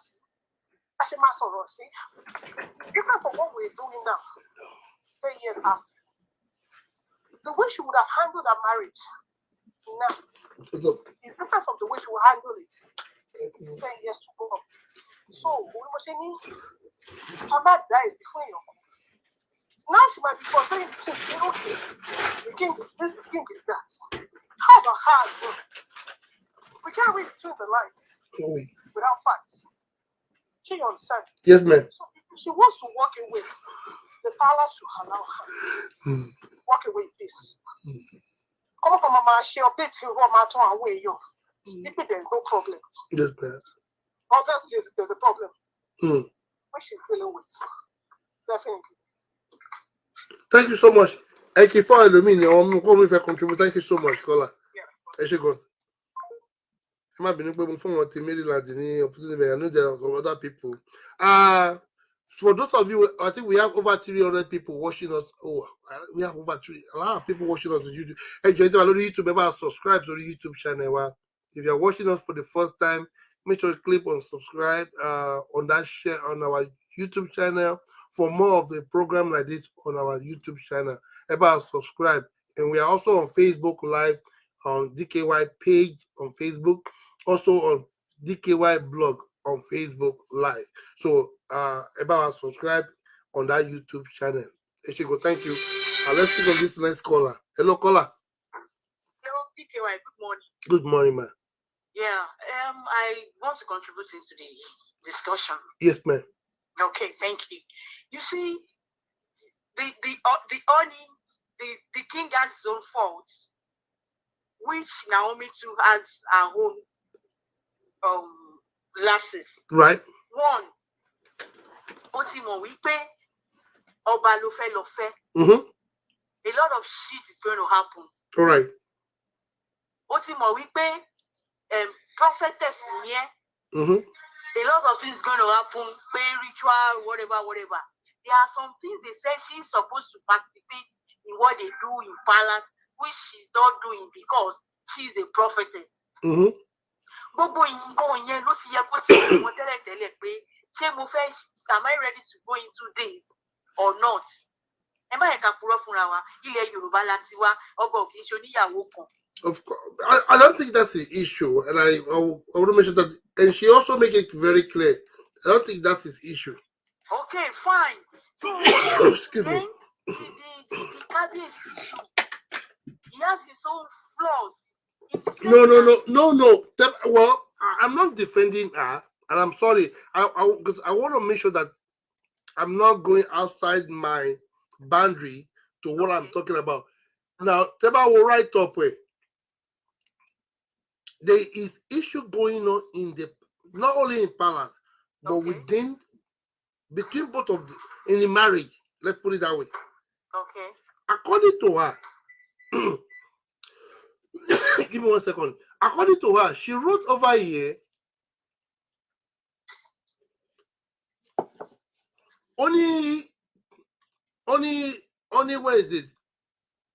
Only I did my best. I did my best to endure and to make it work. All right. Or further, only I did my best to endure to make it work. Many times, only many times. Only I smile throughout the struggle.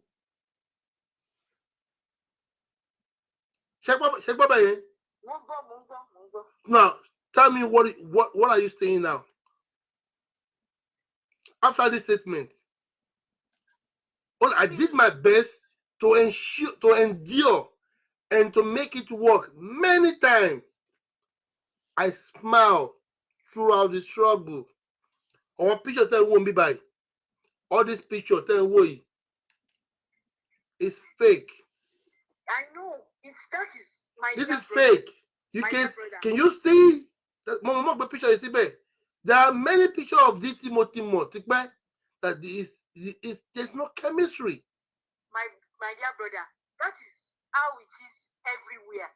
Even Lord Awon but I don't believe by Gogo. That is how it is in Nigeria, everywhere, even both old and young. So many. She smile. Look at the smile. Yeah, and she knows she's struggling. So many struggling and smiling, most smiling. That means whatever is not enough. Only pay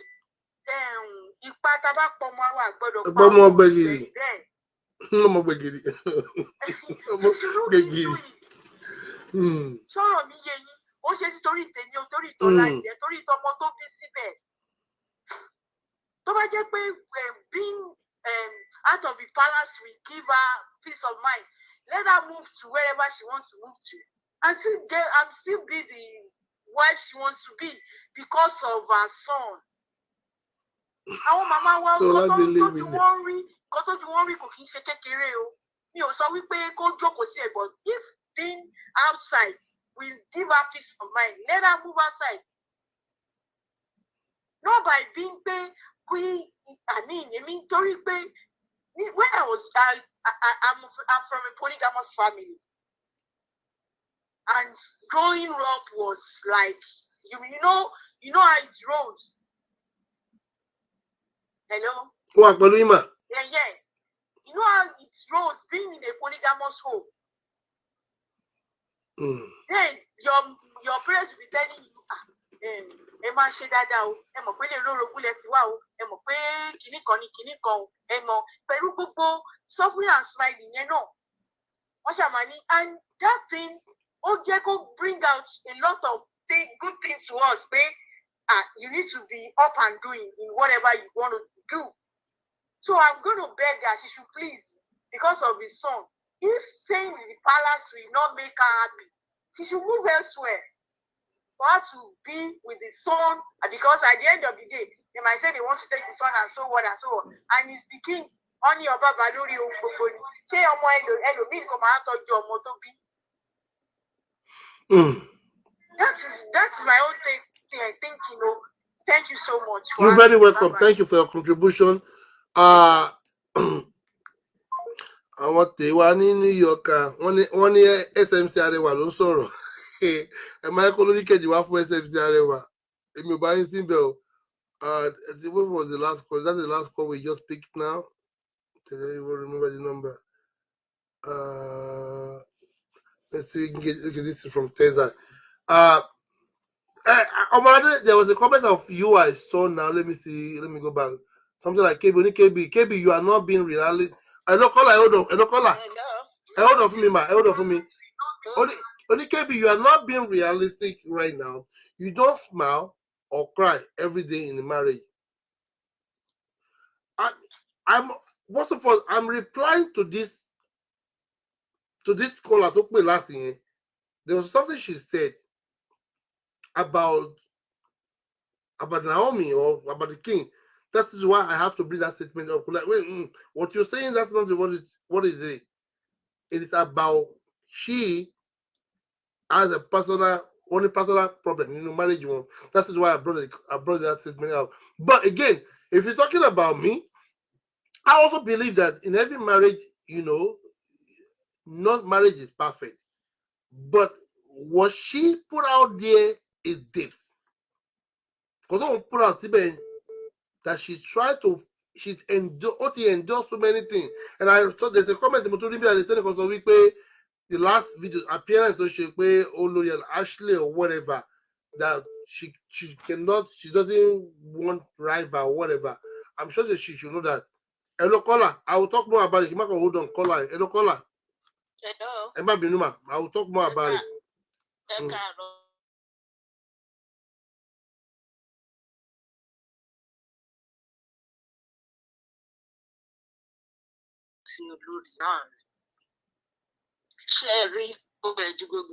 Yes, ma'am. Sorry for that. I need the àdúrà fún Ilé-Ifẹ̀.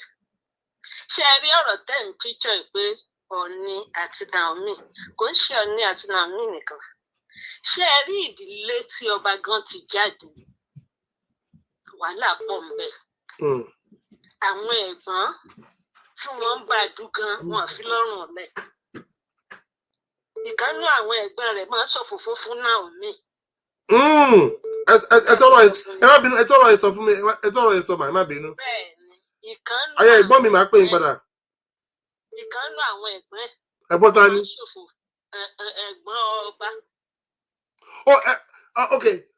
Àbámọ́pọ́ ní ọba ẹ̀ ní àwọn ẹ̀gbọ́n kan láàfin àwọn obìnrin mẹ́ta kan, àwọn èyí mẹ́ta kan. Ṣé ẹ rí àwọn obìnrin? It's even minor work. Okay. Ṣé ẹ rí àwọn ọkùnrin gan tí wọ́n jọ jẹ́ bí cousins ni wọ́n, I don't know, but they are Ogunwusis too. Àwọn gun òfin ní ọrùn lẹ̀. That ring belongs to them. Ṣé ń gbọ́? Ọgbẹ́. Ṣé ẹ wá rí ti Naomi? Total mistake ni pé wọ́n fẹ́ra wọn. Màá dẹ̀ sọ reason fún yín. Bẹ́ẹ̀ náà ṣe sọ pé kò sí chemistry bẹ́ẹ̀. Ṣé ti yé yín? Kò yẹ kí Naomi fẹ́ kábíyèsí. Kó tiẹ̀ ń ṣe àsìkò yẹn. Ṣé ẹ rí Wúrọ̀lá tó lọ gan? Bí èmi ṣe ọwọ́ eléyìí gan wà ń bẹ̀ pé àdúrà kò tì lọ kó má wà mọ́. Bí èmi ṣe rí láti bẹ̀rẹ̀ bó ti mọ́ ń lọ́tọ̀ ní ìmọ̀ wọn rí o. Ṣé ti yé yín? Bọ́tọ̀ ọmọlẹ̀ Yorùbá ni mí. Mo jẹ́ ń wọ́ọ̀tì kìíní yẹn láti ìgbà tí ó ti bọ́ sí orí oyè. Láti ìgbà tó ti bọ́ sí orí oyè, inú kábíyèsí gun ò dùn. Really? Kí ni mo sọ fún yín? Bẹ́ẹ̀ mo sọ fún yín. He is not happy. Kọ́là, ẹ kì í wo nọ́mbà yín. Okay, American. So, do you notice pé láti pàtí kábíyèsí ti joyè, inú kábíyèsí kan ò dùn? Not on that throne. every time mo máa ń feel fún wọn. Ṣẹ́rí àsìkò kan wà tó yẹ kí ọmọkùnrin níyà tí ìyá ẹ̀yìn ò bá sí ń bẹ̀. Oríṣiríṣi ni ó máa ṣẹlẹ̀. I cry for him. I cry for him. I don't know him. But mo ń wọ ọgbọ̀n kan. Mi ní ṣe rí kárọ̀ yìí tó ṣẹlẹ̀ ti nà mí ni mo ti ṣe prayer. I know something's coming up. Láàrin wọn ti nà mí. Ṣebí náà mi ni ó ṣe special birthday tí gbogbo wọn tán dé tán yọ. Somebody else do it just to say pé kíkiní má fọ náà ni. Ṣé ti yé yín? Naomi love ọkọ. Àwọn tó bá kò love ọkọ ìrọ̀ náà pa. But kò ẹ̀sìn ni ò lè jẹ́ kán pa. Ẹ̀sìn ṣé ti yé yín? Kò lè jẹ́ kán papọ̀. Naomi ní àwọn interactions tó pọ̀ lẹ́yìn ẹ̀. They are ready to talk about money. But Naomi gangan ọmọ dáadáa ni. Ṣé ń yé yín? Mọ́mísí ẹ̀ ìyá dáadáa ni bọ̀ ó kù díẹ̀. The only problem tá a ní ní ààfin ni pé kábíyèsí ò ní màmá kò dé rẹ́ni tó fojú jọ. Ṣé ẹni gbogbo tí wọ́n sọ pé ṣe báyìí ó ṣe báyìí ọkùnrin mélòó ni ò ṣe? Èmi sì wọ́n ní ọkọ sí almost 40 years ni. Actually going to 50. Excuse me. Ṣé ni ò èmi ìyàwó kan níbí? Bí ẹ pé ọkọ mi fẹ́ yàwó mẹ́wàá. Tẹ́lẹ̀ ó ṣe ti. Ọmọ yìí ò wò yẹn. The only thing tó ń dún ọmọ yẹn ni pé kò ráyè bó ṣe fẹ́. Ṣé yẹ yín? So definitely wọn lè jọ wà pọ̀ lọ títí. Bí ọmọ ètò oyún tó ní àrùn àsọkalẹ̀. Ó ti bímọ. Ṣé wàá basement ni? Fóònù yẹn ń break ṣé wàá basement? Ní basement ti tẹ́lẹ̀ fún. Àwọn èèyàn basement ẹ̀jẹ̀ bọ́ta kẹ́lẹ̀ gbọ́ dáadáa. Because ọ̀rọ̀ yẹn ń dùn mí. Wọ́n picture àwọn méjèèjì bí ẹni pé wọ́n ń ṣọkọ àtìyàwó. Naomi love ọkọ ẹ̀. Ṣé ń yé yín? Ó love ọkọ ẹ̀. Ṣé ń gbọ́n sí? Àgbọ̀ ìmọ̀. But n tó ṣẹlẹ̀ ni pé ẹ̀sìn yẹn ó struggle with it. Ṣé ń yé yín? Ó ń struggle with it. Ó ń struggle with it. Ó ń dẹ̀ ní breadwinner. Ẹgbẹ́ orúkọ sílẹ̀kùn ọlá. Ó ló sílẹ̀kùn ọlá fáwọn parents tiẹ̀. Yeah. They are not on the same level. Sílẹ̀kùn ọlá fáwọn àwọn parents ti díẹ̀. Yes. Ìyá náà ló wá gbé lọ fún wọn. Ìyá náà fọwọ́ sí kó fẹ́ ọba. Torí. Wọ́n fọwọ́ sí but ọmọ yẹn kéré. Ẹ dáríjì mi. Sílẹ̀kùn ọlá. Ẹrù yẹn ó heavy díẹ̀ fún. Na ẹ wá wo orúkọ ní tòun. Kí lẹ wí? Ẹ ká wo orúkọ ẹ̀ Sílẹ̀kùn ọlá, right? Now hold on. Nísìn ní ìdílé Naomi wọn ń jọba ń bẹ̀. Bẹ́ẹ̀ ni mo sọ fún un. Ó ti wá bí tí ọba ní ká rò tí adé ní ká rò àbí kí ló ń pè? Tádé ní ká wò ó ti wá bí. Ṣé kò ti sílẹ̀kùn ọlá fún àwọn ẹbí wọn? Bẹ́ẹ̀ ni bó ṣe wá rí the major problem ṣe rọrùn àwọn obìnrin olórí burúkú làwọn obìnrin gan tán wà níbẹ̀. They are bastard. Tó o bá ṣe àdìtẹ́yọ̀ bá nífẹ̀ẹ́ ọkùnrin èèyàn láti respect inú ilé ẹ̀. Any girlfriend tẹ́ ẹ bá ní asọkùnrin mò ń advice yìí. Any girlfriend tẹ́ ẹ bá ní tó bá ń kọ yín sí ìyàwó ilé àbùkù ń sọ pé òun fẹ́ ní ìyàwó ilé àbóhùn fẹ́ ìyàwó ilé kò nífẹ̀ẹ́ yín ó fẹ́ dálé yín rú ni. Bẹ́ẹ̀ni. Ẹni ọkùnrin ẹni ìyàwó tó bá rí ní lọ́ọ̀bù ẹ. Ọ̀gá mi má jẹ́ ká ṣe bẹ́ẹ̀. Bẹ́ẹ̀ ni kẹ́ jẹ́ ká ṣe. Bí wọ́n ṣe ń wọnú lẹ́yìn is wrong. Bóyá kọ́dà mo ṣe pálásì ọ́fíìsì kábíyèsí tó separate from the building. Láwọn ìyàwó tó ń gbé kò ní máa rí on in the palace. Because one is kábíyèsí ò máa ń rí àwọn obìnrin because all help a lot of people. All help gan. Kò dẹ̀ sẹ́ni tó máa mọ yán jẹ àti tó máa mọ nǹkan jẹ tí ò ní gùn lọ́wọ́ àgbo iná ṣe ń bí ẹ̀yìn Yorùbá ẹ má fi ní oṣù pẹ́ díẹ̀ tí kò dá ìlú òyìnbó mo lè mọ́ ń gbọ́ Yorùbá yẹn lọ sí ti lọ́gbọ́n.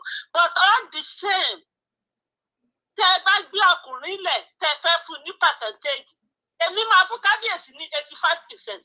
Ẹni ọkùnrin mélòó ló lè gba 85%? Ẹ jẹ́ ká má tanra wa. Àwọn èèyàn wà tó ń dìtẹ̀ tí wọn ò fẹ́ kó wà láàfin tí wọ́n ń rán gbogbo àwọn nǹkan síbẹ̀ just to break him. Àsìkò tó yẹ kí ìyá ẹ̀ wà láyé ní it's so sad. Àwọn àti àkọ́bí mi jọ lọ sí ṣubú ọlá ni my first born. Ṣé ti yẹ yìí lájà pé mo mọ family yẹn rárá. But first born tèmi níbí ní US she's a pharmacist òun àti kábíyèsí ti jọ lọ sí nursery school ni. Ibi tí èmi ti ní interest láti máa wo tọ́ọ̀nù yẹn láti bẹ̀rẹ̀ nìyẹn tí mò ń wò. Madam Kola, I'm getting some comments, lot of Erelu, Mabel. Wọ́n ní orúkọ òun ṣe sílẹ̀kùn ọlà. Wọ́n ní Ọ̀jájá ló fún ní orúkọ yẹn. Sílẹ̀ ló rọ̀nà fà ẹ má dààmú lóhùn. Okay. Sílẹ̀kùn ọlá ni orúkọ rẹ̀ láti kékeré. Bí anybody tó bá mọ family yẹn, wọ́n nígbà tó bí ọmọ yẹn, things change fún wọn. Stop Peter, go down. Go down. Wọ́n ní things change fún wọn nínú ilé wọn. Then, hello? Wọ́n gbọ́ yín mà. Hello, ṣé ẹ mọ̀ pé òun náà wọ́n wà forward tó nígbà tó máa fẹ́ kábíyèsí? Ṣé ẹ mọ̀ pé Olúwaṣèyí ló sọ pé orúkọ bàbá òun? Orúkọ bàbá òun ṣe Olúwaṣèyí. Ògúnṣèyí lorúkọ bàbá ẹ̀. Mo fẹ́ ká ní àwò ibi tí ọ̀rọ̀ tó ti mẹ́hẹ. Tẹ̀wọ́n lọ́mọ Èkìtì ní ọmọ Èkìtì kọ́ ọmọ Oǹdó ni. Oǹdó state ló ti wá. Ìyẹn Naomi. Yes. So láti bẹ̀rẹ̀ kí ní yóò straight. Ẹ má jẹ́ ká tọra wa nílẹ̀ Yorùbá. Èèyàn gbọ́dọ̀ parọ́ tó bá di bí kéèyàn fẹ́ ara wọn. Kò gbọ́dọ̀ sọ tètè máa lọ síbẹ̀. Kábíyèsí dem wọ́n pe kábíyèsí kan láti béèrè pé irú ọmọ wo ni wọ́n lọ́mọ dáadáa ni. Just all tí a man need pé ọmọ dáadáa ni wọ́n lè yàdá. Nígbà tí ò ní mọ̀ ṣé níbi tó ti jẹ́ kábíyèsí sí ló ṣe màmá wa lójú títí pé òun dé tì. Àwọn èèyàn náà máa bí ọmọ yìí o wọ́n introduce ẹ̀ sí mi o. Ṣọmọ dáadáa ni wọ́n lọ́mọ dáadáa ni. Kí ló kù tí kábíyèsí need? But later kábíyèsí bẹ̀rẹ̀ sí fáìndì àwọn nǹkan kan míì. Ṣọ́rọ̀ yìí yé yín? Wọ́n gbọ́ yín wà. Kábíyèsí bẹ̀rẹ̀ sí fáìndì àwọn so many things underneath. So definitely nǹkan téèyàn ò bá ti mú òkúta mẹ́ta láti gbé abọ́dé lórí kó dúró dáadáa. It's always like this. Ẹ ṣé. Thank you so much. Ẹ ṣé gan. Ó dáa. Ó dáa.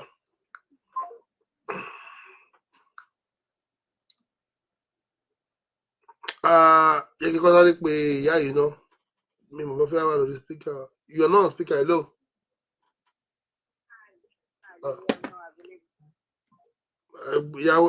Ìyàwó ẹ̀gbọ́n ológo ni mo pè voice náà nínú wọ̀.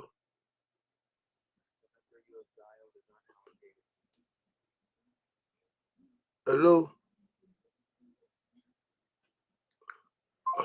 Okay. I think I have a UK number as well. Show me the the line is open. I'm just reading that comment from Olukorede Antonia. To me, Naomi messed up. We are talking about an Oba, a first class Oba. Nothing happened in the thing that is strange. Even me and my husband's marriage, there are problems they go through.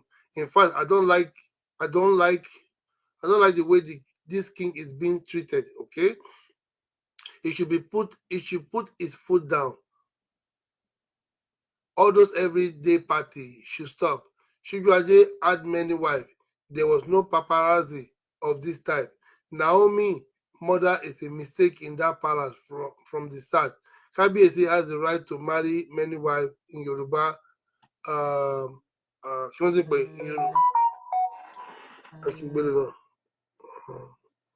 Hello, sir. Hello. Hello, sir. Hello, ẹ káàsán. Ẹ káàsán, sir. Ẹ pẹ̀lẹ́ sà o. Yes, sir. Ẹ pẹ̀lẹ́ o. Máa ní ẹjọ́ ẹ má bínú èmi náà fẹ́ dá sí ọ̀rọ̀ yìí ni o. Mo ti try láti get ẹ̀. Ṣé nìkan tí mo kàn máa sọ? Obìnrin ló sọ̀rọ̀. Lórí ọ̀rọ̀ tí ẹ sọ yìí. Ohun tó this Naomi, the Olori of Naomi should know how to behave. I'm so sorry to say it. Nígbà tó máa wọlé gbogbo àná gbogbo àtàjẹ́ Yorùbá láàárín gbogbo ẹ̀. Wọ́n introduce ẹ̀ sọ́ba ni ó wọlé. Or with our own, I won't say because obìnrin mi náà, ó force rẹ̀ wọlé. Ìwọ́n tó dẹ̀ mọ̀ tó mọ bí tó ń lọ. Ó mọ orúlé tó ń lọ. Ìgbà yẹn gbogbo alamọ nǹkan tó ṣẹlẹ̀ sí Kábíyèsí pẹ̀lú ìyàwó tó lọ. Ṣọ́ọ̀kì yẹn, bẹ́ẹ̀ kí ayé ẹ má ṣòfò má yẹn gbà wọlé. Gómìnà ṣe tó wá gbọ́ ọmọ yìí gangan ọmọdé ni kò mọ ọ̀rọ̀ sọ sáwọn èèyàn. So wọ́n complain bóyá báyọ̀ sọ̀rọ̀ láàfin àbí? Wọ́n ní kò mọ ọ̀rọ̀ sọ sáwọn èèyàn. Now later ó calm down. It shouldn't be tó bá tẹ̀ máa ṣe kò yẹ kó announce kí ló máa announce fún wọ́n tó lọ fẹ́ ọba. Wọ́n tó lọ fọ́ba yóò ṣe ẹ̀ṣẹ̀. Ẹ̀yin blame kó máa update tó ṣe kò yẹ kó ṣe update yẹn ẹ̀yin sọ pé kò yẹ kó ṣe. Kò yẹ kó ṣe update yẹn kí ló ṣe update fún? Why can't you go? We just leave. Even government ṣe gbọ́ngàn from life plus kò fi ẹ̀ gbé bọ́lá àti gbàgbà. Kò yẹ kí ni? Ẹni pé kò ṣe kí ni? Kò sí kílódé kan pẹ̀lú gbogbo when side chick or no side chick I don't want to hear all those. Kí lẹ sọ pé kò ṣe kí ni mà? Hello ma. Ẹni pé bẹ́ẹ̀ ṣe gbọ́ from reliable source pé kí ni? Náà bí ṣe ń gbọ́. Gbogbo ohun tí tó ń ṣẹlẹ̀ kó yẹ kó mú ojú ẹ̀ tó bá wá láti ilé rí tó dáa mo sọ ìlà sọ bẹ́ẹ̀. Tó dáhùn òbí ẹ̀ máa bring wọn in ó yẹ kó máa tọ́ sí ọ̀nà ni. Ó yẹ kó máa tọ́ sí ọ̀nà ìbá rí 3 years ago a rẹ̀ ní bó ṣe rí sìn a rí ọlá lára ẹ̀ náà.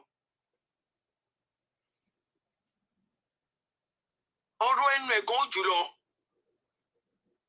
Mori, I felt bad. I felt as a Yoruba person. Hello, are you still there? I'm here. You said you felt bad. I felt so bad. I was so hot. Why are you hot? One of my friends. Why are you hot? Why are you hot and why you felt so bad? I'm upset for what I had. It shouldn't be. Please. Enough is enough. I've never seen him. I've never seen him. So who do you feel bad for? I feel bad for the Oba. Okay. I feel bad for the Oba. It's not fair. It is sort of what has it done? To me, what about Oba, with due respect, they should be able to see, should be only now. And from the way I see things, this man make everything comfortable for him. Then enough for you come out respect about Yoruba, you caronu. Now, Kola it's very, very hard for me. Kola to make comments. Kola. Yes. Naomi sọ wípé only I did my best to endure. I did my best to endure.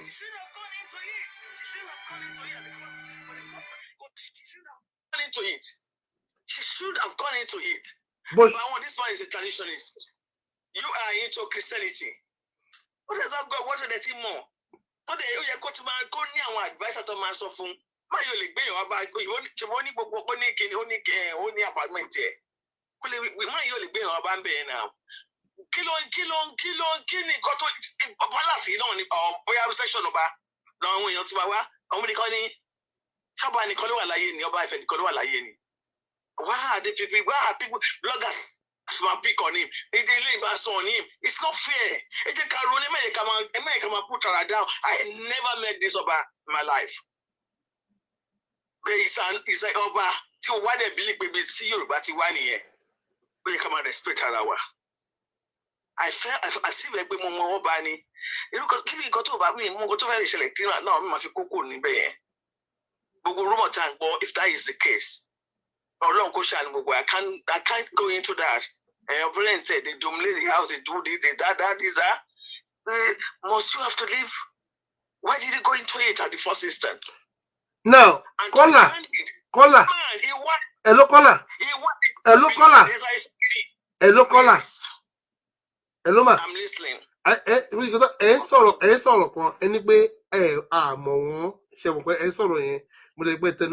Yes. Now, Naomi tó mọ̀ wọ́n, tó mọ̀ ọba, tó mọ̀ Ilé Ifẹ̀, ó wá sọ̀rọ̀ kan bí báyìí. Gbogbo báwo lè sọ? Báwo lè sọ sá? Ó ní His Majesty has a picture he would love the world to see and perceive him in. And another one which is his true self. Check what I'm almost 60 years of age. To buy any knowledge, to buy the job to near Kony, Kuyako Soru Kobe. Number one, in position, in anything, in personality. This man is a rich man before he even went to the throne. I've never met this guy. Because you Eloma. Because you keep saying that you never met this man, you don't know this man. Now, anything one more was of this man no. I'm not sure now probably you're married. If you are married, now you knew each other now more than before. Oh my Hindi oni. I got you. One of my actually she won't portray a full Larry Agbaye to pull it on my darling husband. You don't know it's so to impress of I know. You don't know impress of I know could take 3 months or 4 months. Don't impress of why can't you do that inside internally as well? Why can't this man talk? There wasn't any much chemistry when they started, and that was the Obagogon.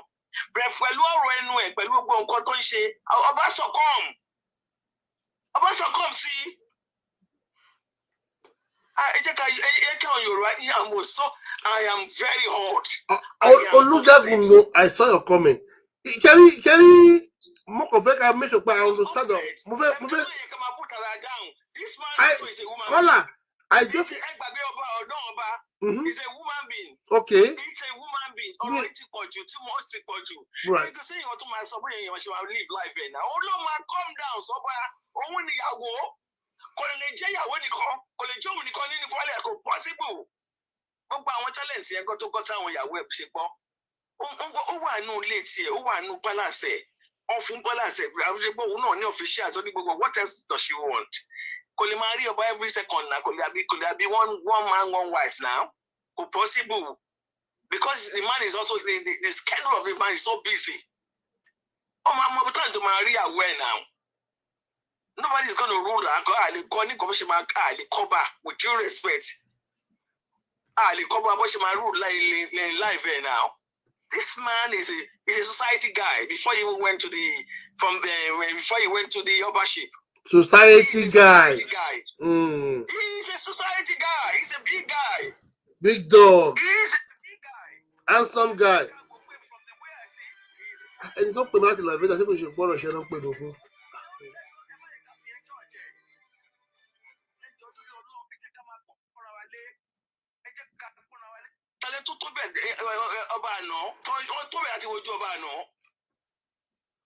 And civilization they need to the consent to marry of a fit to my loss for free.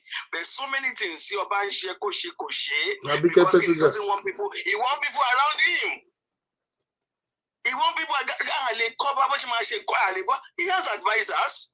Mommy, like anybody. You said Eluma. It's not a political Hello, ma. He can be there as Hello, caller. long. Yes. I want to assume you're over 50 or 60. I am over 50. I am almost 60 years of age. Almost 60. So definitely you can.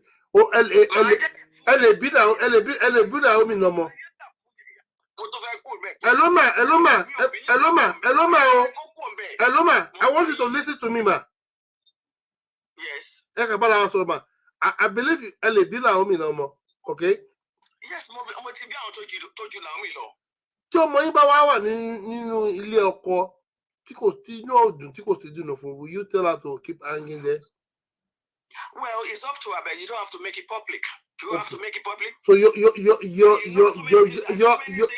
objection is that this we say, that you just leave. It's to live peacefully. From the information. So she go talk bang endure was ọkùnrin mi ò lè endure. Kí ni ọba fẹ́ ṣe? Tó máa nà ni àìmọye obìnrin kọ́ lọ́nà tó bá jẹ́ pé kò sí mi ẹ̀ lè gbà kọ́kùnrin náà mi kọ́kùnrin náà mi. Bẹ̀ wá endure nǹkan ló ó mọ bóyá ń pù lẹ̀ ó mọ bó ṣe máa put ọkọ ẹ̀ down tó máa listen sí ẹ. Ma tẹ bá lọ hello ma ó sọ ń bì báyìí ó ní I did my best to endure ẹ ti sọ pé kó máa endure. Àwọn kan tákọ̀ pàtàkì tí kọ́kọ́ rí ọ̀rọ̀ ẹnu ẹ̀kọ́ ti jù lọ jù. Ẹ̀mí ìfẹ́ sọ̀rọ̀ jù. Ẹ ṣé kò mà. Yorùbá ní gbogbo wa.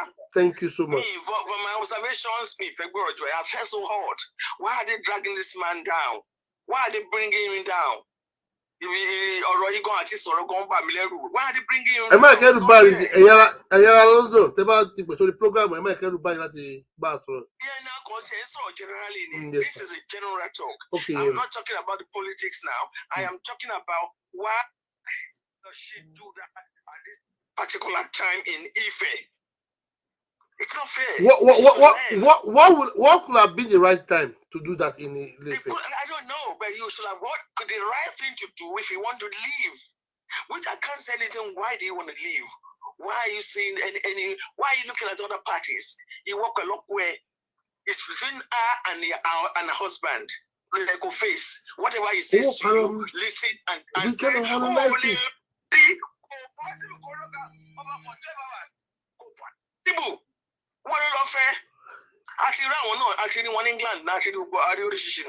okay. Don't happen now. All right, man. Thank you so much. Let's hear from other people. Please. We just learn. We people should learn. Please, they can learn how they respect. Hello, caller. Hello, bro. Hello. One by him, sir. Yes, sir. Yeah, I'm only still human to us right now. Never case Olórí Àjírọ̀. Ṣé rí àwọn nǹkan tó ń ṣàkíyèsí ni wípé ọ̀pọ̀lọpọ̀ àwọn tó ń dá sí. Ẹ bá a sọ sókè dé, sir. Kí lẹ sọ? Ẹ bá a sọ sókè, ẹgbọ́n sókè. Okay. Nǹkan tí mo try láti sọ ni wípé ọ̀pọ̀lọpọ̀ àwọn tó ń dá sọ̀rọ̀ yẹn wọ́n wà sí ìtumẹ̀ta. Ó wà nọ́mà. Ó wà nọ́mà. Nǹkan tí mi gbàgbọ́ ni wípé ẹni ohun tí ò bá dúró baálé ilé yẹn gan ló wà fọ́ọ̀tì. Oh, thank you, sir. In fact, tíyàwó bá jẹ́ wèrè, ó yẹ kí ọkọ ó lè control ẹ̀. Yes, sir. Adàfin ẹ pé fún wa, sir. Now, tí a bá wà wò dáadáa, ìgbéyàwó àkọ́kọ́, ó mẹ́rin. Ó sì lè jẹ́ pé kì í ṣe ìgbéyàwó ọmọ ló wà láàrin wọn, ṣùgbọ́n ó mẹ́rin. Ìgbéyàwó ẹlẹ́ẹ̀kejì, ó mẹ́rin. Ìgbéyàwó ẹlẹ́ẹ̀kẹta, ó tún mẹ́rin. Tí wọ́n pọ̀ sí Naomi sí ọba yẹn lọ́rùn rẹ̀. Ọba tó ti kọjá 40 years. Kí lẹ fẹ́ sọ sí kò ní máìdí tiẹ̀ ni ẹ jẹ́ ká fojú ìtẹ́ sílẹ̀ ẹ jẹ́ ká sọ̀rọ̀ gẹ́gẹ́ bí ọkùnrin lèmi tí mò ń sọ̀rọ̀ yìí nà. Ẹ má jẹ́ ká sọ̀rọ̀ orí ìtẹ́ ẹ jẹ́ ká sọ̀rọ̀ àṣìmọ́. Náà tí ẹ̀kíní kẹ́bẹ̀ kejì kẹ́bẹ̀ ẹlẹ́ẹ̀kẹta yẹn ó ó yẹ kí á look inward. Gbogbo àwọn tó ń blame ọmọbìnrin yẹn ó yẹ kí wọ́n look inward. Now kò sí ẹni tó lè dá sí ọ̀rọ̀ yìí jùjùjù àfi àwọn tó bá bẹ̀rẹ̀ látọjọ́ bẹ̀rẹ̀ láti bẹ̀rẹ̀. Àwọn tó introduce Naomi sí ọba, àwọn tó yìnbọn nínú kéèsì yẹn, àwọn nìkan ló lè sọ òótọ́ tó wà nínú ọ̀rọ̀ yìí. Mo gbọ́ tí ẹnìkan sọ wípé ó ti sọ wípé ó ń parọ́, ó sọ pé òun kì í ṣe ó ní ọmọ Èkìtì lòun. Never ọmọbìnrin yóò never sọ pé ọmọ Èkìtì lòun. Ọmọ òdòdó la mọ̀ sí. So now why are we tá a bá máa tẹ́rí àìsàn tó ń ṣe àwa Yorùbá ni wípé a kì í fẹ́ sòótọ́ ọ̀rọ̀ fúnra wa. Ọmọbìnrin yìí pẹ̀lú ọba mẹ́jọ mọ nǹkan tó wà láàrin wọn. Ẹ wá sọ wípé ó kàn yẹ kó walk away just like that. Ó máa announce wípé òun ti kúrò láàrin. Kó wá máa gbé double life. Àwọn èèyàn ò mọ̀ bóyá ó sì lọ́kọ, bóyá kò tí ì lọ́kọ. Màmá tó sọ̀rọ̀ láti rí ṣé tóun náà bá bírú ọmọ yẹn ó lè gbàdúrà kí irú ẹ̀ ṣẹlẹ̀ sí wọn. Ẹ̀rí éèjì tá a wà yàtọ̀ sí éèjì táwọn màmá yẹn wà. Mo ṣúọ̀ wípé ọmọ yìí kó tó di wípé ó máa wọnú ààfin. Áyà ó bọ̀ sára ìwọnú ààfin ni o. Áyà ó play game wọnú ààfin ni o. Áyà ó gbàdúrà wọnú ààfin ni o. The fact has been established wípé lady yìí prophetess ni oníjọ́s. Now tó bá fẹ́ dé ààfin àjọsọ ọ̀rọ̀ kan ti gbọ́dọ̀ wà láàrin àwọn méjèèjì. Ta ló wà mẹ́ta àjọsọ? Why are we blaming them? Ọmọbìnrin tí èèyàn bá ka statement tó release dáadáa. Àti ẹni tó bá fẹ́ ṣe Ọlọ́run Elédùmarè nìkan ló lè dá ọmọbìnrin yẹn lẹ́bi. Tí èèyàn bá ka ọ̀rọ̀ tí ọmọbìnrin yẹn sọ dáadáa. Bẹ́ẹ̀ ni sà. Kò sí ẹni tó lè dá ọmọbìnrin yẹn lẹ́bi àti ẹni tó bá fẹ́ ṣe Ọlọ́run. Àwọn ọmọ ìpín àwọn ọ̀rọ̀ kan ti wà tó jẹ́ wípé àwa gan ò mọ̀. Ọmọ yìí bóyá wọ́n ti ń sọ wípé ó ti bímọ rí. Àwọn irọ́ kan wà tó ṣe tó jẹ́ pé tán bá pamọ́ èèyàn kò sí lè ń ṣe fẹ́ yọ ọ́. Àfi Ọlọ́run nìkan ló lè yọ ọ̀yàn bẹ́ẹ̀. Bẹ́ẹ̀ ni sà. Ẹ wá ní ká sọ̀rọ̀. Ta ló mọ nǹkan tó ń ṣẹlẹ̀? Ọmọ ìyá ìwé ààfin. Everything tá ń gbọ́ yìí wọ́n ń sọ ni kò sẹ́ni tó lè confirm ẹ̀. Ọmọbìnrin tó lọ tó walk away. Kí ló ṣẹlẹ̀ sí tó fi walk away? Eléyìí tí ọba kọ́kọ́ bí ọmọ àkọ́bí ẹ̀ fún. Kí ló dé tí àjọṣọpọ̀ ọ̀rọ̀ sí láàrin wọn? Ó sì lè fẹ́ ọmọbìnrin yẹn náà tó bá jẹ́ fún ògùn fúnra ẹ̀ tí ìgbà ṣe pé problem wà pẹ̀lú ẹ̀. Ẹ wò ó, ẹ má jẹ́ ká tanra wa jẹ, àwa Yorùbá nílò láti ronú jinlẹ̀ dáadáa. Irú àwọn wo la fi ń jẹ ọba gan? Ọ̀ọ́ni òfin nígbà tó jọba náà, at least age of 40 ló jọba. Normally, responsible man ti gbọ́dọ̀ marry before that age. Kí ló dé tí o marry before that age? Kí ni reason tó jẹ́ pé àdúgbò wọ̀? Okay, wàhálà yìí àbùkù yẹn àbùkù gbogbo wa ni kì í ṣe àbùkù ẹnìkan. Ó wá yẹ ká jókòó ká sí back ká wá booking wọ̀ ẹ wá ń dá ọmọbìnrin lẹ́yìn. Ẹni tó bá ka statement ọmọbìnrin yìí tó bá tún wá dá lẹ́yìn Ọlọ́run kan ló kí ń sẹ́yìn yẹn. Most especially àwọn obìnrin. Sentimental, they are too sentimental. No! Ẹ jẹ́ ká ṣe ẹni bá ṣe máa ń dá sọ̀rọ̀ ńgbà mi ò máa ń yà mí lẹ́nu. Mi ò mọ anybody rí, mi ò mọ ọba, mi ò mọ òjòyè, mi ò mọ ọmọbìnrin rí. Bẹ́ẹ̀ wọ́n agree yìí pé ọmọbìnrin yẹn lè ní àwọn mistake tó ṣe láti bẹ̀rẹ̀. Bẹ́ẹ̀ tí ọmọ yìí bá fẹ́ go into that place, ọ̀pọ̀lọpọ̀ àwọn forces tó máa wà involved. Tó jẹ́ pé ọmọbìnrin yẹn gan lè má lè rọ̀, ó lè má lè resist yẹ. But when it is now come to reality wípé kò sí fún ṣe lè continue nínú journey yìí. Ó dẹ̀ fúláwò ẹ̀wà ń dalẹ́bì. Ṣé ó kú sínú tó bá kú sínú kìíní yẹn láì àwọn èèyàn tó máa sọ pé kí ló dé tí ò sọ̀rọ̀? Wáì kí ló dé tó owó ló fẹ́ jú mọ́? No! Ẹ jọ̀ọ́. Very good point. Very good point. Wọ́n lówó ló èmi ti rí àwọn kọ́mẹ̀ntì yẹn already bí báyìí. Meanwhile, hello, Emma Minister, it's too early. Ọdún mélòó ẹ bá last caller ẹni tó sọ wípé kò ní sùúrù tó ní kò endure tó just 3 years.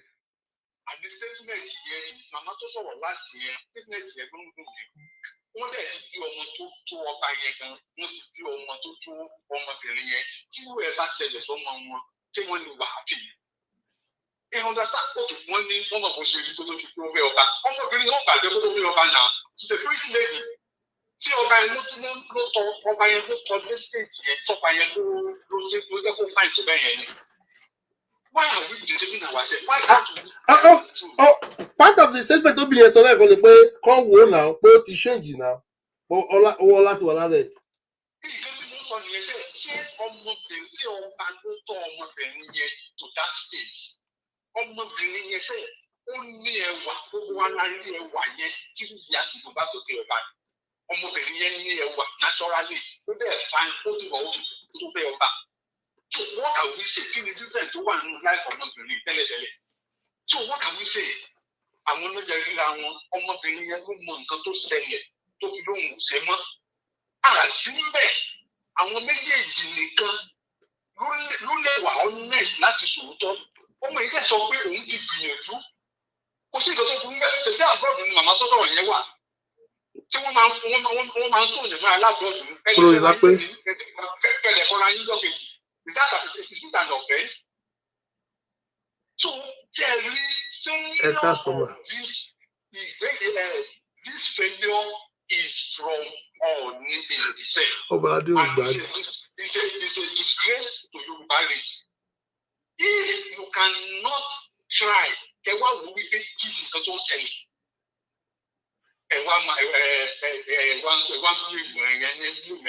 Don't blame anybody. Go and talk to your king. It's a disgrace to us. Ọba ìyàwó kìíní ó bímọ kan sí ó bímọ wọn lè continue mọ́ kí ló bá tí wọn fi lè continue.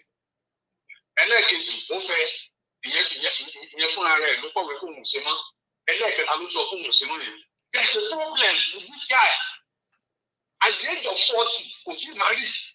Kí ló fà tí kò tí ì marry at the age of 40 kó tó jọba? There's something wrong with him. Ẹ̀yọ tó bá jẹ́ pé àwọn alálẹ̀ yẹn máa bẹ̀ ẹ̀yọ bẹ̀ wọ́n ẹ má bìlẹ̀ ní ọmọbìnrin yìí. There is issue with the king himself. My name is Titi. Hello, caller. Yes, sir. Mo fẹ́ there's a comment mo fi sórí screen bí báyìí. Okay, pàdé mi lójútọ̀ and I want to read the comment out. Oh, it's on the screen. Okay. Because I'm thinking about the statement. All right, don't get me wrong. All right, but mo fẹ́ wo bí mo ṣe fẹ́ mo fẹ́ wo pé kílẹ̀ yìí náà rò sọ̀rọ̀ yìí. I'm going to read it out for you, and I'm sure you probably seen it.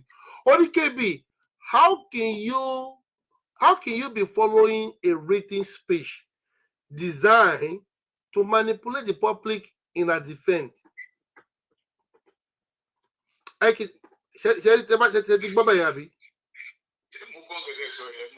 Only how can I be reading a speech that is designed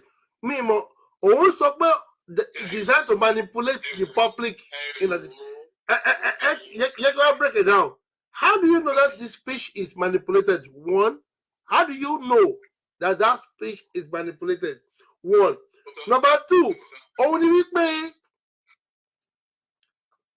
Is she not have the right to defend herself?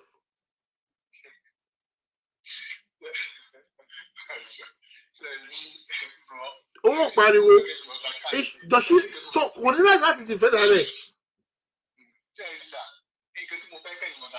Now, Baba, ẹ sọ lórí comment yẹn. Lórí comment yẹn, mo sọ nǹkan fún yín. Mo ní gbogbo akapata ní olóṣèlú ni wọ́n bá. Okay. A jẹ máa ń wà sentiment. Tẹ bá ṣèṣì máa ń tí ó tẹ̀lé comment yẹn, ẹ máa rí i pé ó ní sympathy fún Ọọ̀ni fúnra ẹ̀. Kí ló rí? Ó ní sympathy fún Ọọ̀ni fúnra rẹ̀. Okay. Ó ní sympathy sí ọ̀ọ̀ni. Now, àwọn tó bá ní sympathy fún lady yẹn náà, àwọn náà ń try láti kọ nǹkan míì náà ni. But the fact is this, mo sọ statement kan bá ti mo sọ̀rọ̀, mo ní ẹni tó bá dá sí ọ̀rọ̀ yìí tí ò bá mọ̀ kó ṣe máa dá sí. Òun ga tó kàn nínú Ọlọ́run ní ọ̀nà tí kò expect. Thank you, sir. Àwa tí a sì ń bẹ̀ nígbà tí àwọn méjèèjì come together. Now, nǹkan tá à ń gbọ́ ni wípé prophet kan ló introduce lady yẹn sí Ọọ̀ni. Lady yẹn náà come out wípé prophet kan kò introduce òun sí Ọọ̀ni. Pause ibẹ̀ yẹn. Ṣé ni pé kò sọ́gbà yẹn ó ṣe sọ nísìnyí ni? That is what I'm saying. Hold on. Pause. Okay. Now, tẹ́ bá wo orí screen yìí, ẹ wá wo update tí Linda Kejì ṣe. Only the palace of Oni-Ife, Ọba Adéyẹyẹ Ògúnwùsì, has described the news shared by Queen Naomi that she has separated from the monarch as untrue. Point mi bẹ́ẹ̀ ni wípé so àwọn náà tún ṣe kí ni wọ́n tún defend ara wọn. Na owó Olújàgùn owó Ọláòníyọnu. So what are you going to say about this statement from hold on. What are you going to say about this statement written by the public, the director of media or public affairs? Is that statement a manipulative to defend the palace, or is a true speech to what? It is a statement to buy time. So that is not a manipulated speech on the fair for the Oba. No, it is a statement to buy time. To buy time. The policy behind it, I understand. But Emma Kpewani fool. Don't call us fool. Emma Kpewani fool. I know it's a diplomatic thing. President Tiwa. So one day I will constantly control it. Now, pẹ̀lú nǹkan tó ti wà, tó ti release the public by, tí wọ́n bá lọ ṣe mistake, tí ọmọbìnrin yẹn bá lọ ṣe mistake, tí ọmọbìnrin yẹn bá lọ ṣe mistake, láti file down to the pressure, ó máa regret it. I'm telling you, the best thing is kó dẹ̀ gbà kan lọ́n kó kúrò mẹ́ kó bẹ̀rẹ̀ nínú ìlà kó ṣe wọn kó fẹ́ bẹ̀rẹ̀ nínú ìlà tìyẹn. Kò sí ẹni tó lè dá sí ọ̀rọ̀ yìí. Tí ò bá mú kó ṣe máa dá sí pátókàn bínú Ọlọ́run rẹ̀ dàbọ̀. Yes, mo ṣe rí nìyẹn bro. Thank you so much. We have a lot of people that want to contribute. Chico, thank you so much for your contribution. I do appreciate that. Somebody calling from Nevada. I have a comment on the matter.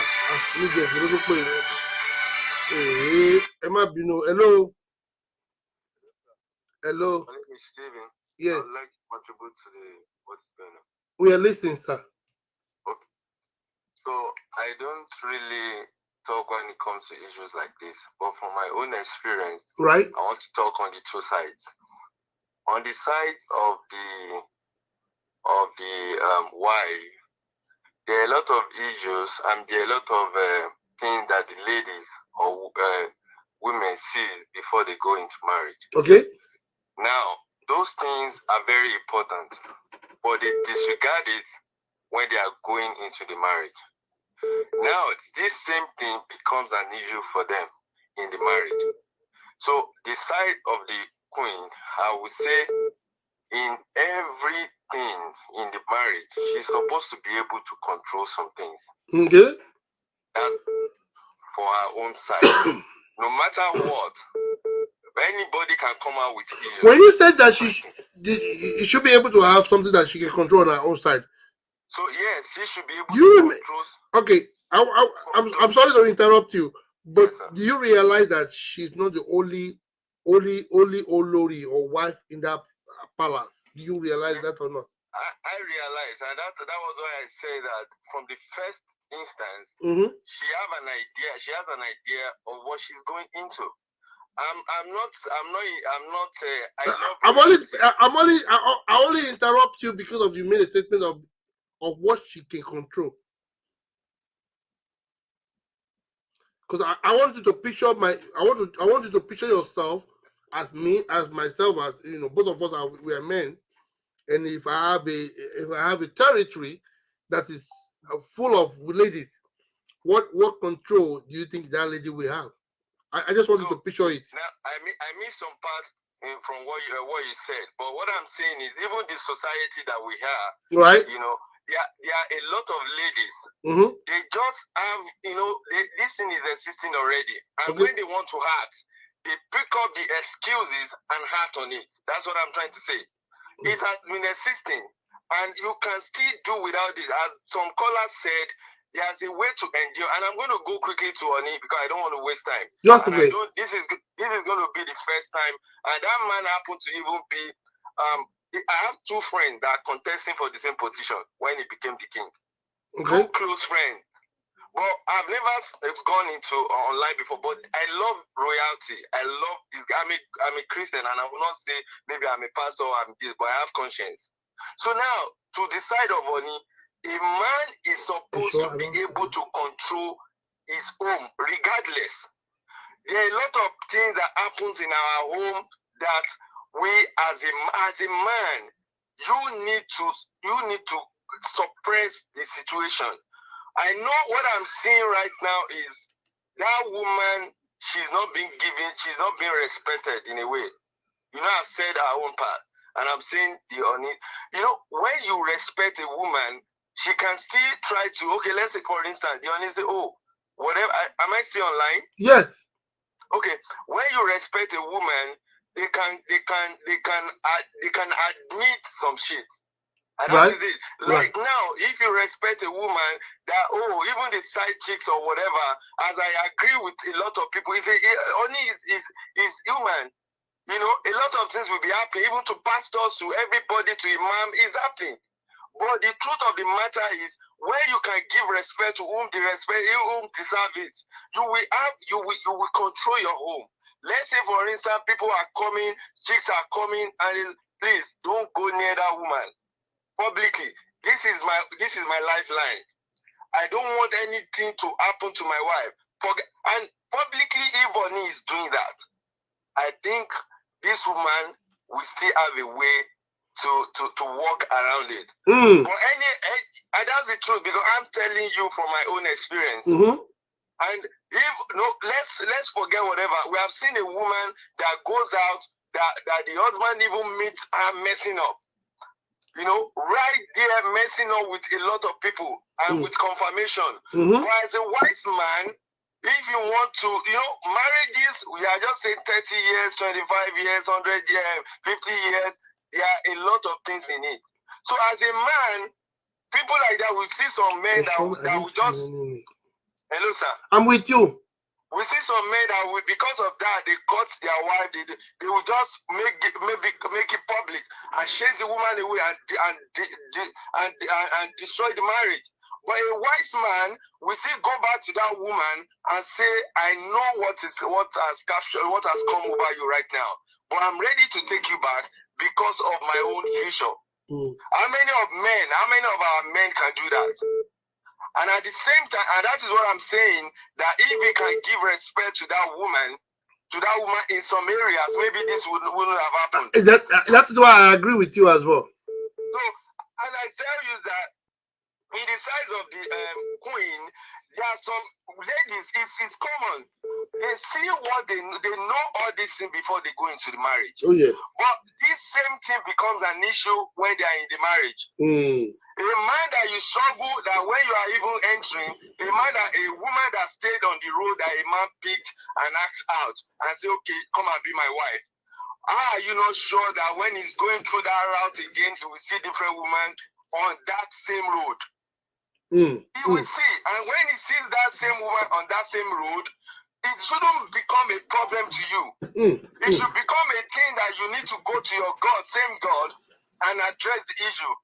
Then if she has been convinced enough that, okay, I'm going into this marriage because I've seen, because of nothing, religion is not my issue, then at this point, she should be able to control that in a way, and don't make it a money-making machine for people, a kind of different things. I respect reality. I love it.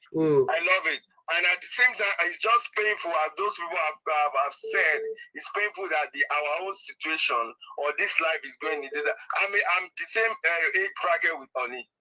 But I love, as I'm telling you, my friends, two of them, they were part of people that were contesting with him.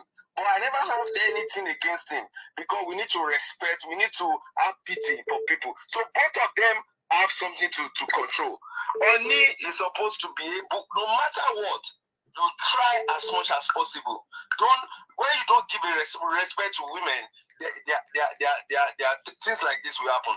And in the side of Naomi, the queen, you suppose this thing, she has seen it before. Then it shouldn't become a problem. God bless you, sir. Thank you very much. I don't know if there's anything you want to ask me.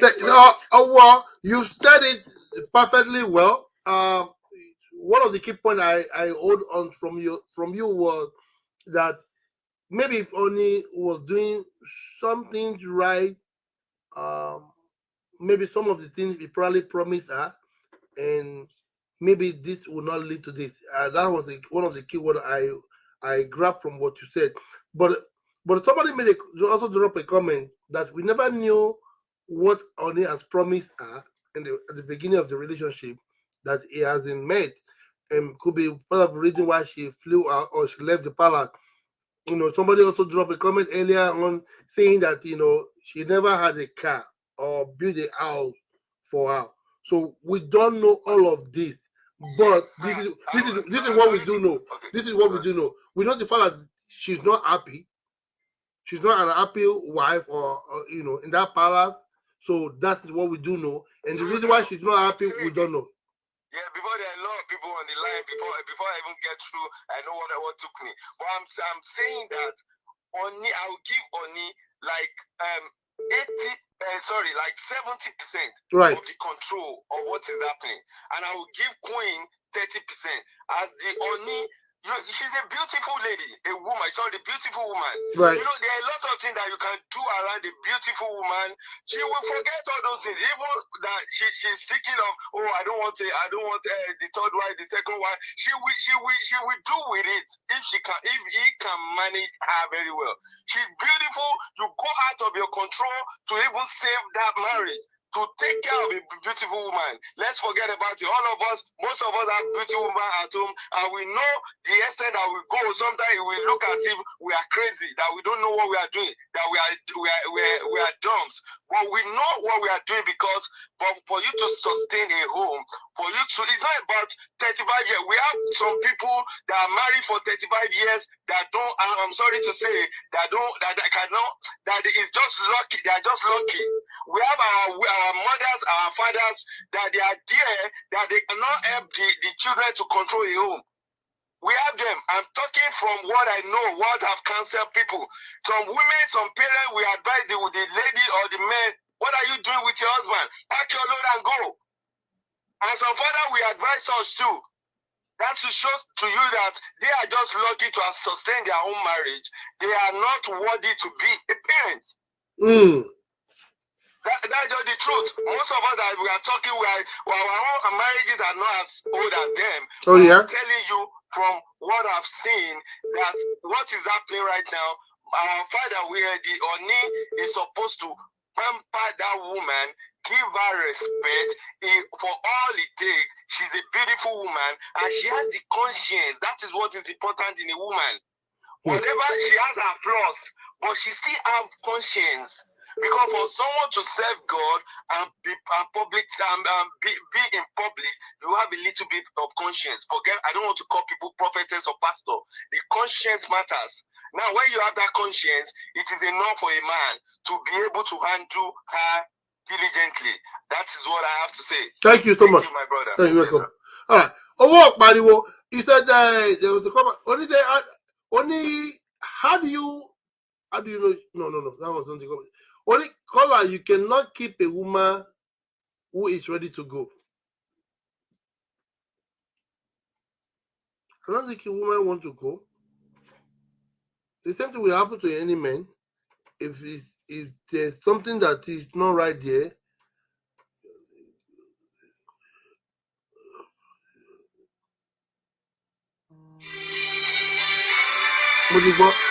we got too many calls. We got too many calls. Hello. Oh. Hello, ma'am. I don't go for long. Yes, ma. One boy, ma. One boy, ma. Baby, èmi ò ní sọ̀rọ̀ sọ̀rọ̀ olórí Naomi àti ọba o. Àbí kẹ́lẹ́ mi fẹ́ bá sọ̀rọ̀. Àbí kẹ́lẹ́ lórí kẹ́ndì. Ṣénu ẹ̀dẹ̀ ti dùn ún sìn? Nǹkan tó kún fẹ́ nìyẹn. Ṣé bó gbéyàn kan dìde ní last week pé kó wá sọ pé ìyá Naomi ò ní right láti gbé nínú palace. Nínú ẹ̀dẹ̀ ti dùn ún sìn. Anyway, continue o. Èmi àṣọ ẹ̀ṣá Naomi ò lọ síbi kankan fún ẹ. Ṣùgbọ́n olórí kẹ́ndì orí ìranù ló ṣe jàre kébì. Hello, caller. Sorry. I'm not being sorry. Hello, caller. Hello. Yeah, I'm sorry. Is it on DKY show? Yeah, you're on DKY show. I'm sorry. I'm calling on your show for the first time. I'm calling from US. Yeah, I can see you from Maryland. I'm sorry, please. I just want to talk to you for like 2 minutes without interrupts, please. Please, don't put sentiments into your show. And that's one thing I noticed when I started following this show for like 40 minutes. Can you hear me? We are with you, sir. Let me ask you one question. You are a grown-up man, bro. If you and your wife have issue, and somebody called himself a blogger, and he's saying on public cyberspace and saying, oh, you fuck a side chick and your wife's stuff is smelling, how will you feel? Even if you have that kind of clip, even if they send that kind of video, you shouldn't come online and started rubbish the troll like that they say, oh boy, no, that's if you have problem with your co-blogger, that is you guys' problem. Just for you to now come on air and be saying, or you say, oh boy, no, that statement is so dirty to hear from a grown man Yoruba like you. No, that statement is dirty to cruise to that throne.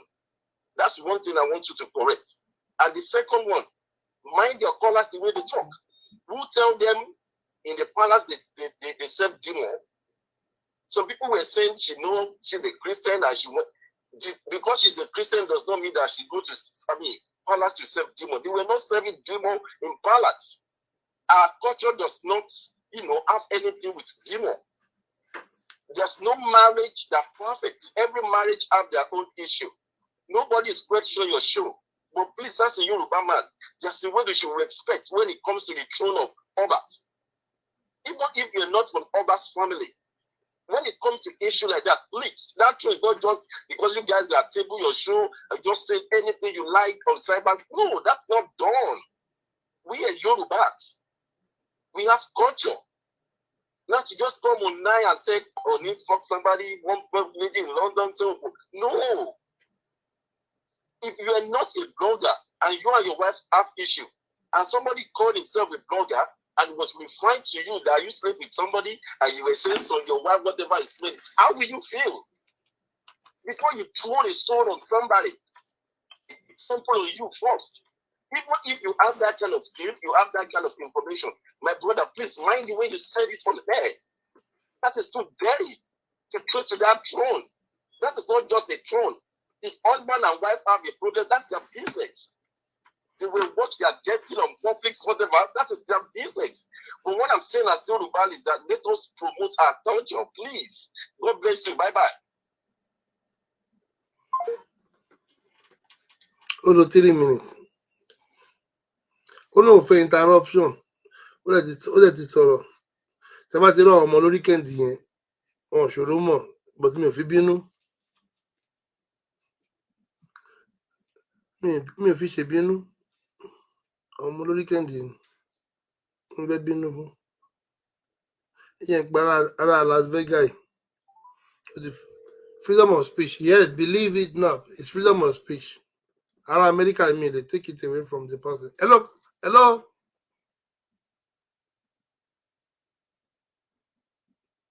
Hello.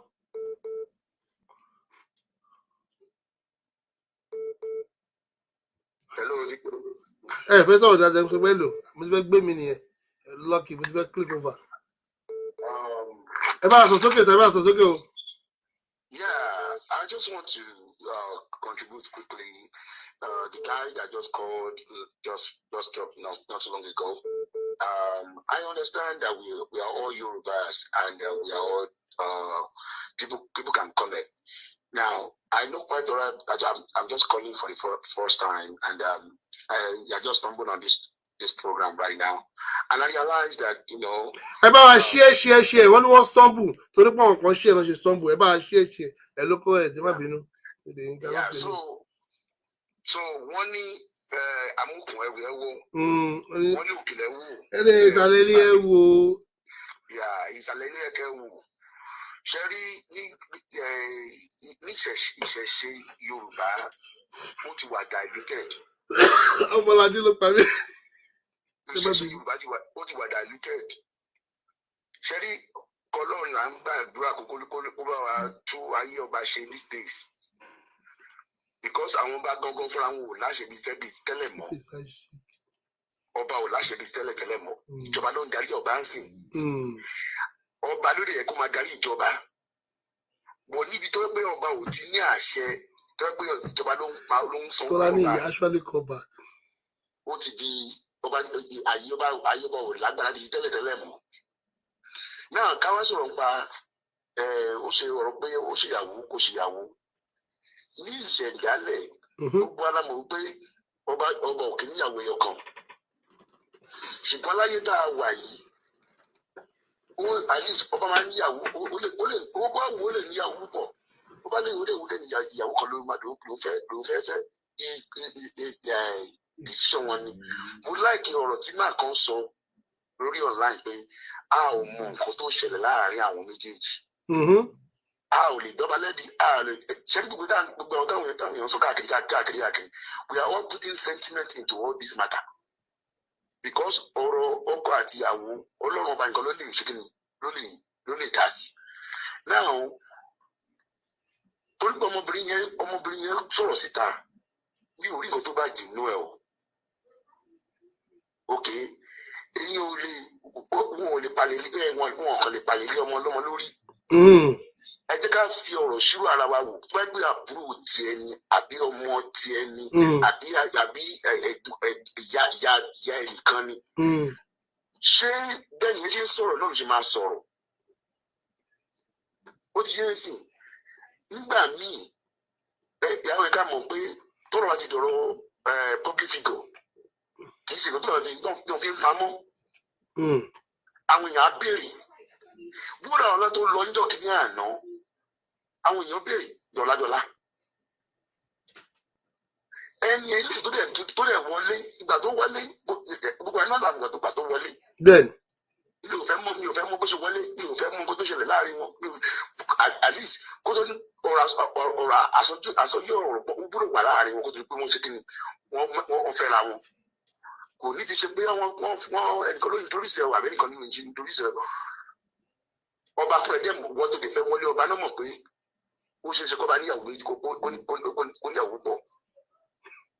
Ṣùgbọ́n láti lo ẹ̀ àwọn èèyàn gbúdọ̀ béèrè àwọn èèyàn gbúdọ̀ mọ̀ kí ló ní òfẹ́ sọ̀rọ̀ gan wọ́n sì máa gbọ́ padàpadà ọba Ìwó àwọn èèyàn wọ́n wáyàwó ẹ̀ kàn.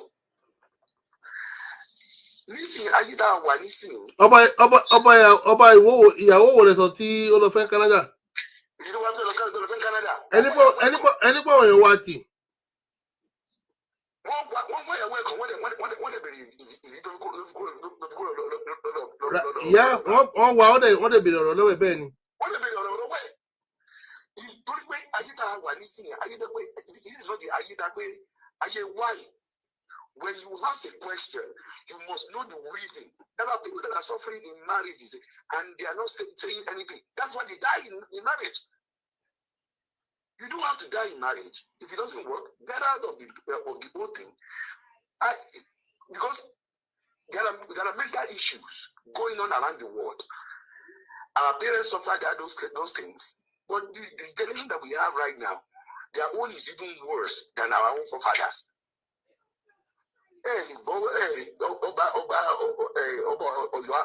Ọba marry ẹlòmíì wọn ò ní pariwo síta but oríṣiríṣi olóṣèlú láàrin àwọn ọba sí kọlọ́run máa di àwọn ọba wa mú kọlọ́run dẹ̀ di ẹnìkankan wa mú nǹkan tó wà bẹ́ẹ̀ ní ìfẹ́ ká di ọba lẹ́bi o ní ìfẹ́ ká di olórí tó lọ náà lẹ́bi but ká rántí wípé pàṣọ tá a fi nàjà lé ni o òun bẹ̀rẹ̀ jọ fún yàwó ó ti yé sìn tá a bá wo nǹkan tó ń ṣẹlẹ̀ àwọn anybody tó bá wù kó fẹ́ kó lọ fi ọba mọ̀ wípé òun ní kọ́kọ́ ló máa jẹ́ ààyò ọba ìwọ làyò lẹ́ni o ó ti yé aṣọ tuntun èní àkísàrí lọ́la so nǹkan tó wà ń bẹ̀ nìyẹn ṣùgbọ́n tó bá rí pé tábà ọba ṣe ń sán wọn máa ń kalẹ̀ rí tí bèbà rọ ó yẹ kó jáde ṣùgbọ́n tó bá lè máa jáde náà àwọn èèyàn tó fi jáde ó gbúdọ̀ sọ̀rọ̀ èèyàn kì í fosún kẹwọ́ jẹ̀dí kó jẹ́ káwọn èèyàn mọ kúrò mẹ́ nínú ọ̀rọ̀ statement tó gbé mi ò rí kan tó burú jù tó bí inú ẹ̀ kò lè bú ọba nínú ẹ̀ kò bú ọba nínú ẹ̀ that's a statement tó pé a wise person ó lè jẹ́ fake o ó lè jẹ́ òótọ́ ní o but it doesn't matter gbogbo ló ti ṣẹlẹ̀ but nǹkan tó kọ síta yẹn that should be it and that's what people want to know that's all she need to move on with her life ọba need to move on with his own life and thank God pé ọmọ wà láàrin wọn that's it. There's nothing to debate about. Gbogbo ẹ̀la Mùsùlùmí tí o ti tó ní problem. Ó ní àgbèrè dẹ́mọ̀ bó ṣe ń solve problem nínú ilé ààrẹ. Ó ti yé sùn. Bọ̀ torí pé wọ́n jẹ́ public figure, òun ló ṣe túbọ̀ lé sí. But people must not put so much sentiment into this whole matter because tó bá pẹ́ àsìmbẹ̀ àdèmọ̀kó tó ṣẹlẹ̀ láàfin àmọ̀kó tó gbé àwọn méjì jọ rí àmọ̀kó tó àwọn méjì jọ ń faraga. Ó ti yé sìn. Irú àwọn tó ń gbé náà àfi gangan wọn ò mọ gbogbo kúlẹ̀kúlẹ̀ at least àgbọ̀ tó ṣẹlẹ̀ ní London pẹ̀lú Meghan and pẹ̀lú Queen. Bọ́n gbogbo ẹ̀kọ́ náà lè gbé síta. Ó ti yé sìn. So ká má fi tiwa tó ti wà láti wà nílẹ̀ already. Wọ́n fi àwọn méjì sílẹ̀. Nǹkan tó pa mọ́ ojú Ọlọ́run ló tó. Ó dẹ̀ oyè ọba oyè lórí fún rẹ̀. Wọ́n á dẹ̀ máa ṣe kíni wọ́n jọ máa ṣe kíni wọ́n á máa yanjú ẹ̀ nígbà bá yá but ká má da ẹnikẹ́ni lẹ́bi lórí ju bó ṣe jẹ́ lọ. Nítorí bá kú lára ọba ọlọ́ba àbá ọmọ bójútó nítorí bá kú lára ọmọbìnrin náà àlùsọ sọ pé òun máa padà síbi òun ò ń ṣe ọba queen of Ilé-Ifẹ̀ mọ́. But we are queen of the people. That's a good statement. That's a good statement. That's all. They just leave it that way. That's just a thing to just admit and go back to your God. If you have missed it in any way, at least you have made mistake. Then go back and retrace yourself. But no matter what, will I be able to say the same thing? Tó ẹ pé ọmọ mi ló ṣerú ẹ àbí ìyàwó mi ló ṣerú ẹ àbí ìyá mi ló ṣerú ẹ àbí àbúrò mi kan ló ṣerú ẹ will I be able to blame where people are blaming Ọlọ́run àbùkù lọ́wọ́ ní Professor Ben nìyẹn. Thank you. Eshego, thank you so much for your contribution. All right. I need to get our daddy back on the phone. Prince is from Canada. I was talking about you just yesterday and 2 days ago. I was thinking about calling you. I was really talking about you. And I didn't even know that you're the one I call. I have your number saved as Obalola, right? I have your number saved, but me only connect to more. I have the number saved with Obalola, but I don't remember who the person is because I have a friend, Oba one word Mumo, someone Canada. But you, I don't remember Moruko because I have it saved. I just got your message. How you doing now? I'm actually too. We need to talk. Just thinking about you just 2 days ago. Like, let me call and check on you. Daddy, okay, let me have Daddy back because I know a lot of people. Okay, Motibaba is sorrow. Motibele no sorrow. Who is this? I think this is a number from Nigeria. Let's talk about Nigeria. Is sorrow, you know. I have a number from Nigeria, and I will call you back, Daddy. And I see you. We will go, Mommy, Daddy, lo. Need 2 o'clock. Hello. Hello. Ẹ kúrò lẹ́ máa o. Ẹ kú program ẹ ní o. Yes, ma. Àgbà tá a fẹ́ dá sétò pé gbé kọ̀ wá fẹ́ dá sétò. Ẹ má bínú, a ṣì wà lórí program náà, àwọn èrò pọ̀ tó ń pè, má bínú mà. Ok, ṣé a lè sọ̀rọ̀ báyìí sà? Wọ́n gbọ́ yín mà, ṣé láti Nàìjíríà lẹ́wà mà? Bẹ́ẹ̀ ni sà, láti Nàìjíríà ni. Ṣé máa wo program wa? A máa wo program yìí sà. Bùrẹ̀ ti máa wò mà. Láti Ogun State ni sà. A lè dárúkọ bí tá a wà, Ogun State. Ọmọ Ogun State, ẹ̀fẹ̀ dárúkọ bí tẹ́ wà. Ogun State ni. Ẹni Ọlọ́run mọ̀. Okay. Ṣé orí YouTube àbí orí Facebook rẹ̀ ti máa ń wò wá? A máa ń wò yín lórí Facebook, a dẹ̀ máa ń wò yín lórí YouTube. Ṣé máa ń share program wa? A máa ń share program sà. Torí program tẹ́ ẹ̀ sọ yìí gangan Ọ̀ní, ìyàwó ọba Ọ̀ní. Naomi. Ṣé a lè dá sétò sà? Wọ́n gbọ́ yín mà. Ok sà, ẹ bá a ṣe. A fẹ́ bẹ bàbá wa Ọ̀ní of Ifẹ̀. Ọ̀rọ̀ ìyàwó àti ọkọ kò ṣeé dá sí. Ọ̀rọ̀ ọkọ àti ìyàwó èyí ò lè dá sí. Bọ́tí nǹkan tá a kàn fẹ́ bẹ Ọ̀ní of Ifẹ̀ yìí pé kọ́njọ torí Ọlọ́run. Kò sẹ́dá tó mọ̀lá. Ọmọ Yorùbá ni wọ́n. Kọ́njọ torí Ọlọ́run kán lọ bá a tú Sunday Ìgbòho sílẹ̀. Kọ́njọ torí Ọlọ́run á bẹ̀ wọ́n ní àṣàkọ́ o. Gbogbo nǹkan wọn ò ní dàrú o. Bíbélì ní alábùkún ní fọmọ ọ̀dọ́ náà torí tó fọgbọ́n ṣe. A mọ̀ yí pé àánú mọ̀ yí pé wọ́n fún wọn ní percentage nínú owó ilẹ̀ Yorùbá. A mọ̀ bẹ́ẹ̀ ṣùgbọ́n kọ́njọ wọn ní kọ́ má dìbò. Wọn ní kọ́ má ṣe nǹkan kan o. Bọ̀ kọ́njọ torí Ọlọ́run kán lọ bá a tú olóyè Sunday Ìgbòho sílẹ̀. Torí ìta lèèyàn kọ́kọ́ ń ṣe, èèyàn gbọ́dọ̀ kọ́kọ́ ṣe ilé kéèyàn tó lọ ṣe ìta. Ilé wọn nísìnyí òun ló ń jò yẹn, kọ́njọ kan lọ bá a tú Sunday Ìgbòho sílẹ̀. Òṣùwọ̀n téèyàn bá fi wọ́n fún ẹlòmíì ni wọ́n máa fi wọ́n fún wọn. Ọ̀rọ̀ mi ò ju báyẹn lọ, kọ́njọ tó yọ lọ. Ọba Ògúngúnwùsì ẹ lọ bá a tú olóyè Chief Sunday Ìgbòho sílẹ̀ ò níbi tẹ́ ẹ̀ dé mọ́. Kánẹ́ ti sọ̀rọ̀ ní bóyá ìyàwó wọn bóyá wọ́n bá wọn ń sọ̀rọ̀ ọ̀rọ̀ Sunday Ìgbòho pé kọ́ lọ ṣí sílẹ̀.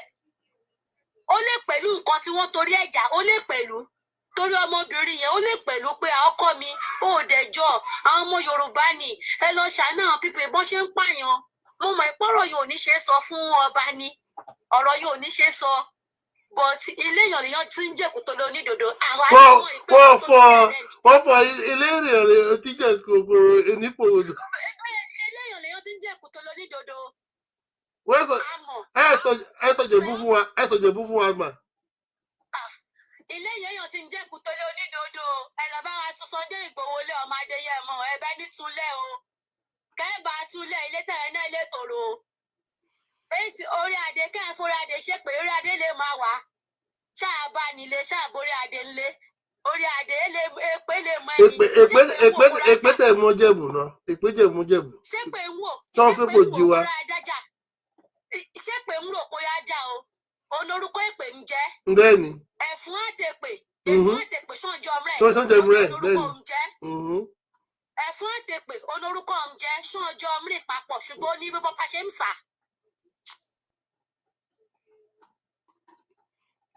olóògùn máa kọ́ sọ́ọ̀gùn rẹ̀ kó yẹ jẹ́ ẹgbọ́gùn ẹ ṣe sà kọ́nà bá Sunday Igboho sílẹ̀ níbi tó dé mọ́ kí lè tàwọn náà kó lè tòrò ẹ ṣe sà o ẹ ṣe ẹ kó ètò sà. ẹ ṣe o. ẹ ṣe sà o. ẹ ṣe o. yẹsẹ ẹ bá kọ tiẹ ẹ fẹ́ sí kọ sà ẹ bá kọ tiẹ sà. bàbá kí tí wàá yí kọ tiẹ. ẹ ṣe sà àṣesà torí ọ̀rọ̀ yìí kò abá ní ká máa sọ lọ ṣùgbọ́n tí bá ní pé kí n máa sọ kọ́lọ́ má jẹ́ wọ́n fún mi lákàmọ́ mọ́ bí. ìdíjà ìbùjẹ wà bẹ́ẹ̀.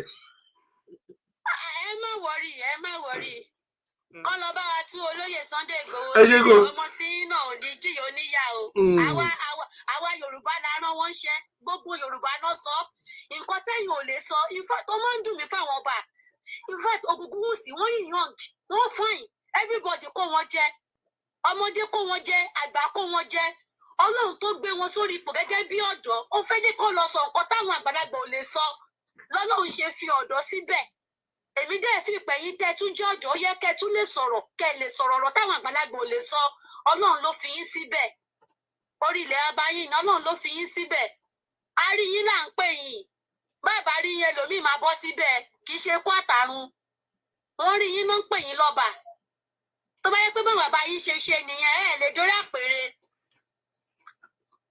wọ́n sọ history yín náà a gbọ́ history yín sà ẹ jẹ́ má jà sọ history yín ẹ lọ bá tún Sunday Igboho sílẹ̀ sà ẹ ṣe sà Ọlọ́run á ràn yín lọ́wọ́ sà Ògúngúnwùsì Ọ̀jẹ̀jádé second ẹ jẹ́ bá wa tú olóyè Sunday Igboho sílẹ̀ ní Benin Republic wọn ò ní kẹ́ má wà lẹ góòlù yín o ẹ lọ máa wà ẹ jẹ́ lọ bá tú olóyè Sunday Igboho sílẹ̀ sà ẹ ṣe gan. àwọn warrior Sunday Igboho ńkọ́.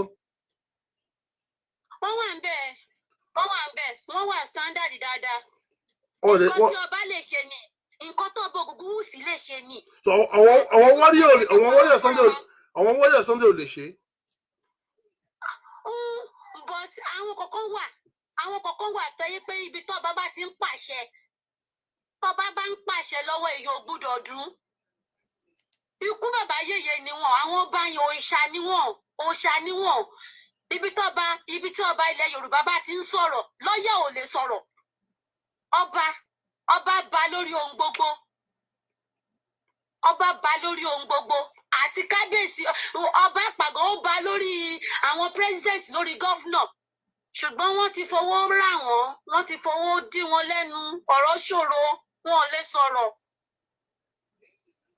Ọlọ́run má jẹ́ kéèyàn jẹ ọjọ́ ọ̀la àmọ́ ẹ̀ mọ́ ń jẹ ọjọ́ ọ̀la yín ni wá ọmọ ọdún mélòó ni wá àwọn ọmọ ọdún 16 years ẹ jọ̀ọ́ dádì ẹ ṣàánú wa ẹ má jà kú sóko ìyà yìí ẹ má jà kú sóko ìyà ẹ má jà kú sóko ẹ̀sìn ẹ má jà kú sóko ìyà ẹ jọ̀ọ́ torí Ọlọ́run ẹ ṣàánú wa ẹ̀yin ti lówó ẹ ṣàánú wa tá àti ẹ̀ tí ì lówó rárá ẹ ṣàánú màkúnnù ẹ jọ̀ọ́ bàbá wa Ògúngúnwùsì Ọ̀jẹ̀jádé second oríkùnlẹ̀ ni mo wà mo ti bá yín sọ̀rọ̀ o mi ìtò rọ́bà fín o ẹni tó bá rọ́bà fín lọ́ba ń pa o ẹ jọ̀ọ́ abẹ́yìn ni ọba ìkejì òòṣà ẹ jọ̀ọ́ ẹ ṣàánú wa ẹ jọ̀ọ́ ẹ má jọ pa wá tán nílẹ̀ Yorùbá ẹ jọ̀ọ́ ẹ ṣàánú wa lágbára Ọlọ́run ọba àwọn ọmọ yín wọ́n máa jèrè yín wọ́n ní fojú sunkún yín láṣẹ Ọlọ́run ibi tẹ léwédé tẹ ní gbòǹgbòdè ọmọ aráyé ò ní fẹ́ gbadà mú yín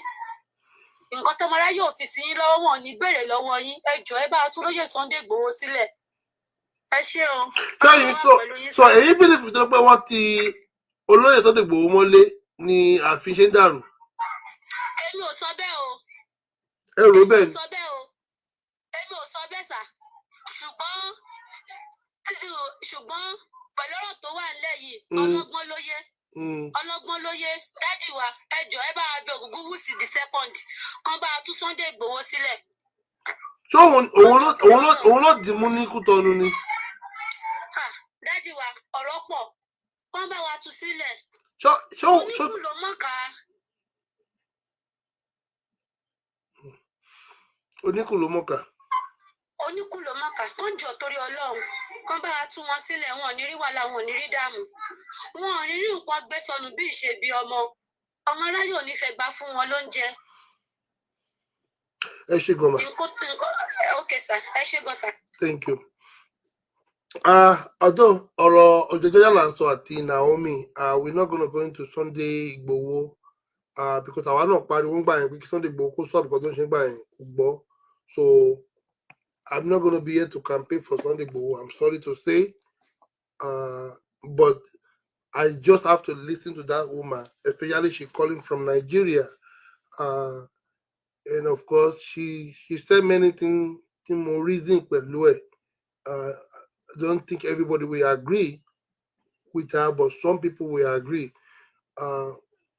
Ọba la pè, tó bá gbọ́ wọn ọba yẹn wà láyé ọba wọn wọ́n fi ra wọn síbi tí àṣẹ tó bàbá pa kódà ohun gan náà ìjọba máa tẹ̀lé, bọ̀ torí pé wọn ò fi ra wọn sí ààyè ọba, àṣẹ yẹn wọ́n ti gbà lẹ́nu wọn, so wọn ò ní mọ́.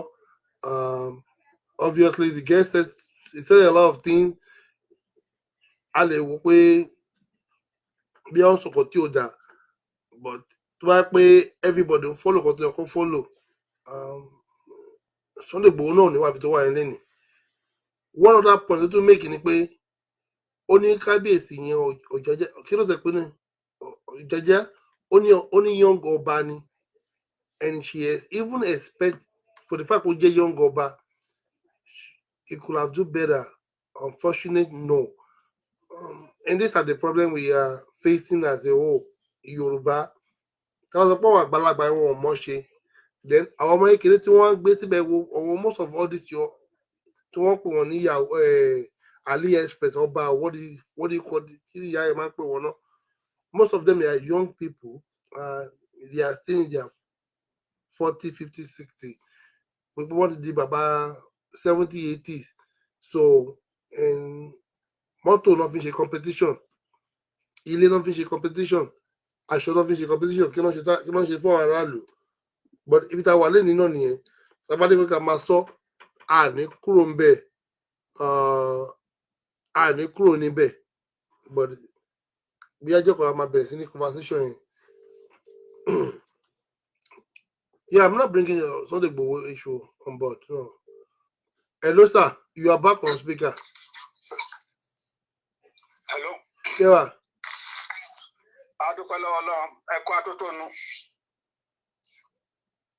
Hello. Yeah, pẹ̀lú sir. Oh, Naba. This is what we had been saying. We are not trying to back somebody or to blame somebody. Yeah. Kí oníkálukú lè mú tiẹ̀ ń bẹ̀. Kò sí ẹ̀bi, kò sí àre tá fẹ́ dá fún anybody tó máa help situation yẹn. The best way to change your life is to change your mind. Okay. Daddy, fún mi like 2 minutes. I continue. Mo fẹ́ sáré step down. Real quick. Everyone sọ ma jẹ́ ìpadà. All right. Thank you. The idea pé ẹnìkan ló jẹ̀bi, ẹnìkan ló jàre, we have to refrain ourselves from that. And the most important thing is that something is happening in some people in the limelight in their life that we need to learn off from. Our blaming, our showing sympathy to somebody or the other will not help the situation. But let us all learn from it, because Kenito de Laria Menitombo. I had said it earlier on, Nipe gbogbo wọn pátápátá àwọn méjèèjì ni ọmọdé ń dà láàmú. Àwọn méjèèjì náà lack management. Àwọn méjèèjì dẹ̀ ni one way or the other, either by omission or commission. Àwọn méjèèjì, that means tọkọtìyàwó tá à ń sọ̀rọ̀ ẹ̀ nísìn, ni wọn wo ipò tí àwọn wà tó jẹ́ pé wọ́n kàn ń wora wọn gẹ́gẹ́ bí tọkọtìyàwó. Wọn ò fìgbà kan lérò pé okay, kí láyé máa sọ, kí láyé ń sọ, kí làwọn tí mo kó ṣòdì, kí làwọn tó ń wò mí, báwo wọ́n ṣe ń wò mí. Am I on the stage? When people start to see themselves as actors and actresses on the stage, táwọn náà ń wora wọn, tí wọ́n dẹ̀ lè máàkì question paper ara wọn pé mo fail níbí báyìí, ó kù díẹ̀ káàtó fún mi bẹ̀yẹn, then oníkálukú àmọ́ bó máa ṣe ṣàtúnṣe. Now, nítòótọ́ ni pé age play a lot of roles, but the foundation was wrong fún àwọn méjèèjì àti fẹ́ni tó jọba àtẹni tó fẹ́ yàwó àti ìyàwó tó fẹ́ wọn, foundation gbogbo ẹ̀ ti wrong láti bẹ̀rẹ̀. Like I said earlier on, if Kábíyèsí was waited upon for few months more, kó ló di pé wọ́n crown ẹ̀, bóyá tó ti fẹ́ yàwó sílé kó ló di pé wọ́n crown ẹ̀, bóyá nǹkan tá à ń sọ yìí a lè má sọ bẹ́ẹ̀ mọ́, ó lè má ṣẹlẹ̀. But torí pé kò sí ìyàwó ní ọ̀dọ̀ ẹ̀ nínú ilé ìgbà tó ń crown yẹn, that's a lot of void unattempted cases tó yẹ kó wọ́n attend sí nígbà tó ń fi wọ́n joyè yẹn tí wọ́n á fi wọ́n joyè. Náà bóyá ẹnìkan lè gbé ẹrù yẹn àbí ó ti gbé débì kan tí agbára ò gbé mọ́, orí bíbẹ́ kọ́ lògùn ẹ̀fọ́rí. Ó kàn jẹ́ pé nǹkan tó ṣe ni láàánú ni pé àwa èèyàn òde ìwòyí sùúrù wa ò tó. Gbogbo wa là ń sọ pé a lè ní sùúrù táwọn bàbá wa ṣe, gbogbo wa là ń sọ pé a lè ní sùúrù táwọn ìyá wa ṣe. Ìyá kan ta lé mi mo fẹ́ kọ́. Now, ó easy, I can say it vividly, ó easy for anybody láti work out on any marriage tí ò bá sọmọ ńbẹ̀. But once tọmọ ti jẹ́ ẹ̀dá, ó jẹ́ olówó, ó jẹ́ tálíkà, ó jẹ́ mẹ̀kúnnù, ó jẹ́ màjèsí, ó jẹ́ ọlọ́rọ̀, it doesn't matter. Ibi tí erin méjì bá ti ń jà, koríko ibẹ̀ ni ìyá máa jẹ. There's nothing they can do. All what they are doing now, tomorrow is going to have effect on that innocent boy. Now, we should look into ourselves before we invite innocent soul into our midst. Ẹ jẹ́ ká ronú ara wa dáadáa. Anybody lè bẹ́ anybody sùn. I've been saying it for a long time. Ìbásùn jẹ́ nǹkankan.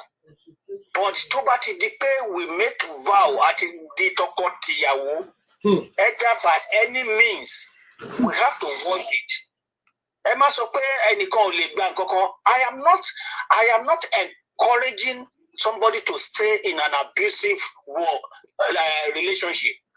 But if any abusive action are coming into any relationship, let somebody speak out. Let them seek help.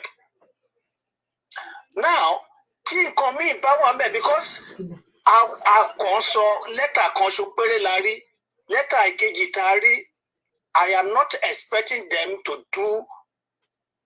Daddy, about me interrupting.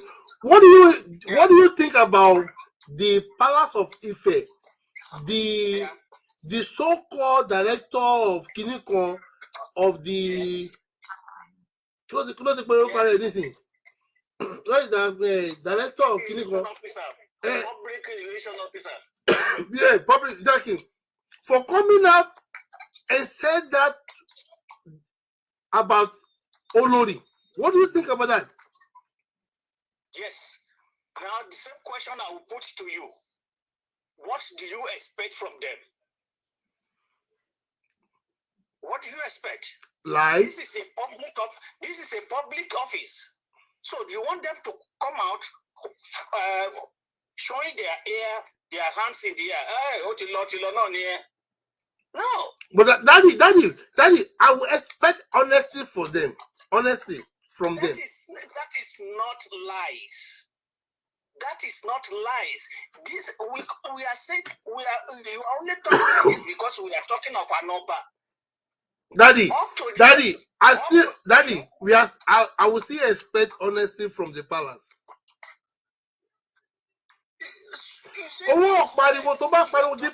Diplomacy. Not everybody will understand the word diplomacy. They don't want anybody to understand. It's not that. It's not everybody that understands the diplomacy. So now, I know it's a diplomacy, but some people want honest. I want honesty, not diplomacy. Look, that I had told you in many conflicts. How many times do you want me to repeat it, KB? In many conflicts, the first casualty is the truth. Even now, somebody said there are a lot of scenarios. No matishele. Our people, our me at waging, we are just talking on our own clothes here. We don't know what is going behind the curtain. Now, somebody said, many people have said it. Okay, talk about Naomi, àbí tó bá sọ̀rọ̀ tó bá gbà òun ló mọ̀. Àwọn kan dẹ̀ sọ pé òun láti gbà kó lè tìtorí ọmọ ẹ̀. Gbogbo nǹkan tá à ń sọ yìí, ó wà dá sí if some people has waged in, ẹni tó introduce wọn síra wọn, tó bá ti wage in, àwọn kan máa wà tí Naomi ò lè kọ̀rọ̀ sí lẹ́nu. Àwọn kan máa wà. I will not be surprised. If you will be surprised, I will not be surprised if either by commission or either by forcing her, if she writes to withdraw, what will you say? What will you say? Daddy, would they come out with that flappers lie? You will call lie, but if she comes out tomorrow or any other day, or act on another pressure. Look, there are a lot of things happening when it comes to this type of situation. Now, one sister Naomi share post here. Yes. Look, anybody can share it. Anybody can say something today. You see, the world we operate on now, the world we live on now, is beyond that thing you are talking about. Now, this what you call lies or not true. People don't call it that way now. They will say their own response because they are still saying,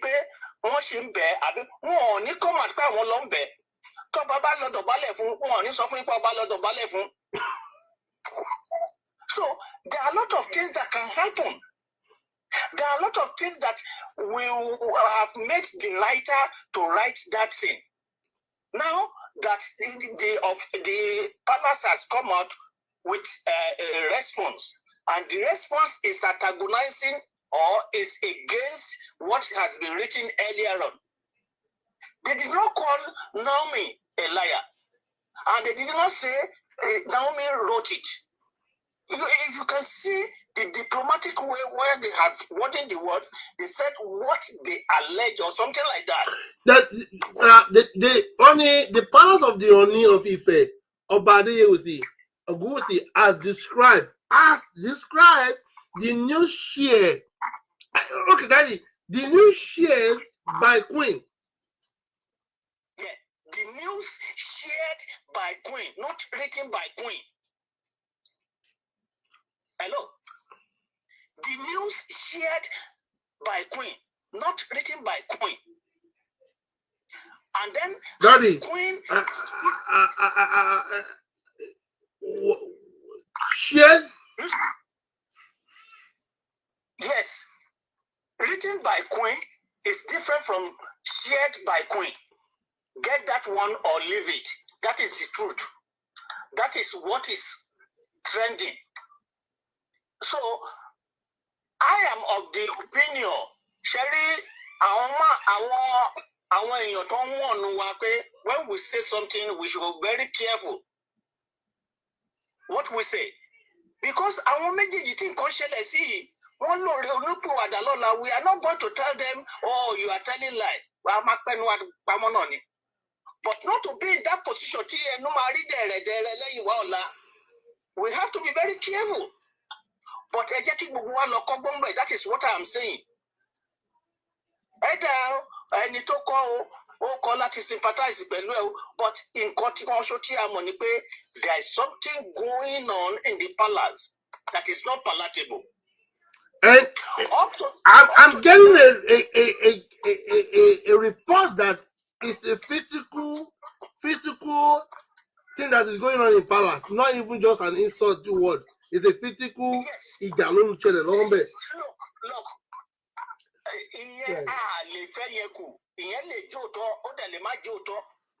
I continue that. Now, tó bá sọ pé ó lura wọn, ẹni gbé ọmọ lọmọ ń ṣubú lọ́wọ́ ẹ̀. Nǹkan tí ò da kò ló kọ méjì kò da ní jẹ́, but it has happened. If it has not happened, it doesn't become history. And if it is not history, we don't talk about it. Now, tí wọ́n bá lura wọn, ta ló kọ́ lu ẹnìkan, ṣé nǹkan tó dáa ni? Ṣé nǹkan ta gbọ́dọ̀ kà mọ́ àwọn méjèèjì ni? No, kò dáa. Bá máa ṣe sọ́nà tá máa gbẹ́nu dákẹ́ nìyẹn. But that does not help the situation. And that does not make the situation now to be truth or to be lie. Now, tó bá jẹ́ pé òótọ́ náà lura wọn tí wọ́n ń jà, tí olórí bá sọ pé look, I cannot, àti rí ìyàwó tó ń kẹ́rù ẹ̀ jáde táwọn ẹbí ọkọ tó ń kó padà wọ́ sínú ilé. Àti rí ìyàwó tó dẹ̀ kẹ́rù ẹ̀ sínú ilé tó ń dà jáde pé wàá lọ ni. Ojú wa náà ni. This happens both ways. Now, but what I'm saying, this is still very fluid now. It's in liquid form. It's flowing. We don't know. Ó ṣe bẹ̀rẹ̀ ni. Nǹkan tó ti ń bẹ̀rẹ̀ bọ̀ tá a gbọ́. But ibi tá a gbọ́ dé yìí, anything can happen. Right. Ọmọ àlè lórí inú tí kì í bí. Ọmọ àlè dẹ̀ náà máa bẹ̀ tí tó nígbà. Gbogbo bá ṣe ń sọ yìí nísìnyí, àwọn tó tó ọ̀ ní bá sọ̀rọ̀, wọ́n á ti pè ọ ní pé ọ̀gbẹ́ni kí ló dé tó ṣe báyìí sọ̀rọ̀ kì í ṣe báyìí kì í ṣe báyìí ok ọmọ lọbẹ yà bẹ ni o dídí ìlú fún kó tó bẹ ni o ọmọ náà wọ́n tẹ̀ lọ bẹ pé wá ọmọ ní sùúrù olórí ni kí ni ká ti wá gbọ́ lẹ́yìn wá ò nílá pé ọmọ ẹ ọmọ ìgbà tó bí ọmọ lẹ̀ ìṣèlú gbọ́mọ kúrò láàfin. Wọ́n lé ẹ kúrò láàfin ni àbí wọ́n fún ara ẹ ló kúrò láàfin. Ṣé rí gbogbo ọ̀rọ̀ tá à ń sọ yìí ilẹ̀ ọ̀la máa mọ́? It's good. What I said before you come is that the effect of it, the ripple effect of this one is going to be on that child. It's going to be on that child tomorrow. And then ọmọ yẹn ṣe bẹ̀rẹ̀ sí ní dàgbà ni bó máa ṣe máa take care sí lọ́yìn ìwà ọ̀la. So ẹ jẹ́ ká ro tọmọ ẹ that is why ní ẹni tó kọ ìwé ta ló kọṣẹ́ mọ̀ pé tóònù mi tèmi ti ṣéǹjì nísìn. Ẹni tó kọ̀wé yẹn nǹkan tó ṣe sọ pé ẹrù ti ọmọ tó wà láàrin wọn tẹ bá máa tútùkùtù. When you want to think of that small boy. Daddy ṣé òun ro ọ̀rọ̀ tóun sọ ni ṣé òun ro tọmọ yẹn kóun tún sọ gbogbo ọ̀rọ̀ tó sọ nípa ọba. Ẹ̀jẹ̀ la máa ń kọ́. Nǹkan tá a ṣe máa ń sọ. She cannot be in control of everything. Yes. Ó ṣeé ṣe kó máa ro tọmọ yẹn as at that time. Tó fi type ẹ̀. Parí ọ̀rọ̀ yẹn. Ó fi tọmọ yẹn parí ọ̀rọ̀ yẹn. So nǹkan tó dẹ̀ ló mú ẹ̀ dé ọ̀ human's endurance are limited. Oh yeah. Now ẹ má jẹ́ ká tó àwọn nǹkan tá a gbọ́ nígbà tá a bẹ̀rẹ̀ ọ̀rọ̀ yìí di pé ọjọ́ orí ọmọbìnrin yẹn ẹ rí pé ìhùwàsí ẹ̀ kó tó di pé ó fẹ́ kábíyèsí gan pẹ̀lú àwọn ẹ rí pé ó ju ọjọ́ orí tó ń sọ yẹn lọ. Wàláì. Ìmúra ìwàásù ẹ̀ and then the outgoing. Ibi kò fẹ́ bìlì. Mo jẹ́ ń bá rẹ̀ wojú ẹ̀ nísìnyí. Mi fẹ́ bìlì pé ti jọ 29.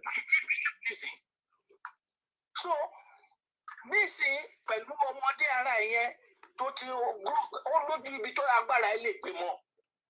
And then ẹ má yẹ kó before she become born again ó ti di born again Christian àmọ́rú mind personal mind tó ní sí tradition. Tọ́pẹ́, thank you for that statement from YouTube. I think that should have been about being that people interrupt about it was comment mo fi lórí screen here. I think that should have been a better comment from the PR rather than discredit the Olori statement. No. Sherry kì í ṣe pé. That could have been a better statement.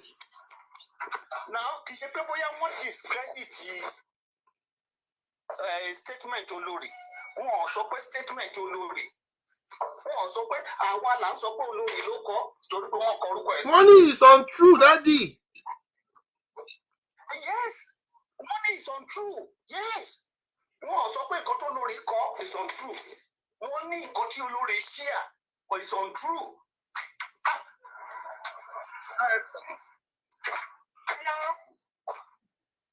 So can you hear me now? There are differences. Don't insinuate.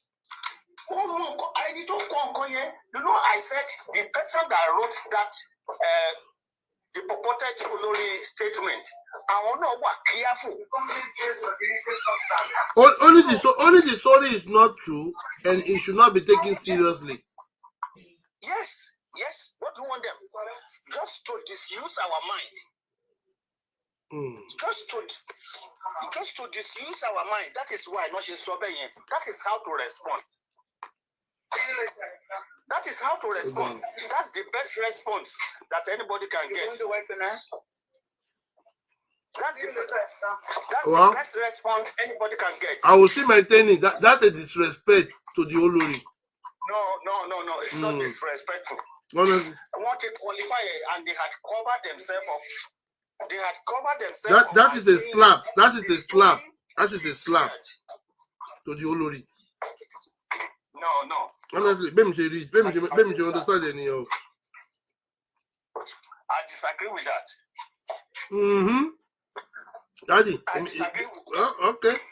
If they had said what Olori has written or has said is untrue, that is accredited to Olori. But what share now. That is our statement. It's not her opinion. It's not her write-up. That is what they mean. I want more Olori. I want Kisho Oloko. You see, you can twist it as much as you want, but what they are saying is what they are saying. They are saying the Olori shared a story that is not true. They said Olori shared a story that is not true. Simple. Now, if you see the way we talk on Facebook fracas, that is why ni àwọn kan ṣe ń sọ̀rọ̀ pé síbí ọba tó kò yẹ kí gbogbo wa máa lanu gbàgà ká máa bú ẹ kò sí bí Olórí ó ṣe lè wọ̀wọ́ tó kò yẹ kí gbogbo wa. They've attained a certain place. They've got to a place of respect. No matter what they do, I gbọ́dọ̀ ṣe fi ọ̀wọ̀ yẹn wọ̀ wọ́n náà. Adekemi. No matter how true, no matter how direct these things are, no matter how plain it is, a gbọ́dọ̀ ṣẹnu kò díẹ̀. Ọmọ aráyé lé ó lè dọ́là káwọn méjèèjì kan padà. I'm telling you this. If they goes back, now you will find that anytime pity go wrong. Yeah. Olórí Ṣíkọlá. Àwa dọ̀là tán, a lóun ò sọ bẹ́ẹ̀. No, ọmọ aráyé ló máa jẹ́. Daddy, orí verify page ló ti gbé kọ orí page tó wà verify. Look, I am telling you what human beings are. Daddy, everybody will interrupt things. I'm so sorry. So if it's something that did come out from, let's say, somebody in America or your side, president, vice president, prime minister, or whatever, or she might post on the page, one verified page, and somebody from the media will say from inside Kini or opponent will say no. Killer come and share letter.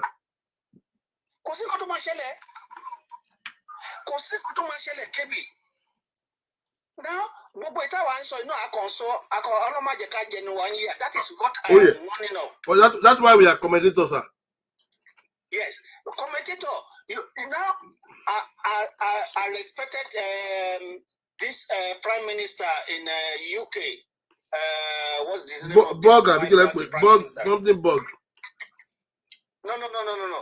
The prime minister we have during the Iraq invasion. The prime minister said, and I quote, he said, you populace, the citizen, everybody, you have rights to say what you want. But we that you appointed, we have the right to do what we think is right for you. Are you with me? This Obas, they are government. I directed everybody to go and read when Israelites were asking for king. Tí Samuel tó faraya tó lọ bá Ọlọ́run ní lọ fún wọn ìwọ kọ́ ló kọ̀ sílẹ̀ kó wọn Ọlọ́run ló kọ̀ sílẹ̀ ṣùgbọ́n sọ fún wọn nǹkan tí ọba wọn máa ṣe ni. That is what we are having today. Now, what I'm advocating for here on this platform, we've had the two sides. One in full, one partially. We had them. They were not talking. They were not saying anything. Right. Because they think it is untrue, and they were saying it is untrue. They have nothing to defend. They have nothing to explain. They owe nobody an explanation. And then they were still of confidence. They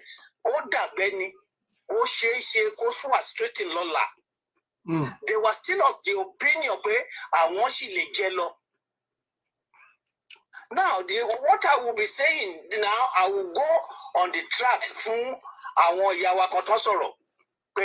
Now, tí ó bá jẹ́ tòótọ́ ni olórí Naomi rí pé ibẹ̀ yẹn ò lè pé òun kò tẹ̀lé adjust. You shouldn't stay in an abusive relationship, continuous abuse. Let me underline it, continuous abuse relationship. But if there's an element of reprisal or element of remorse, tí ẹni tó wọ́n abuse, àwọn tó wọ́n abuse, ẹ̀yin tí wọ́n abuse, tí there's an element, a glimpse that shows that there is going to be change of life. Now, there's no point. Because olórí Naomi, onígbàgbọ́ Christian ni, tó dẹ̀ sign a contract pẹ̀lú Ọlọ́run ọba every day tó bá kí àbábá tí ń bẹ lọ́run. A ní bàbá dárí ẹ̀ṣẹ̀ wa jì wá gẹ́gẹ́ bí a ṣe ń dárí ẹ̀ṣẹ̀ àwọn tó bá jẹ́ ẹ̀ṣẹ̀ wa. If they agree that they wronged her and they ask for forgiveness, if she, as a Christian, did not forgive, how does she want Almighty God to forgive her?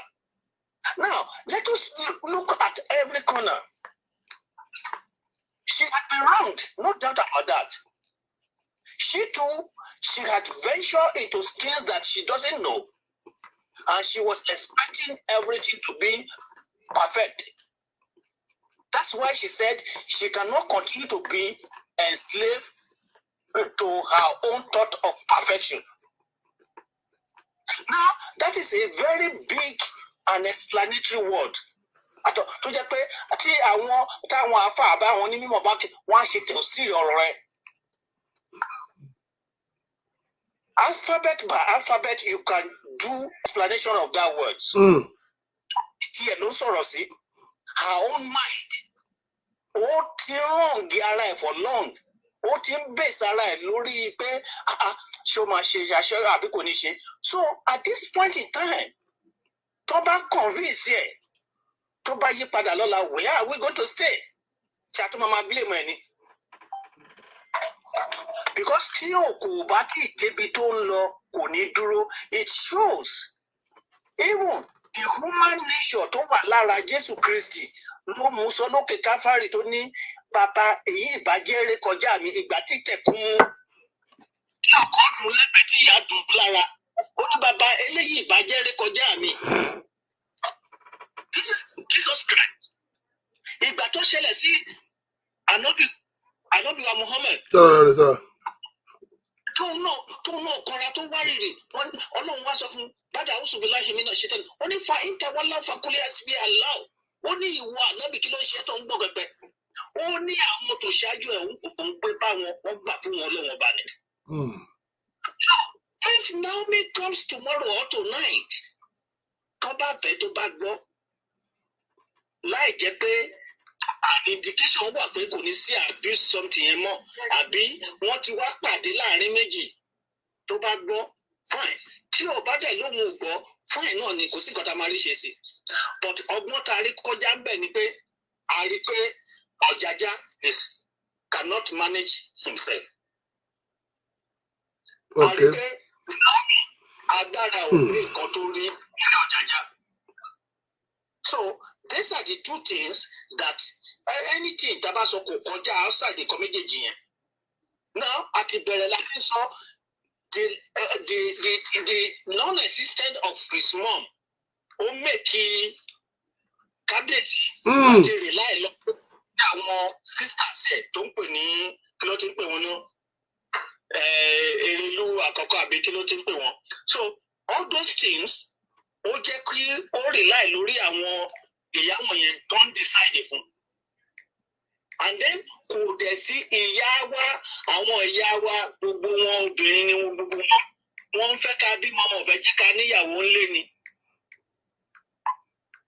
Ó dẹ̀ lójú kí eégún wọlé kájá má gbó gbogbo ara ajá kó ló lè gbà o. So pàlọ́ ní pàlọ́la gẹ́gẹ́ bí àwọn tòṣáájú ti sọ kábíyèsí náà nídìí láti yẹra ẹ̀ wò. Àtúnṣe tó yẹ kó ṣe ó yẹ kó ṣe. Ó yẹ kó wò spiritually, kó wò physically, kó wò morally. Nǹkan tó ṣẹlẹ̀ sí mi kí ló fà á?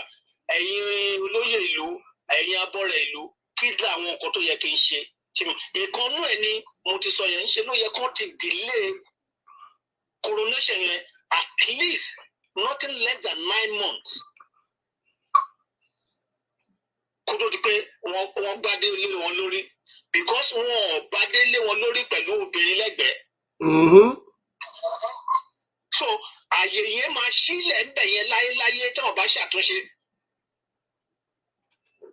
So and then the age yẹn kí ló dé tí kábíyèsí pẹ̀lú owó pẹ̀lú bọ́n ṣe dáa tó kí ló dé tó hàn tí ní ìyàwó ńlé when he knew for hands ó ti mọ̀ tipẹ́tipẹ́ ó ṣeé ṣe kó ń jọba yẹn.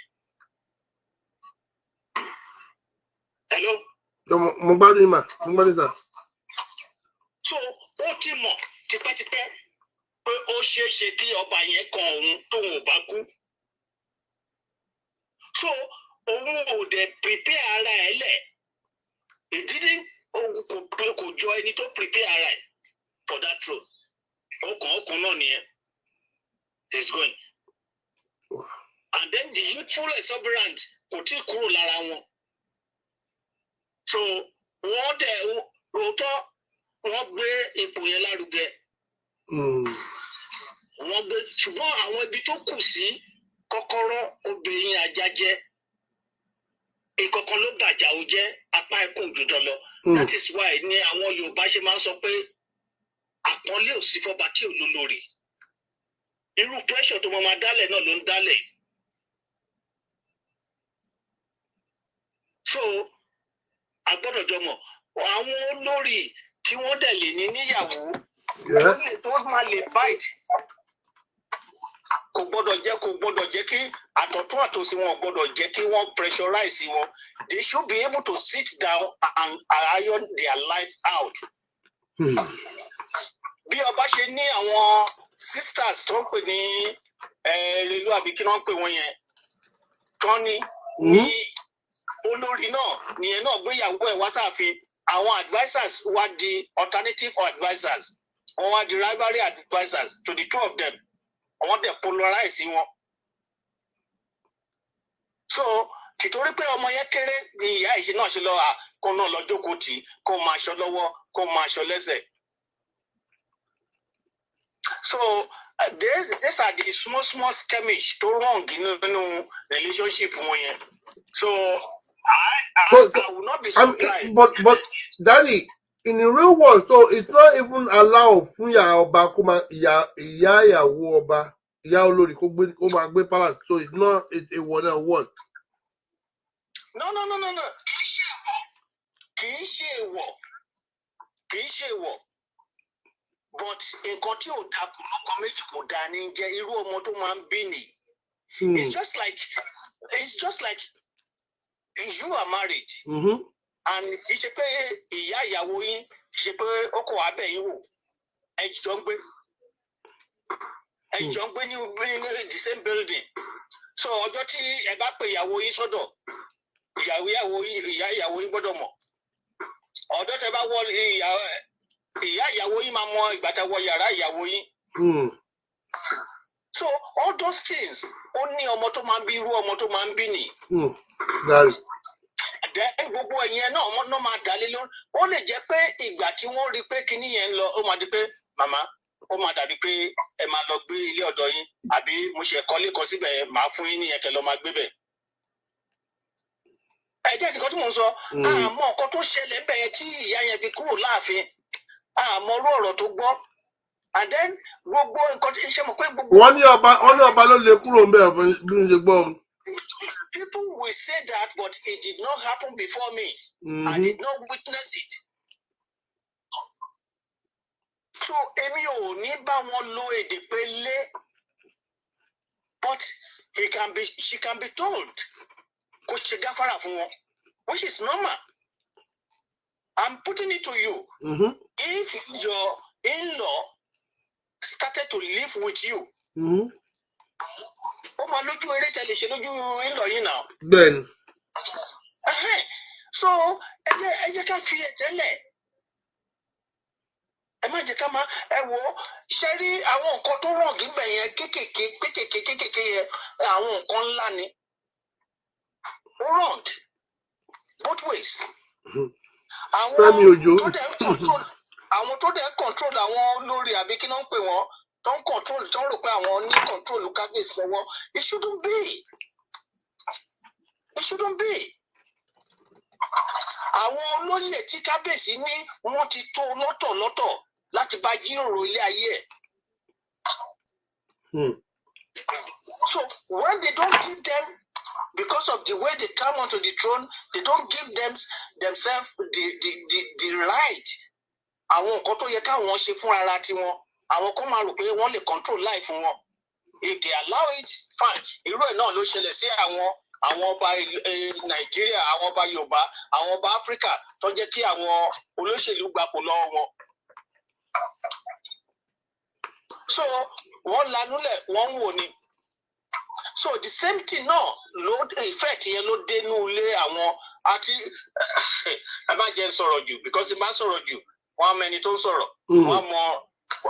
Mo ti rí kábíyèsí tó yìí jọ ṣe oyè fún òun pẹ̀lú ìyàwó ẹ̀, ìyàwó kan ṣo tó fẹ́ kó tó dórí oyè nìyẹn, ìyàwó kan tó tẹ̀lé dórí oyè ó dórí oyè tàì dórí oyè ó wá rí ọmọ kékeré jòjòló kan from the university. Ọmọ yẹn kò tó àkọ́bí ẹ̀ bó ṣe lọ gbé sílé nìyẹn, ìyáálé tó yìí jọ ṣe tutù fún wọn ó lè dànù síta. Nísìnyí ọba yẹn ń jìrán ẹ̀. Ọba yẹn ó ń jìrán nǹkan tó ṣe yẹn. Àbẹ́ ìgbọ́rọ̀ mi, ọba yẹn ó ń jìrán ẹ̀. Bá a bá rí, wọ́n gbọ́dọ̀ àwọn èèyàn tó ń gbọ́ wa wọ́n gbọ́dọ̀ sọ fún kábíyèsí Ọ̀jájá kọ́ mọ bọ́ máa ṣe bá ìyàwó wọn lò. Ìyàwó tó ń fẹ́ yìí ọmọ kékeré ni, ẹ̀yìn ẹlẹ́gẹ́dẹ̀ ni, wọ́n nídìí láti treat ẹ̀ like as such. Wọ́n ti nídìí láti treat ẹ̀ as like something that can break anytime. Tí ẹyin bá dẹ̀ ti fọ́, ẹyin tútù tó bá ti fọ́ kì í ṣe kó jọ mọ́ o. Ó sì da ìgbà tá a ṣe sọ yìí nísìnyí. Ó tún bímọ ọkùnrin tadé ní ká wò. Now ṣe rí mínì tẹ́ ẹ̀ sọ ní tadé ní ká wò yẹn.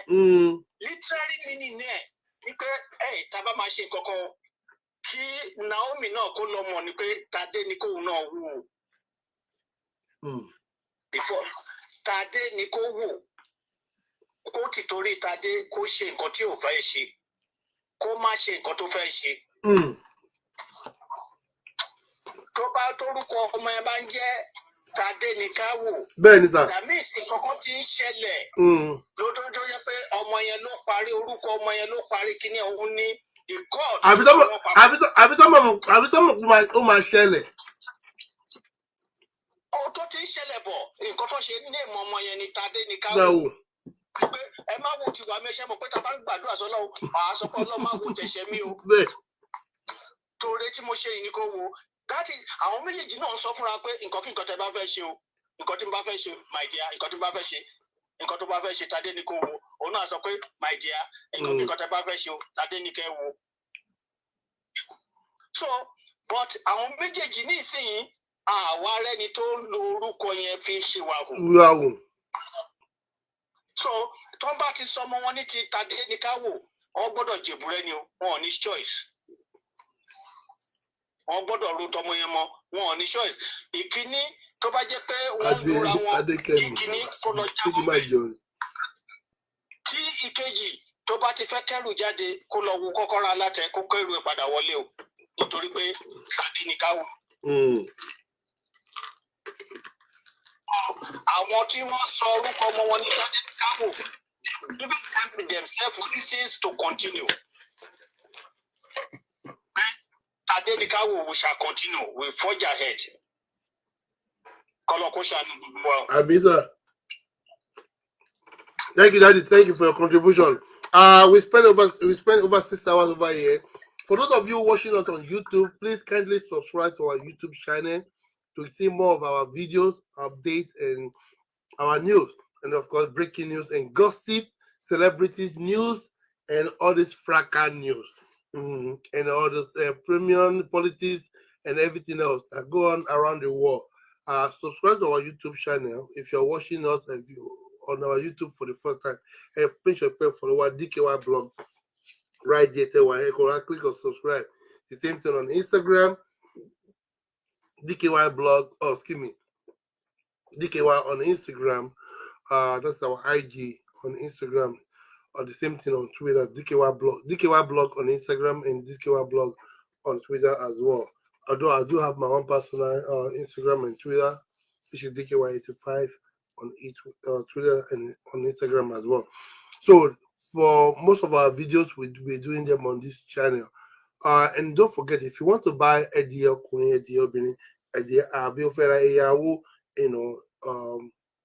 Abogofe real African made one with suya season. Don't hesitate with me. Grill and be back. Or efera erogbe. In fact, I'm sorry, ewuro mo seje to nisin I cook ewuro pẹ̀lú for egusi jemu. So mo fi se ewuro yen. So mo je pẹ̀lú rice nisin. So you give it a try. If you want to try our ewuro, the rabbit, fully cooked and fully grilled, not cooked. Fully grilled with suya season. Give us a call. Give it a try. You will love the meat. The meat is so stuffed. So the meat is really tastes good. The ewuro really tastes good. Nice meat, good flavor. So follow us. We are also live on Facebook. Our page on Facebook, DKY blog, and also DKY D.K.Y on Facebook. We are always live there. What else? What else? So we will continue to follow what is going on social media. Give you guys more update of whatever we see. We'll come back and talk to you guys about it. And thank you for all of you that share our program. Mr. Femi, I saw your comment over there. Thank you. I want the YouTube. Wow. Oh, yeah, password the YouTube. Go down you. Wow, amazing. Thank you, all of you. Anyway, what else we need to cover over there? What else? Then I might come back again to stream some show for you guys. Yeah, I might come back, but I will just play it and I will be busy. I will be doing some other thing. Don't give anyway. Okay, I'm gonna go and come back. Okay, I'm gonna go and come back. I need to stream some of the videos that's going on. This news is breaking. I mean, it's really breaking.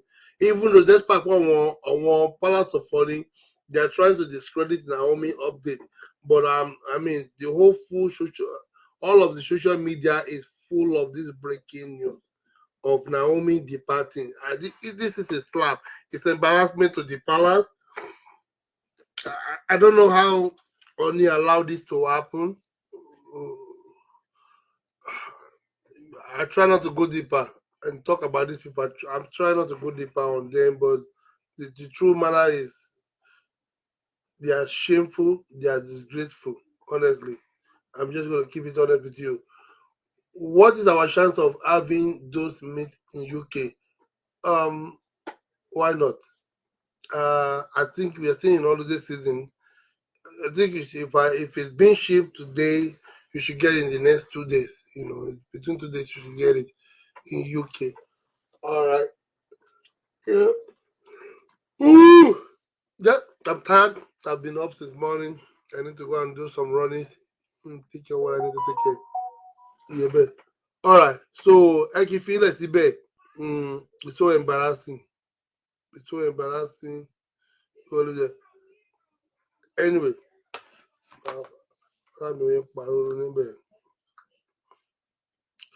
all right, my fancy the bio. I'm a 2 years later. Pum, pum, pum.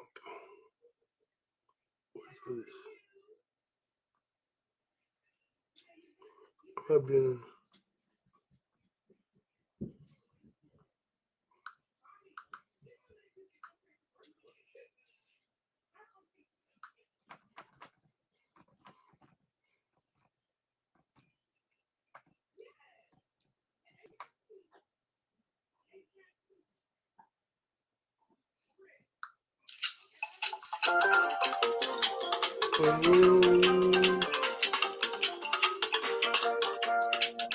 Èmi yóò wà lójó. Àwọn obìnrin pàdé náà parí jẹ́ ìdíwọ̀n ọ̀gbìn àkàrẹ̀ díẹ̀.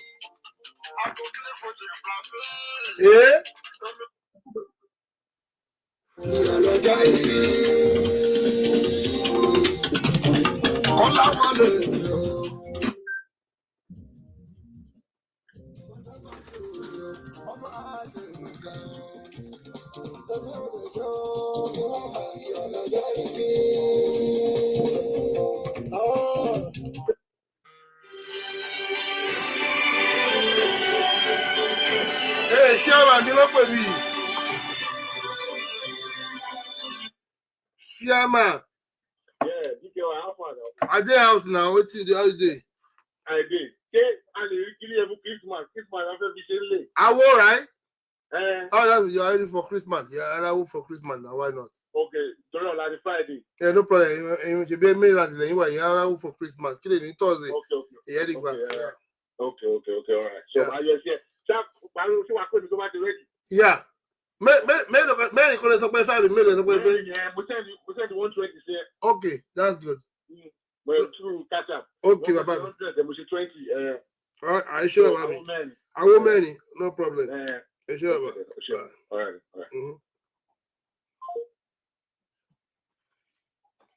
Yeah, mo ṣì ní season fún àwọn awo but ẹran ni mo ní season fún so àwọn tó ń béèrè pé wọ́n fẹ́ ra ẹran fún Christmas honestly right here irọ́ ọ̀dà number where is the person sent me message was it yesterday or 2 days ago Nigeria shipping agent okay in fact see. Hello, sir. Can you come in? Message hello, sir. This is consignment with us as a delay in New York that cost us a week and delay was from the airline which is beyond our control. But now it's in Dallas which is clearance. Can you go? Because tomorrow we are sorry for the inconvenience because the sender has been very tough with us. Kindly help to talk to her. Your package will be delivered. That was yesterday, right? That was actually yesterday. A Nigerian shipping agent. Only the sender have been tough. Yes, ìyàwó mi tó wà Nigeria. Kò fi lọ́rùn sílẹ̀. The reply. I understand, but at least you guys need to communicate. I mean, it's been more than a few weeks now. So that is.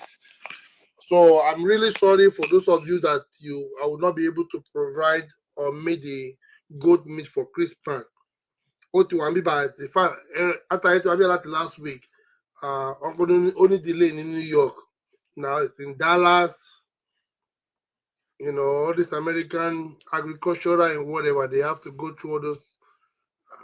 The last one Timo received, no, it was a little bit delayed, but not this. This one, it's actually crazy. It's crazy. It's taking more than unexpected. All right.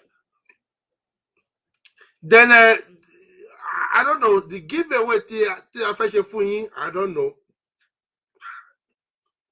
I only have 2 people.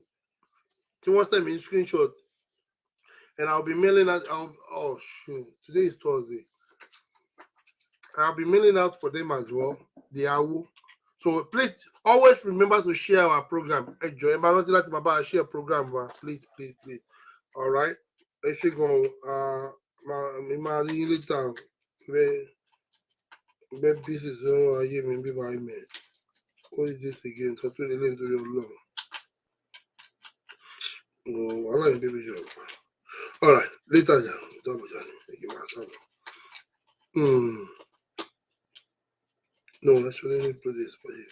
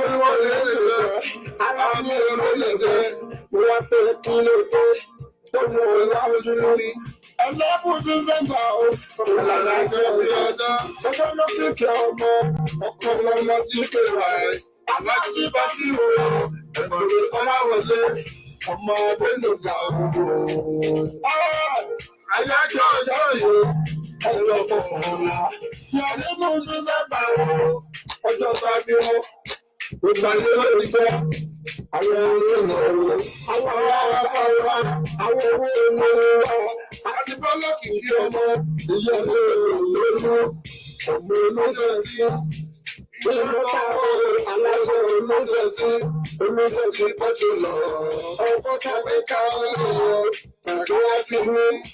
Bàbá tí a mọ̀, ó jẹ́ láìpẹ́ bàbá tí mo lọ́gbọ́ rẹ̀ mo lẹ́kọ́.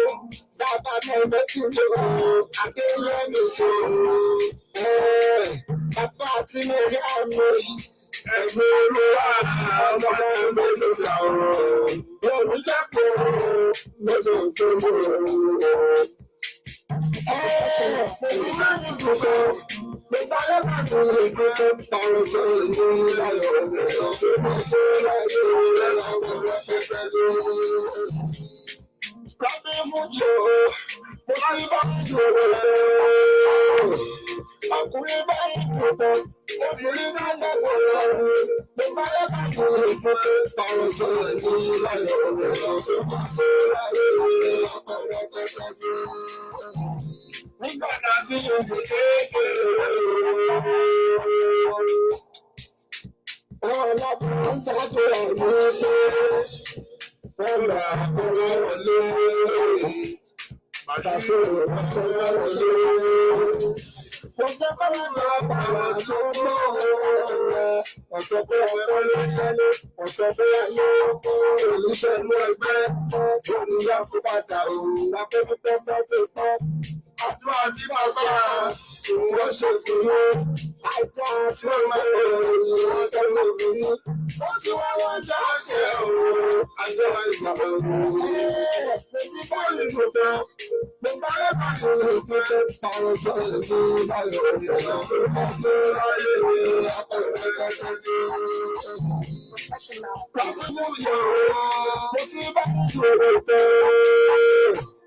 Ọkùnrin bá ìlú bọ́. Obìnrin bá bọ̀ wọ̀. Mo bá yẹ bá ìlú tó tẹ́ parọ́ sọ èmi láyọ̀ ìyẹ̀sọ̀ tó bá tó láyé àpẹẹrẹ kẹta sí. Ọmọ ti kẹwà, tẹ̀lé ọjọ́ mo ti bàbọ̀, ojú ti rí lọ́lọ́pọ̀, ojú ti dà lọ́pọ̀lọpọ̀, ayé ti fẹ́ máa bẹ̀rẹ̀ sáré, ṣèlú onílẹ̀ ìwé, pẹ̀lú ìjágbó, ọmọ mọ̀lẹ́ ó ti sọ̀fọ́. Tó wà sí lọ́wọ́, tó bá mi sí lọ́jọ́ ìlú, tó jẹ́ ká tó jẹ fún, tó jẹ́ lára tó fọ́, lórí ọjọ́ ìròyìn ìròyìn, ọjọ́ ìrọ̀kọ̀lá, oṣù kejìlá ọ̀la, òbí máa ń lé ẹ̀bí o, láìsọ̀ jáàlú, ọkùnrin ní kẹwàá, ẹ̀gbọ́n mi kọ́lá wọlé, ọmọ ilé ló dà.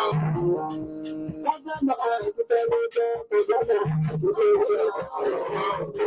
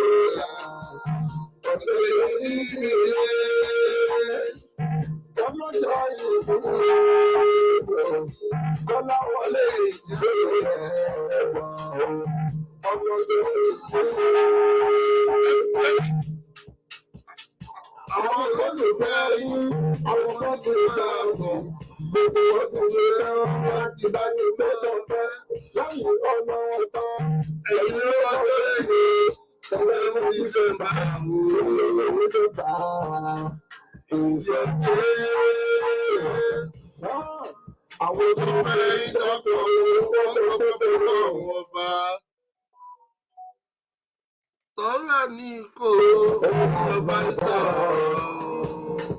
Torí tọ́lá sọ̀rọ̀ tó ló máa wọ̀. Ṣé wọ́n sọ̀rọ̀ ọba ìlú pé títí pàdé sí sọ́pẹ̀ ẹ̀fọ́ lọ́wọ́. Ọlá bí tí láti ṣòro ẹni ẹgbẹ́ bí báńkì ọ̀hún. Bíbí ẹgbẹ́ níbẹ̀ ó tó sọ́kọ́.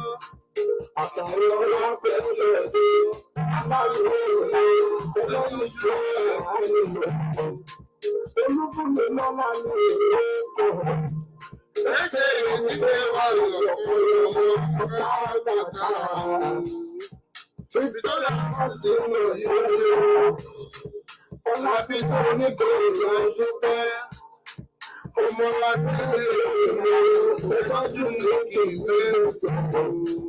Afọlákàlà ìlú àti tó ń gbélé lóṣù.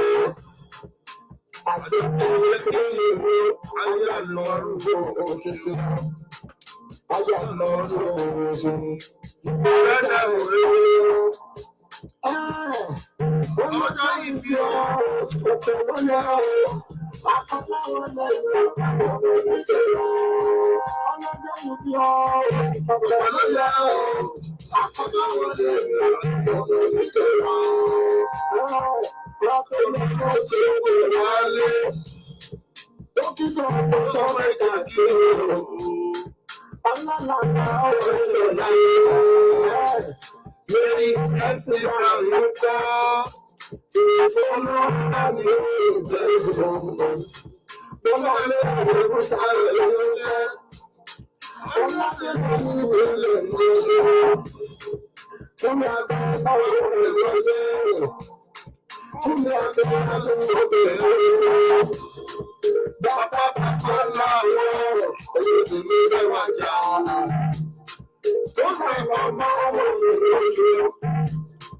Bọ́kọ̀ láti ìkéwà lójú. Mo ní ẹ̀rù ìkòrò. Bọ́kọ̀ mi lè mú ìbẹ̀lọ́lá mi kọ́. Oríṣi àdéṣe wà wọ ẹni tó lè kéwà yòó. Bàbá tún bá ṣe jẹ́. Ṣọlá fáwọn ènìyàn pàdé MOB ìbàdàn. Ìgbéyàwó Ìlọrin. Bàbá Túndé sẹ́yìn ló jẹ́ ìtọ́jú fúnláńsà lọ́mọ. Òṣìṣẹ́ àlárí tó mọ̀ ní ọdún ìta ìgbé ọ̀hún. Ìsúná bàtẹ̀lẹ̀ ẹ̀fà ọmọ olùdókòwò òde.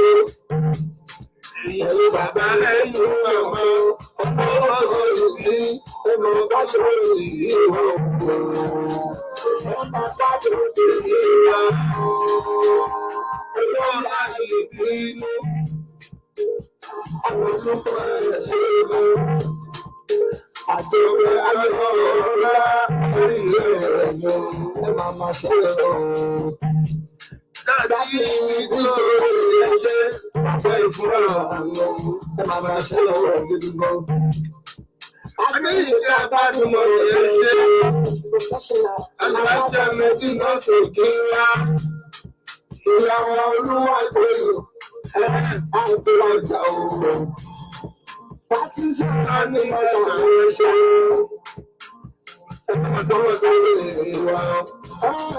Ọmọ rẹ̀ kú ọ̀sán ìlú ṣe bíi sáàkó sọ́sẹ̀.